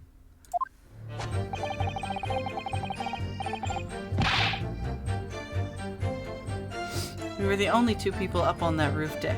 Dead or alive, I can swear to that. If anything had happened where we were sitting, don't you think one of us would have noticed? Maybe from his constant shaking.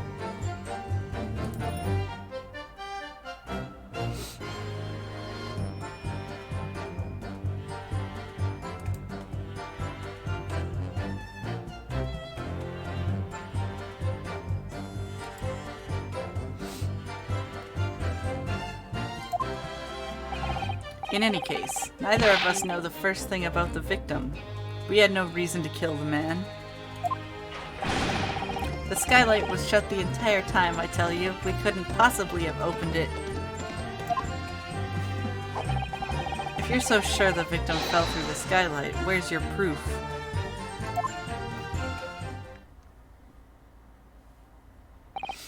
I must say that on listening to this testimony, it is somewhat hard to imagine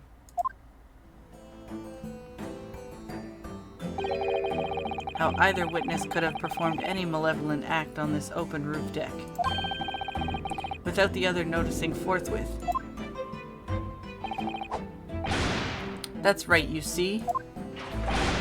We're innocent, I tell you. Keep on galloping first.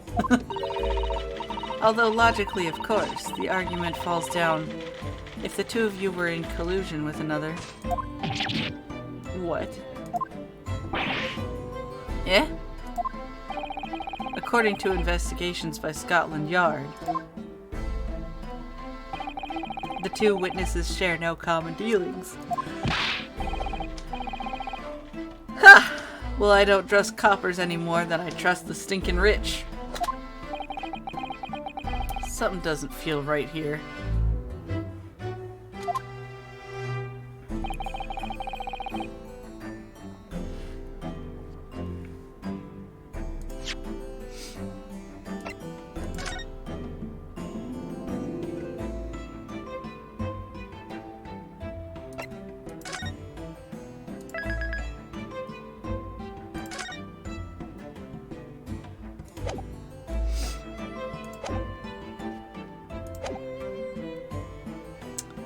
The trial is going in our favor, really.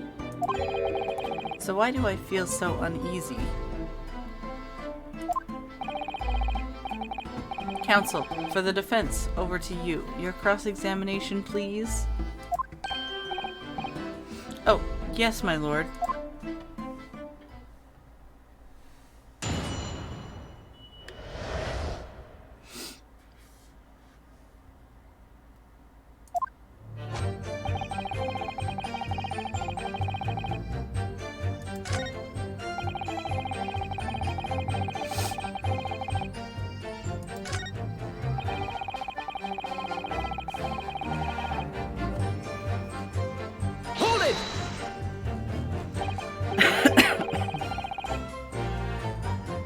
So you had never met Mr. Thrice-Fired Mason before? Oh, Loom, no! Not once, never! You'd never met the man before, he said, never! And you, Mr. First, had no prior dealings with the victim either? That's right, sir. Hatters don't have much to do with brickmakers, to be perfectly honest, sir. No, I imagine not. You see? How many different ways can I put this? Well, no.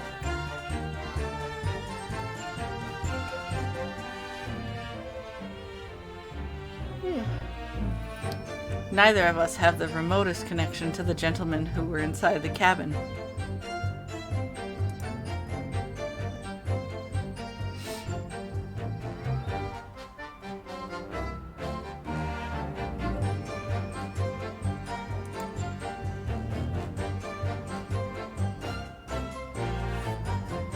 Excuse me. Mr. McGilded, why are you laughing? Yes, counsel. What can I be doing you for? Did the witness's last statement give you pause for some thought now?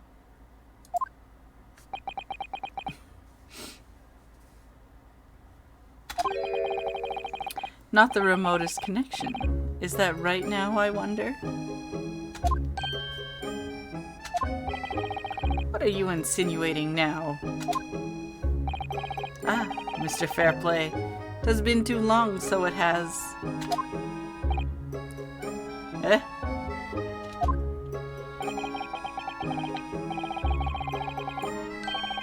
If I'm not very much mistaken, I believe 'tis fast approaching.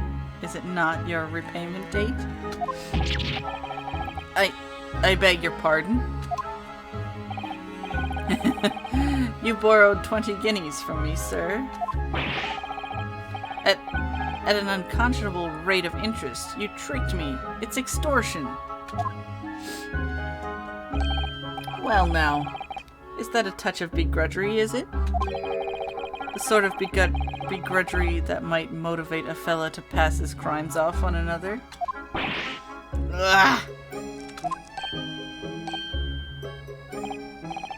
And young Mr. First. Me, sir? What do you want with me, sir? You do be making hats for a living, do you not? That there top hat sliding about your head? Is that one of your own creations, is it? Oh, well, I'm still just an apprentice, you understand? I'm learning to find the perfect fit for whatever fine gent walks through the door. The perfect fit, is it? Well, 'tis a very distinctive design, so it is. Many customers like it, I tell you. They like a distinctive touch. Customers. Such as thrice-fired Mason.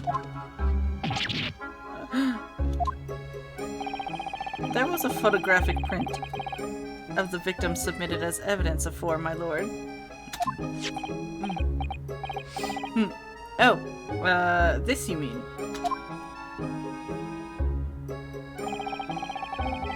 I can't help thinking that the poor fella's hat looks distinctly familiar, wouldn't you say? Oh! That's one of my hats. Aye, that is. So it would seem the brickmaker was a customer of yours.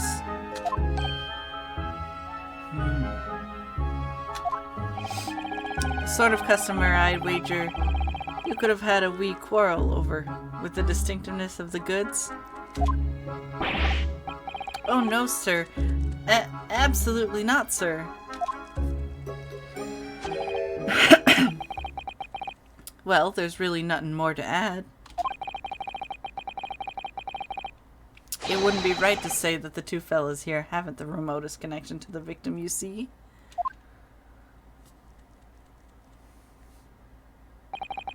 I rest my case. You little weasel. Ugh. He's better at this than I am. Gosh, Mr. McGilded has certainly been thorough in his research, hasn't he?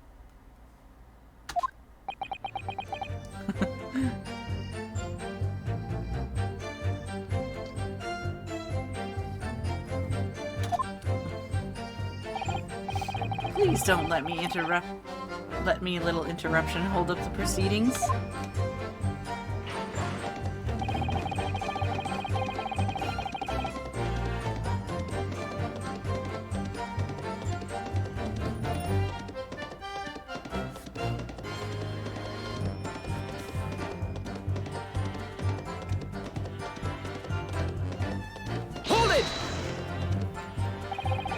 Are you quite certain about that? That the skylight was shut the entire time? I'm going to lose my block with you in a minute. He's going to lose his rag with you in a minute. That's what he said. I thought he was going to lose his block, not his rag. Take a look for yourself. Go on. You see? It's shut fast now, just like it was on the night. So it is, of course. A fellow the size of Mr. Mason could likely break right through it. Still and all. What?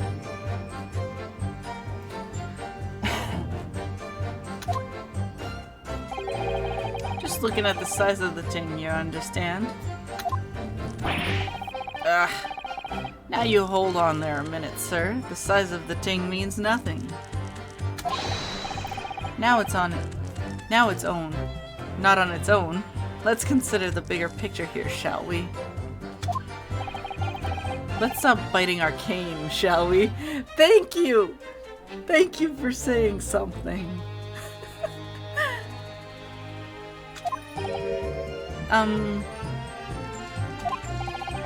I was riding the omnibus on another occasion when, well, I broke wind loudly. I shocked myself with it as it happens. Oh. So Mr. First just like scared himself with a loud fart.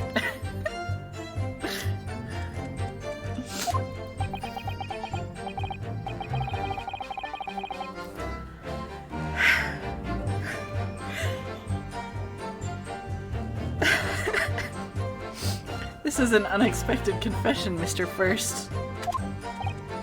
Oh, I just mean to say, well, the point is, I tried to open the skylight, you see. But, just my luck, I couldn't make it budge. The stench was terrible. Hello, Rabbit, welcome to the stream. I hope you're doing well, and I hope you enjoy your stay.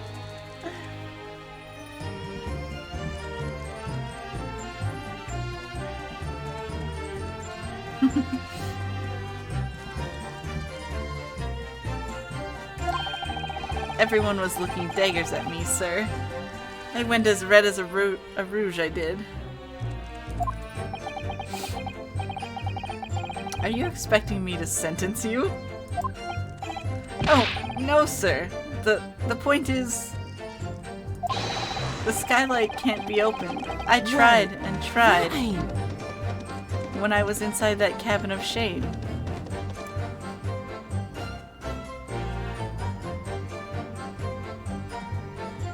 Excuse me!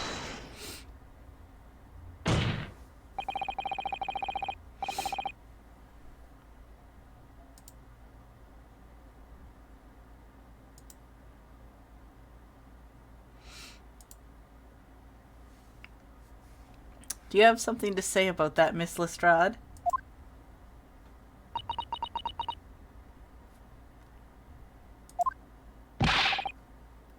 Miss Lestrade.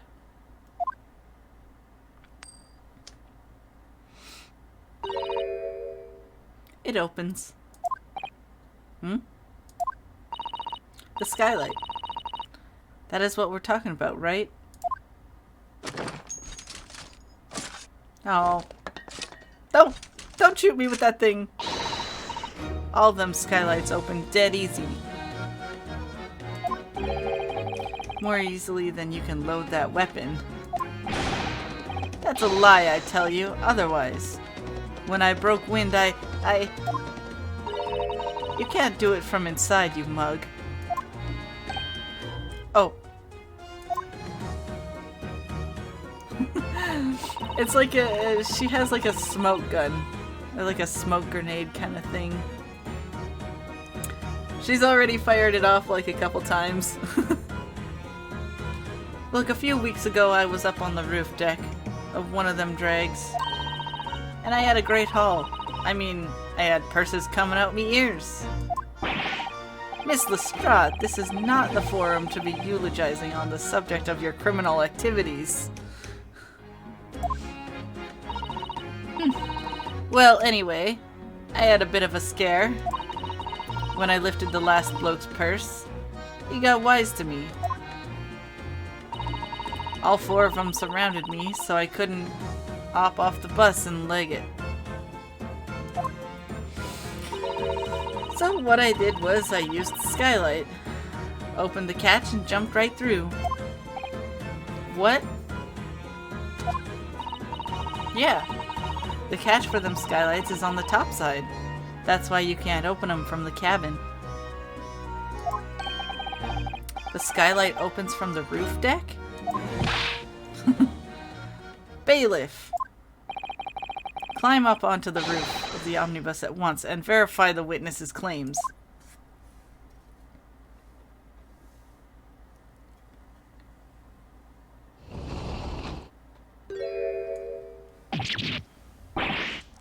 Oh, my hat!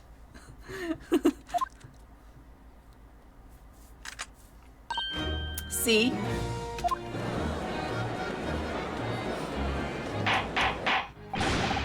Order! Order! Order!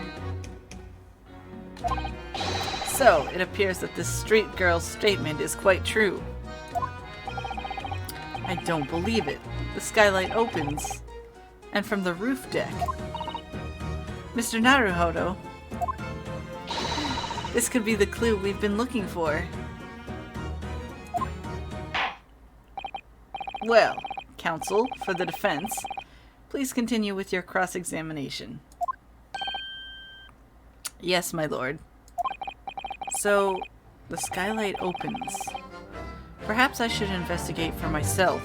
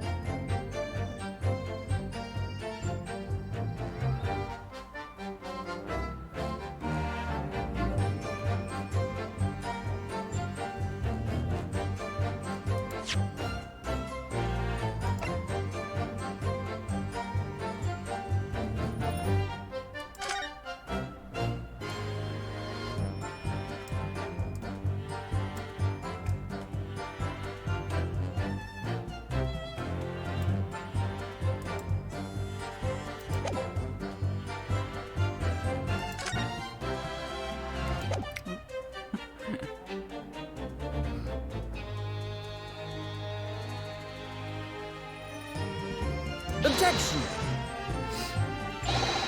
That reveals a damning inconsistency, the last statement. Damning, you say?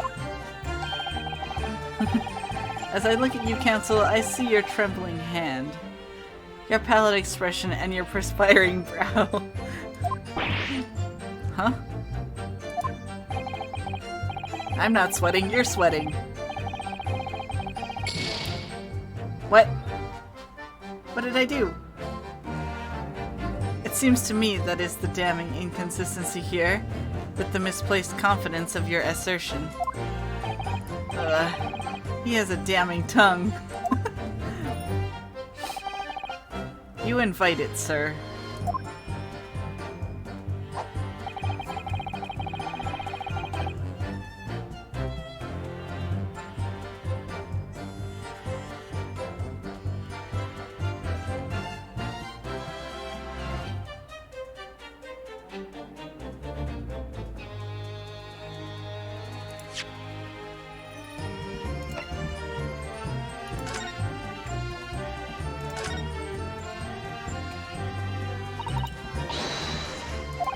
Go inside. The scene of the murder.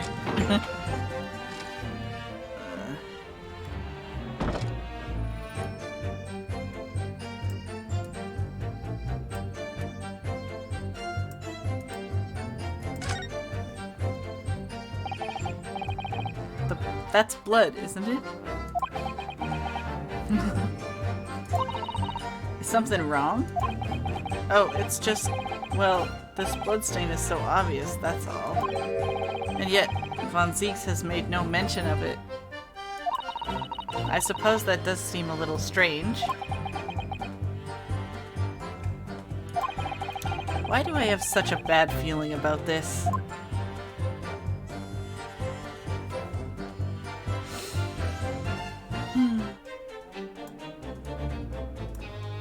Hello, Lexu. How are you? I hope you're having a wonderful day and enjoying your stay here.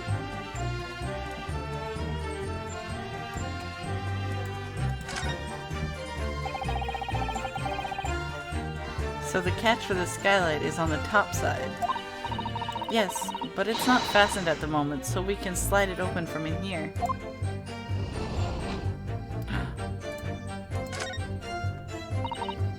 Yes, it does open very wide, doesn't it?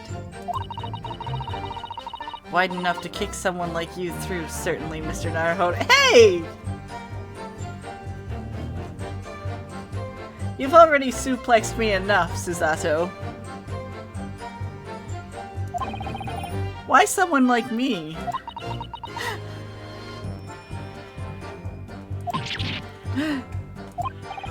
What is it? Look, just here. Look at this. That's without question. It's blood. Why would there be a blood stain there? Surely, it can't be unrelated to the case, can it?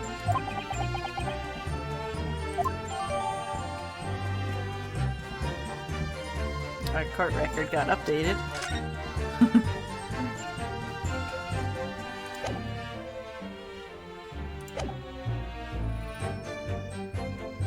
Objection! On the night in question, the victim was fatally stabbed in the stomach. And immediately afterwards, the victim's body was pushed through the skylight into the cabin below. Those are the facts, and the irrefutable proof. Remains clearly visible in the omnibus that stands before us today in this very courtroom. What? That's utter humbug. Ugh. You can't possibly have any evidence. No, you can't. I mean, we didn't do it, I tell you. It's impossible. Irrefutable proof. Here in this courtroom. Counsel? My lord, I believe everyone would appreciate a little clarification here. Where exactly within the omnibus is this evidence to which you allude?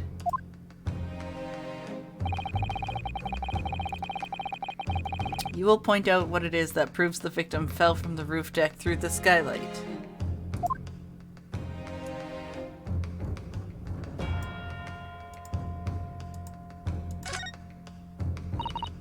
Yes.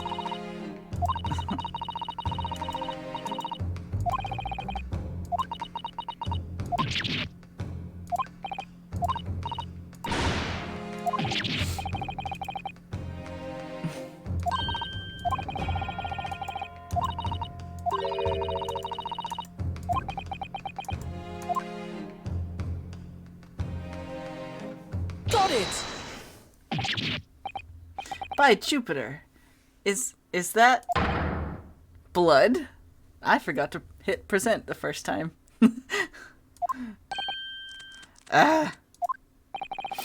This bloodstain proves two things. Firstly, when the incident occurred, the skylight of the omnibus was open. What? And secondly, the victim was already bleeding when he fell through the opening. Oh my. Don't you oh my me. And so it follows that Mr. McGilded, who was inside the enclosed cabin himself at the time, cannot possibly be guilty of this crime.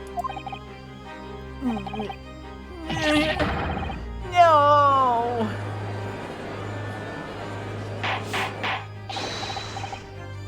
Hold it!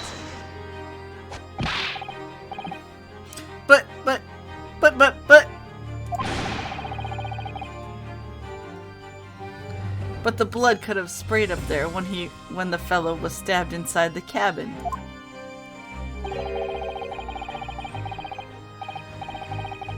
And only found its way to that one particular spot on the skylight? Sure, and that would be very convenient. And let's keep it in mind that the skylight can catch only be unfastened from the roof deck. I myself wouldn't have been able to open it now, would I? But... There's no way to know for certain, is there? If the gent really fell through the skylight, I mean. Why don't you have a good look at the floor of the cabin, between the two seats, Mr. First?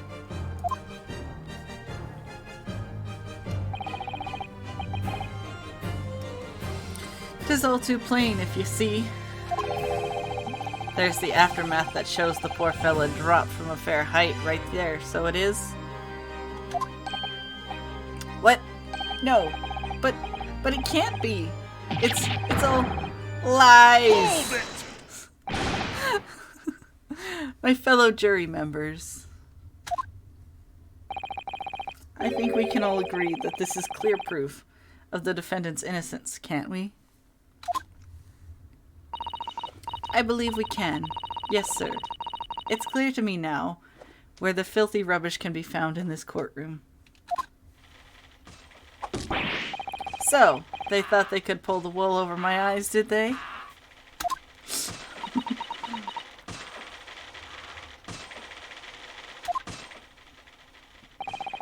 I won't tolerate any of the guild's carriages being sullied with blood. I won't tolerate it. Oh, I always knew that nice gentleman who gave us that delightful part couldn't have done such a thing. On three, then, everyone. 1, 2, 3. Objection!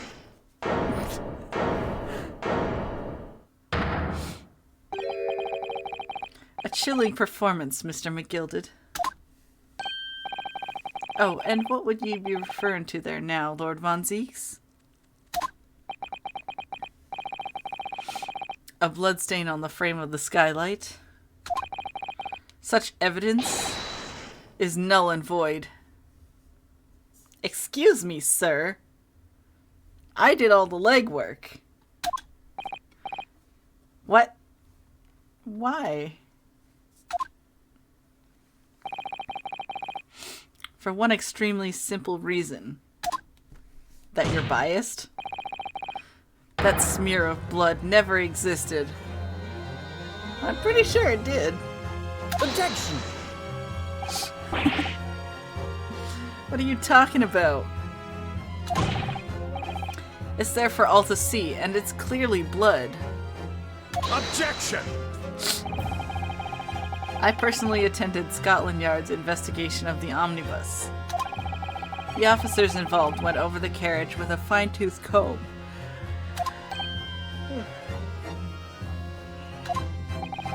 So I can state with absolute certainty,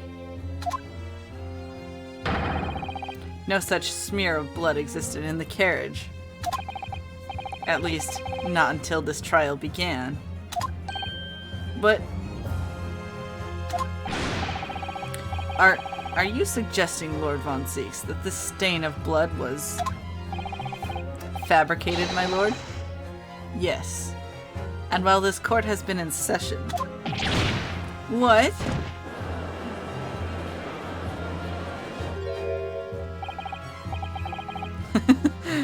What a palaver.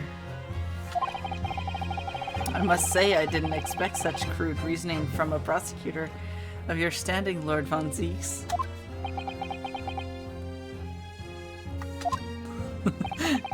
But I'm Magnus McGilded, a fellow known all over the capital for his fine contributions to the public life. I don't take kindly to slander, and I'll fight it to the bitter end. Even if it's rolling off the tongue of the Reaper of the Bailey. Mr. McGilded, I realize that this is your first appearance in court as the accused. However, I am well aware of your involvement behind the scenes in a great many affairs of dubious nature.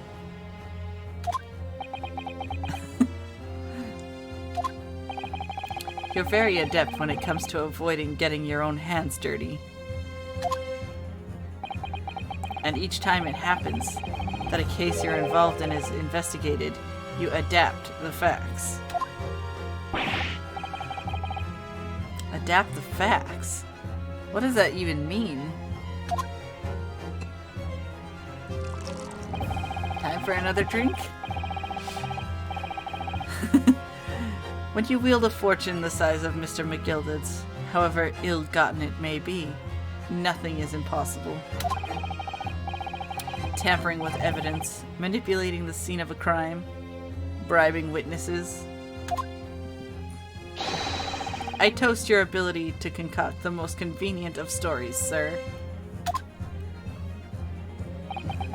Tut-tut, Lord Von Zeeks. This will not do, to be sure. Will it now, Counsel? No.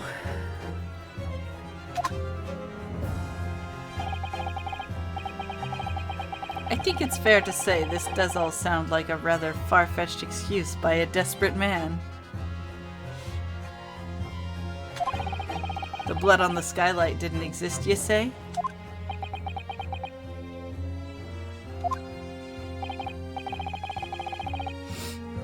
But if yous will all cast your minds back, is it not true that the omnibus there has been in the courtroom the entire time? How could anyone possibly have put a smear of blood in it without the world and his wife seeing?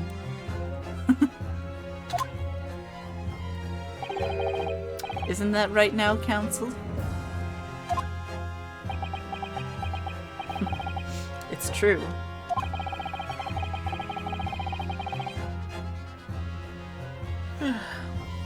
The omnibus has been in full view the entire time that the court has been in session. My learned friend. Not friend! Here's to hearing your opinion on this matter, in your own words.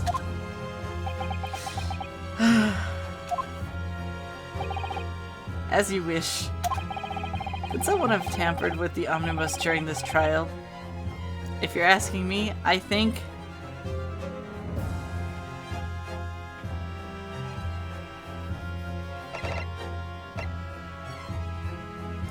it could have been possible. As a defense lawyer, it's my job to advocate for the defendant as best I can.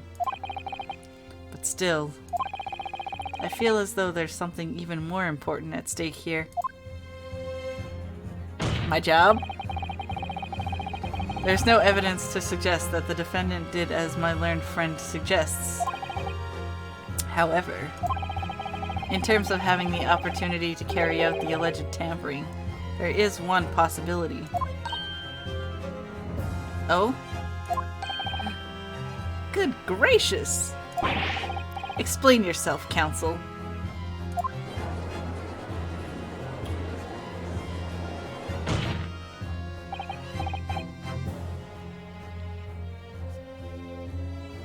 Yes, there is.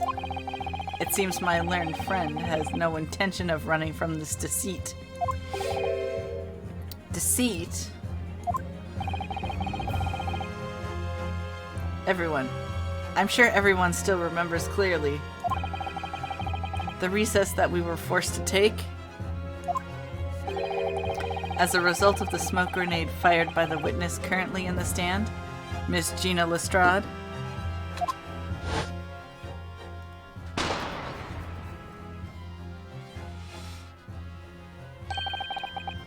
What is going on? Be careful, Mr. Naruhodo. Cover your face. Bailiff, don't let the accused escape. Secure the omnibus. I hereby call an emergency recess, because I can't see anything. Bailiff, ensure the defendant is in custody and clear the courtroom.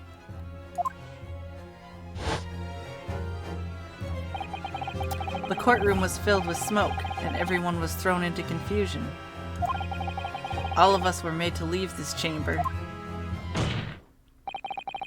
In that brief interval, under the veil of smoke, and in all the chaos, it could have been possible to steal inside the omnibus.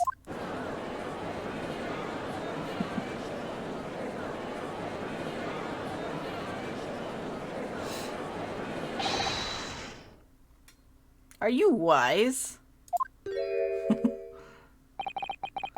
What are you trying to pull, you rotten feckless gouger? Feckless gouger? You're supposed to be defending me. 'Tis a wicked plot. 'Tis a plot to undermine me, so it is. Objection! Whatever you think it is, it changes nothing. The facts are the same.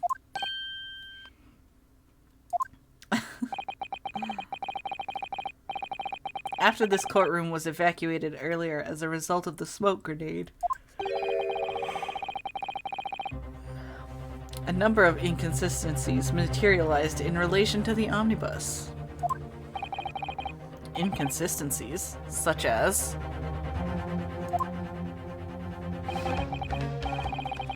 To start with, the storage compartment underneath the rear passenger seat.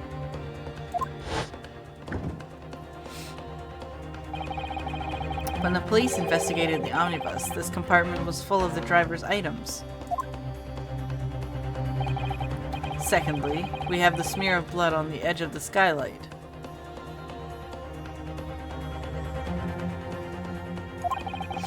As I have said, that was not present at the start of the trial this morning.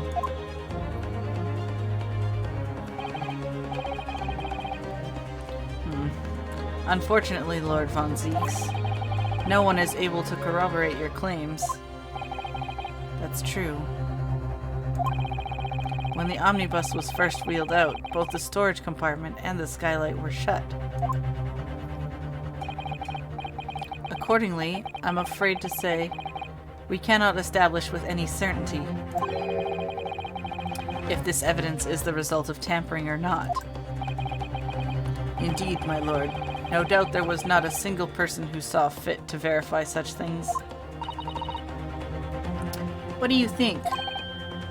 Sorry? About the omnibus. Is there anything else unusual about the omnibus?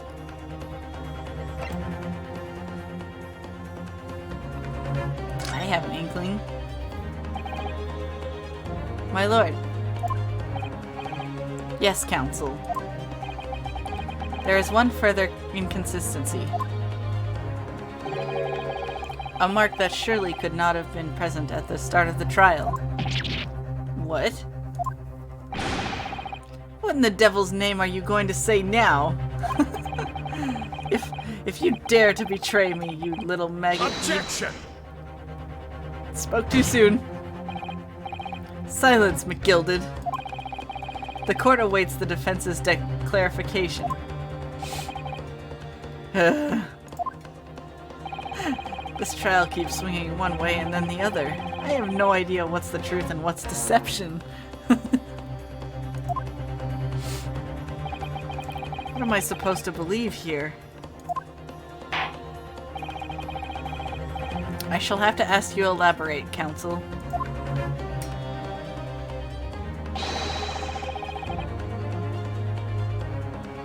Where exactly is this alleged mark that you claim that appeared during the trial?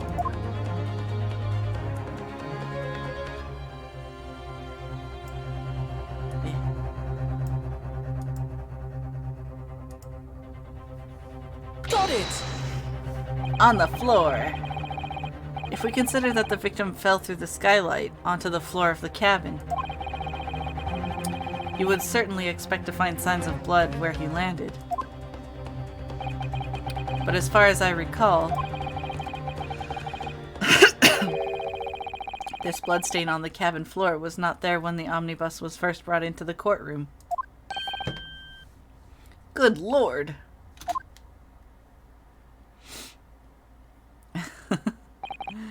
Yes, I do believe you're correct, counsel.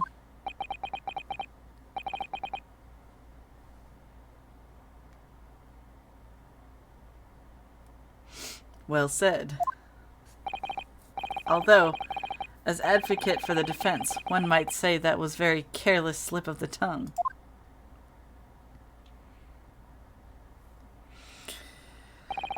I believe that bloodstain on the floor is a decisive piece of evidence. But if the question is whether that evidence is genuine, or whether it is unlawfully fabricated by someone, I feel compelled to admit that there's at least a possibility that the evidence is fake.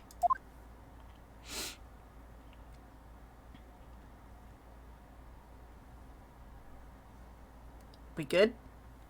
We good, fam? We good?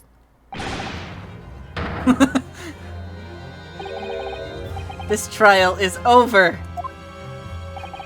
Mr. McGilded, I've done everything I possibly can to cooperate with the court, but 'tis all over now. But you're the defendant. 'Tis over, I tell you. You're giving me the scary face.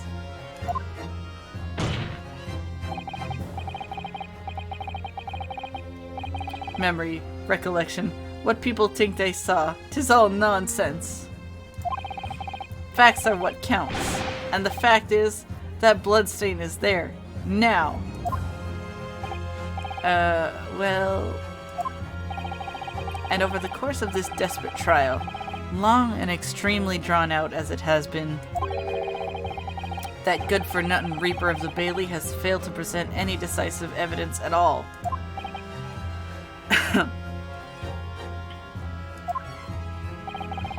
I'm scandalized, so I am. I thought better of Lord Von Zeeks. Well, my lord?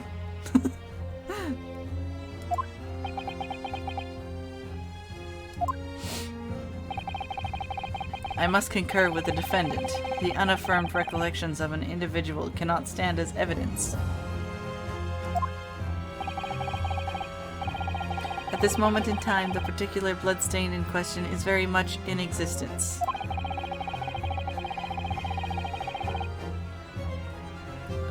And in the absence of any credible method by which to prove its alleged previous non-existence, I regret to say that it would be improper for this trial to continue. Your lordship can't be serious. Lord Von Zeeks, what is your position?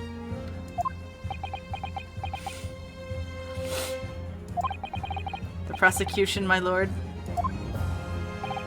has no further witnesses or evidence to present.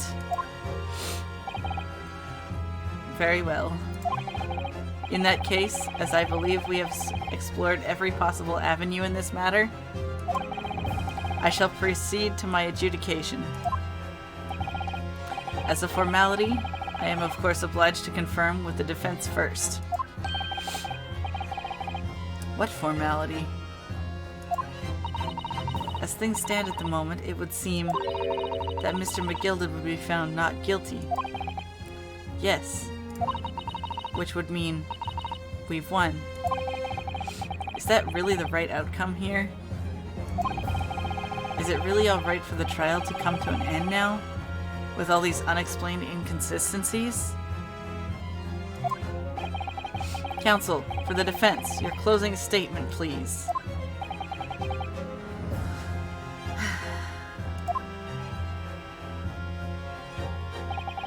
Yes, my lord. The defense believes...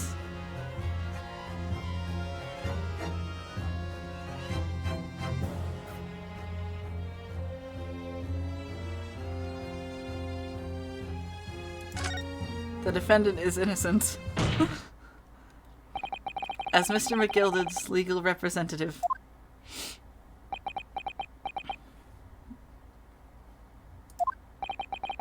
I can't breathe. The air in here is stifling.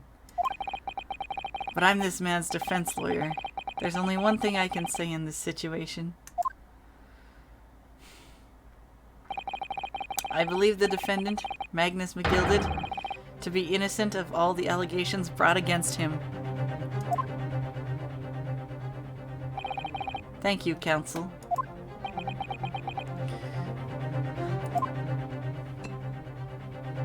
Another glass, I see?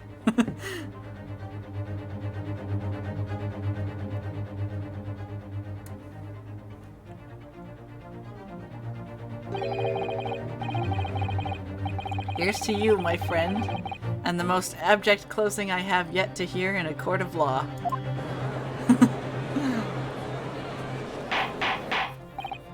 Order! Order!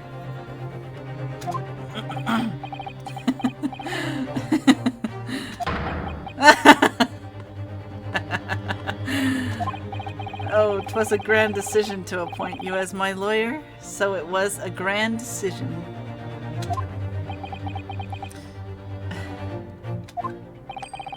You've saved one of London's most influential gentlemen, fella. You should be proud of yourself. Here, have this for your troubles. Your job here is done, fella. And some fine work you've done, so you have. What do you mean? 'Tis just as the right honorable gentleman so succinctly put afore. The trial can't go on anymore.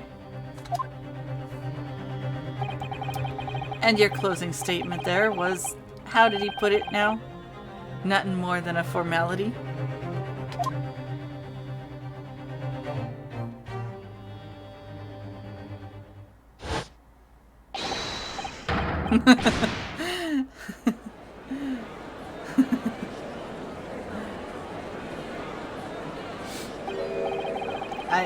I really don't know what to make of all this.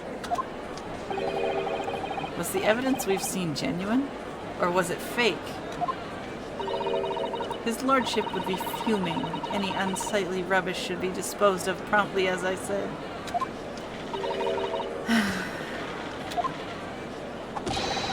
The stinking rich are always guilty of something, you... Mark my words. I feel terribly ashamed that I ever doubted that lovely man who gave us the lovely park.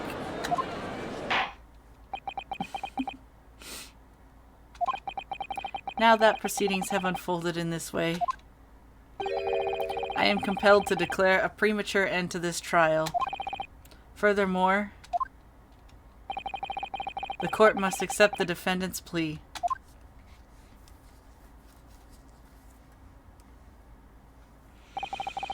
I thank you kindly, my lord.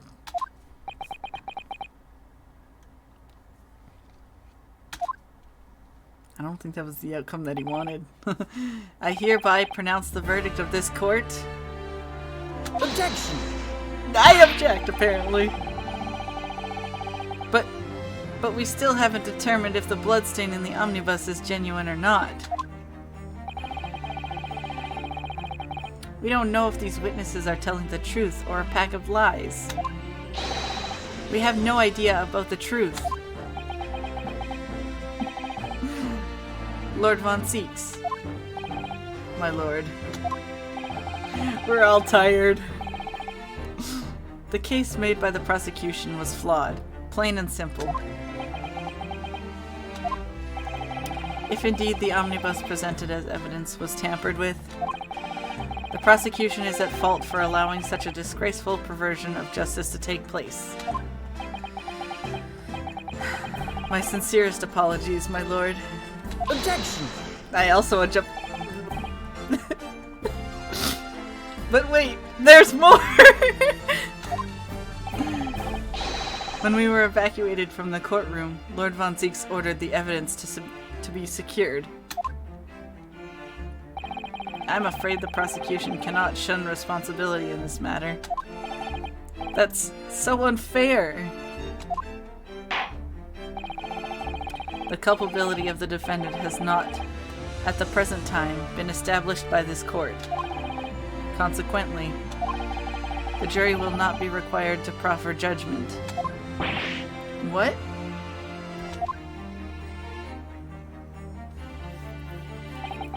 Well, Lord Von Zeeks, it's been a pleasure, so it has. And as for you, my dear fella, I couldn't have asked for a better defense. You mean to tell me this has all been a grand waste of time? 'Tis the law of the land, my good man. If you'd like to pursue this matter further, you can always go ahead and try to change the law.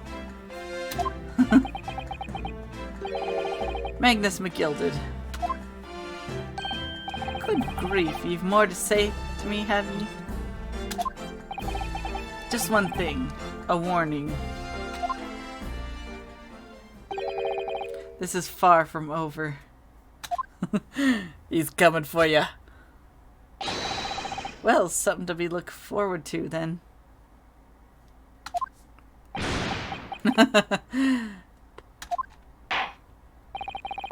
I hereby pronounce the defendant, Mr. Magnus McGilded, not guilty.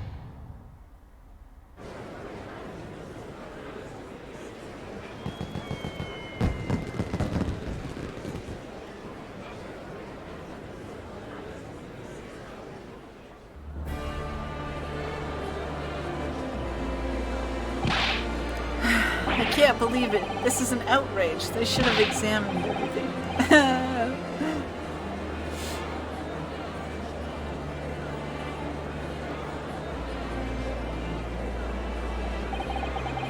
With the courtroom in pandemonium for the second time that day, the judge delivered his verdict. And my first ever trial in Great Britain came to an abrupt end. With the defendant being found not guilty, ostensibly a victory for us.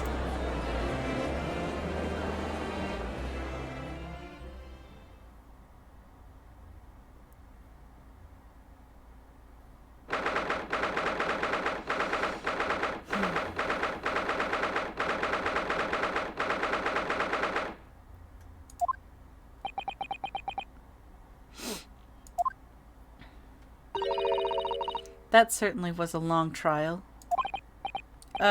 Yes, it was. Your first ever trial on foreign soil, and your first victory. It was a wonderful performance. My heartfelt congratulations. Congratulations! And to you, Mrs. Otto. Thank you for your assistance. I suppose we should be happy.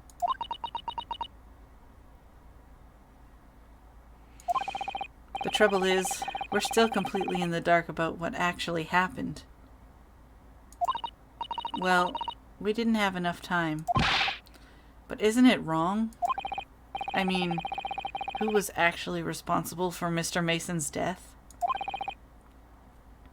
We don't even know that. The sole aim of the defense is to obtain a verdict that exonerates the defendant. You carried out your duty to perfection. Aye, that you did. Mr. McGilded. And that girl is with him too? Well, it seems the stories are true. Oh? What stories? About 6 enormous fireworks they do be letting off when there's a verdict of not guilty. I'm sure yous must have seen them now. Spectacular, wouldn't ye say? Yes, definitely. I'd heard it was a sight to behold, and to be sure it was. And I've you to thank, I suppose, for having an opportunity to see it. Oh, I don't know about that. I'm not sure I really did anything.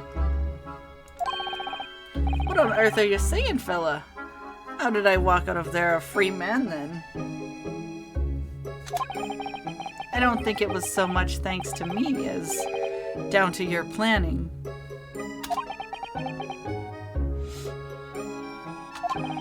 You're a straight-talking fella, aren't you? I must say, you had me astray in the head there once or twice.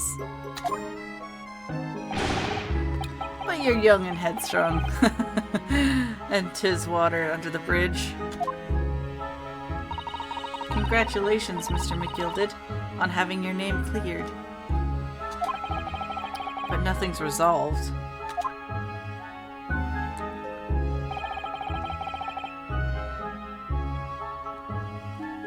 There's only one thing that matters to me. Oh? Aye. They've all seen that I didn't do that odious and obscene deed. 'Tis grand, is it not? I suppose it is. Now, the fine fellows of Scotland Yard can take matters in hand and sort out any wee details. They'll see it for what it is. They'll get to the truth. I have absolute faith in them, so I have. After all, I do be providing a good number of their wages with all the taxes I pay.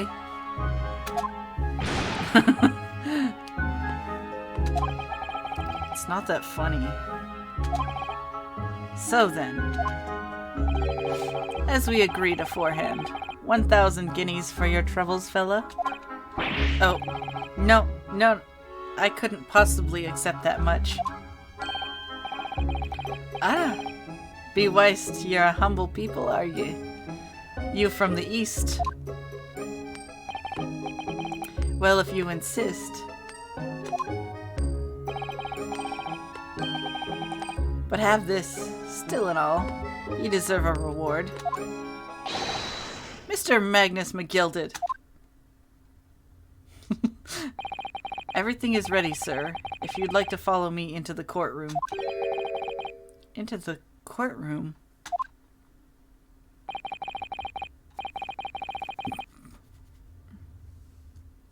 What is this, officer? 'Tis sooner than I was led to believe. I hope it's not inconvenient, sir.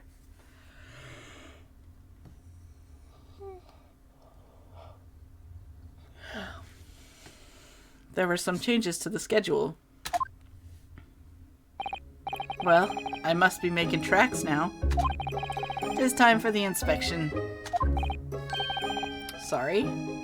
What inspection? You're going to examine the omnibus again, so I'm told. I asked if I could be present for it myself.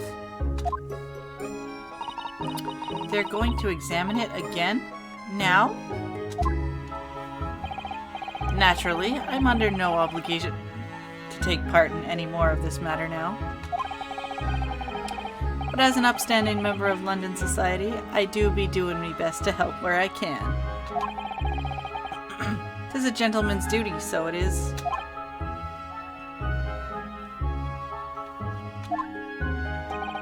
So then, fare thee well.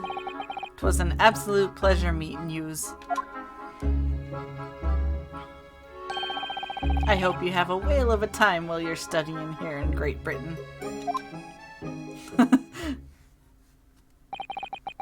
And there he goes, a free man.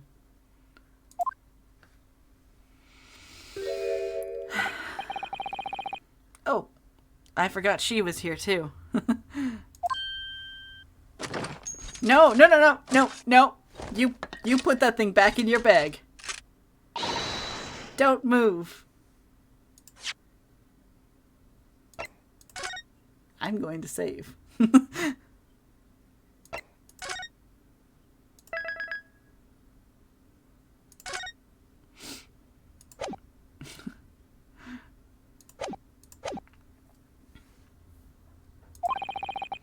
Whereas, I want to say, get a move on. She really does take forever to load that thing. Miss Lestrade, would you mind putting that thing down? You're a grown-up. Sorry? And I hate all grown-ups. Ah! There you are. Naughty, naughty. Running off like that. Is this some kind of picnic? Who's this little girl now? And taking that with you as well. I was looking forward to the trial run of my experimental smoke grenade launcher. Ha! She has an even bigger one? Oh, do you want to play? You won't beat me!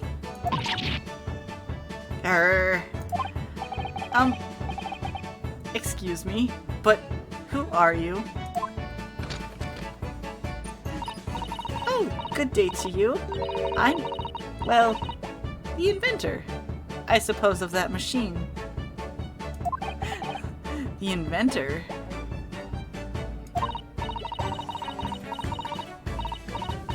Well, normal smoke grenades are so dull, don't you agree? White, white, and more white. If you have to be shrouded in smoke, it could at least be a pretty color, I thought to myself. Do we have to be shrouded in smoke, though? At all? I just took my eyes off for a moment, whilst I was changing into a different omnibus, and she pinched it. Luckily, I fitted it with a telegraphic beacon. What's it what? I have no idea what this girl is talking about. Anyway, you're coming with me now. Back to my laboratory. What? What for? To apologize, of course, silly. To my technician. What? You mean, say sorry? You must say sorry when you've done something wrong. Surely an adult has told you that before. An adult? I don't listen to no adults. Come along then. Follow me. Fine. Have it your way. Oh, good. You see, I knew you'd want to do the right thing in the end. I'm fairly sure that what she wants is not to get shot by that massive gun of yours.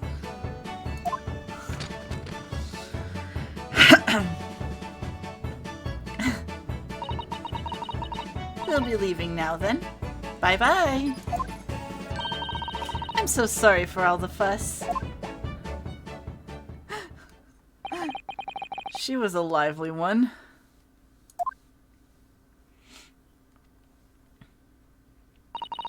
Well, do you think perhaps we ought to be on our way now too?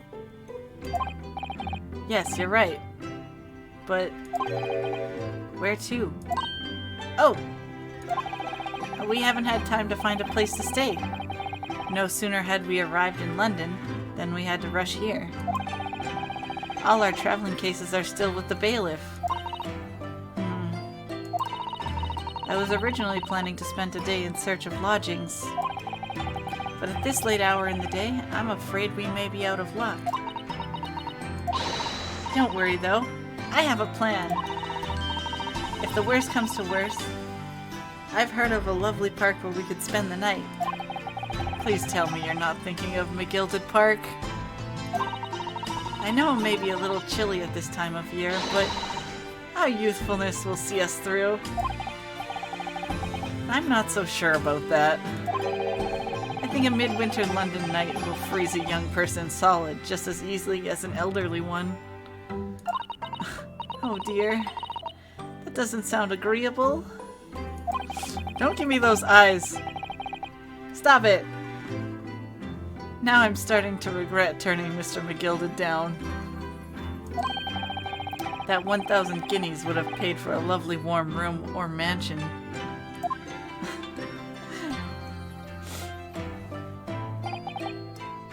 And so, the trial to determine my worthiness for the study tour was over by the end of our first day in London.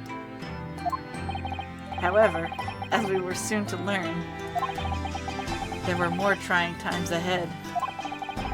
Just as the Reaper of the Bailey had warned,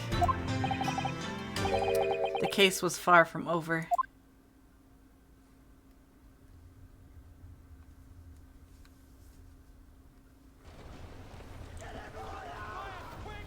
What's going on? Get the fire brigade! Water! What? Bring water, quick! What the? How did this happen?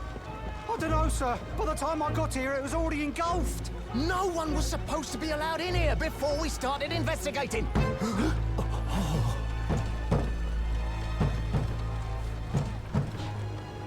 No. Oh, good God. There's Who's in there? Someone in there.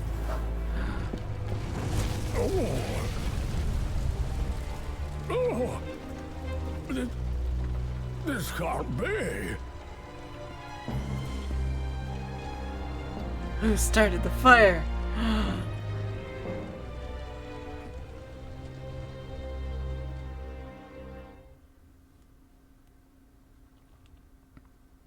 Well.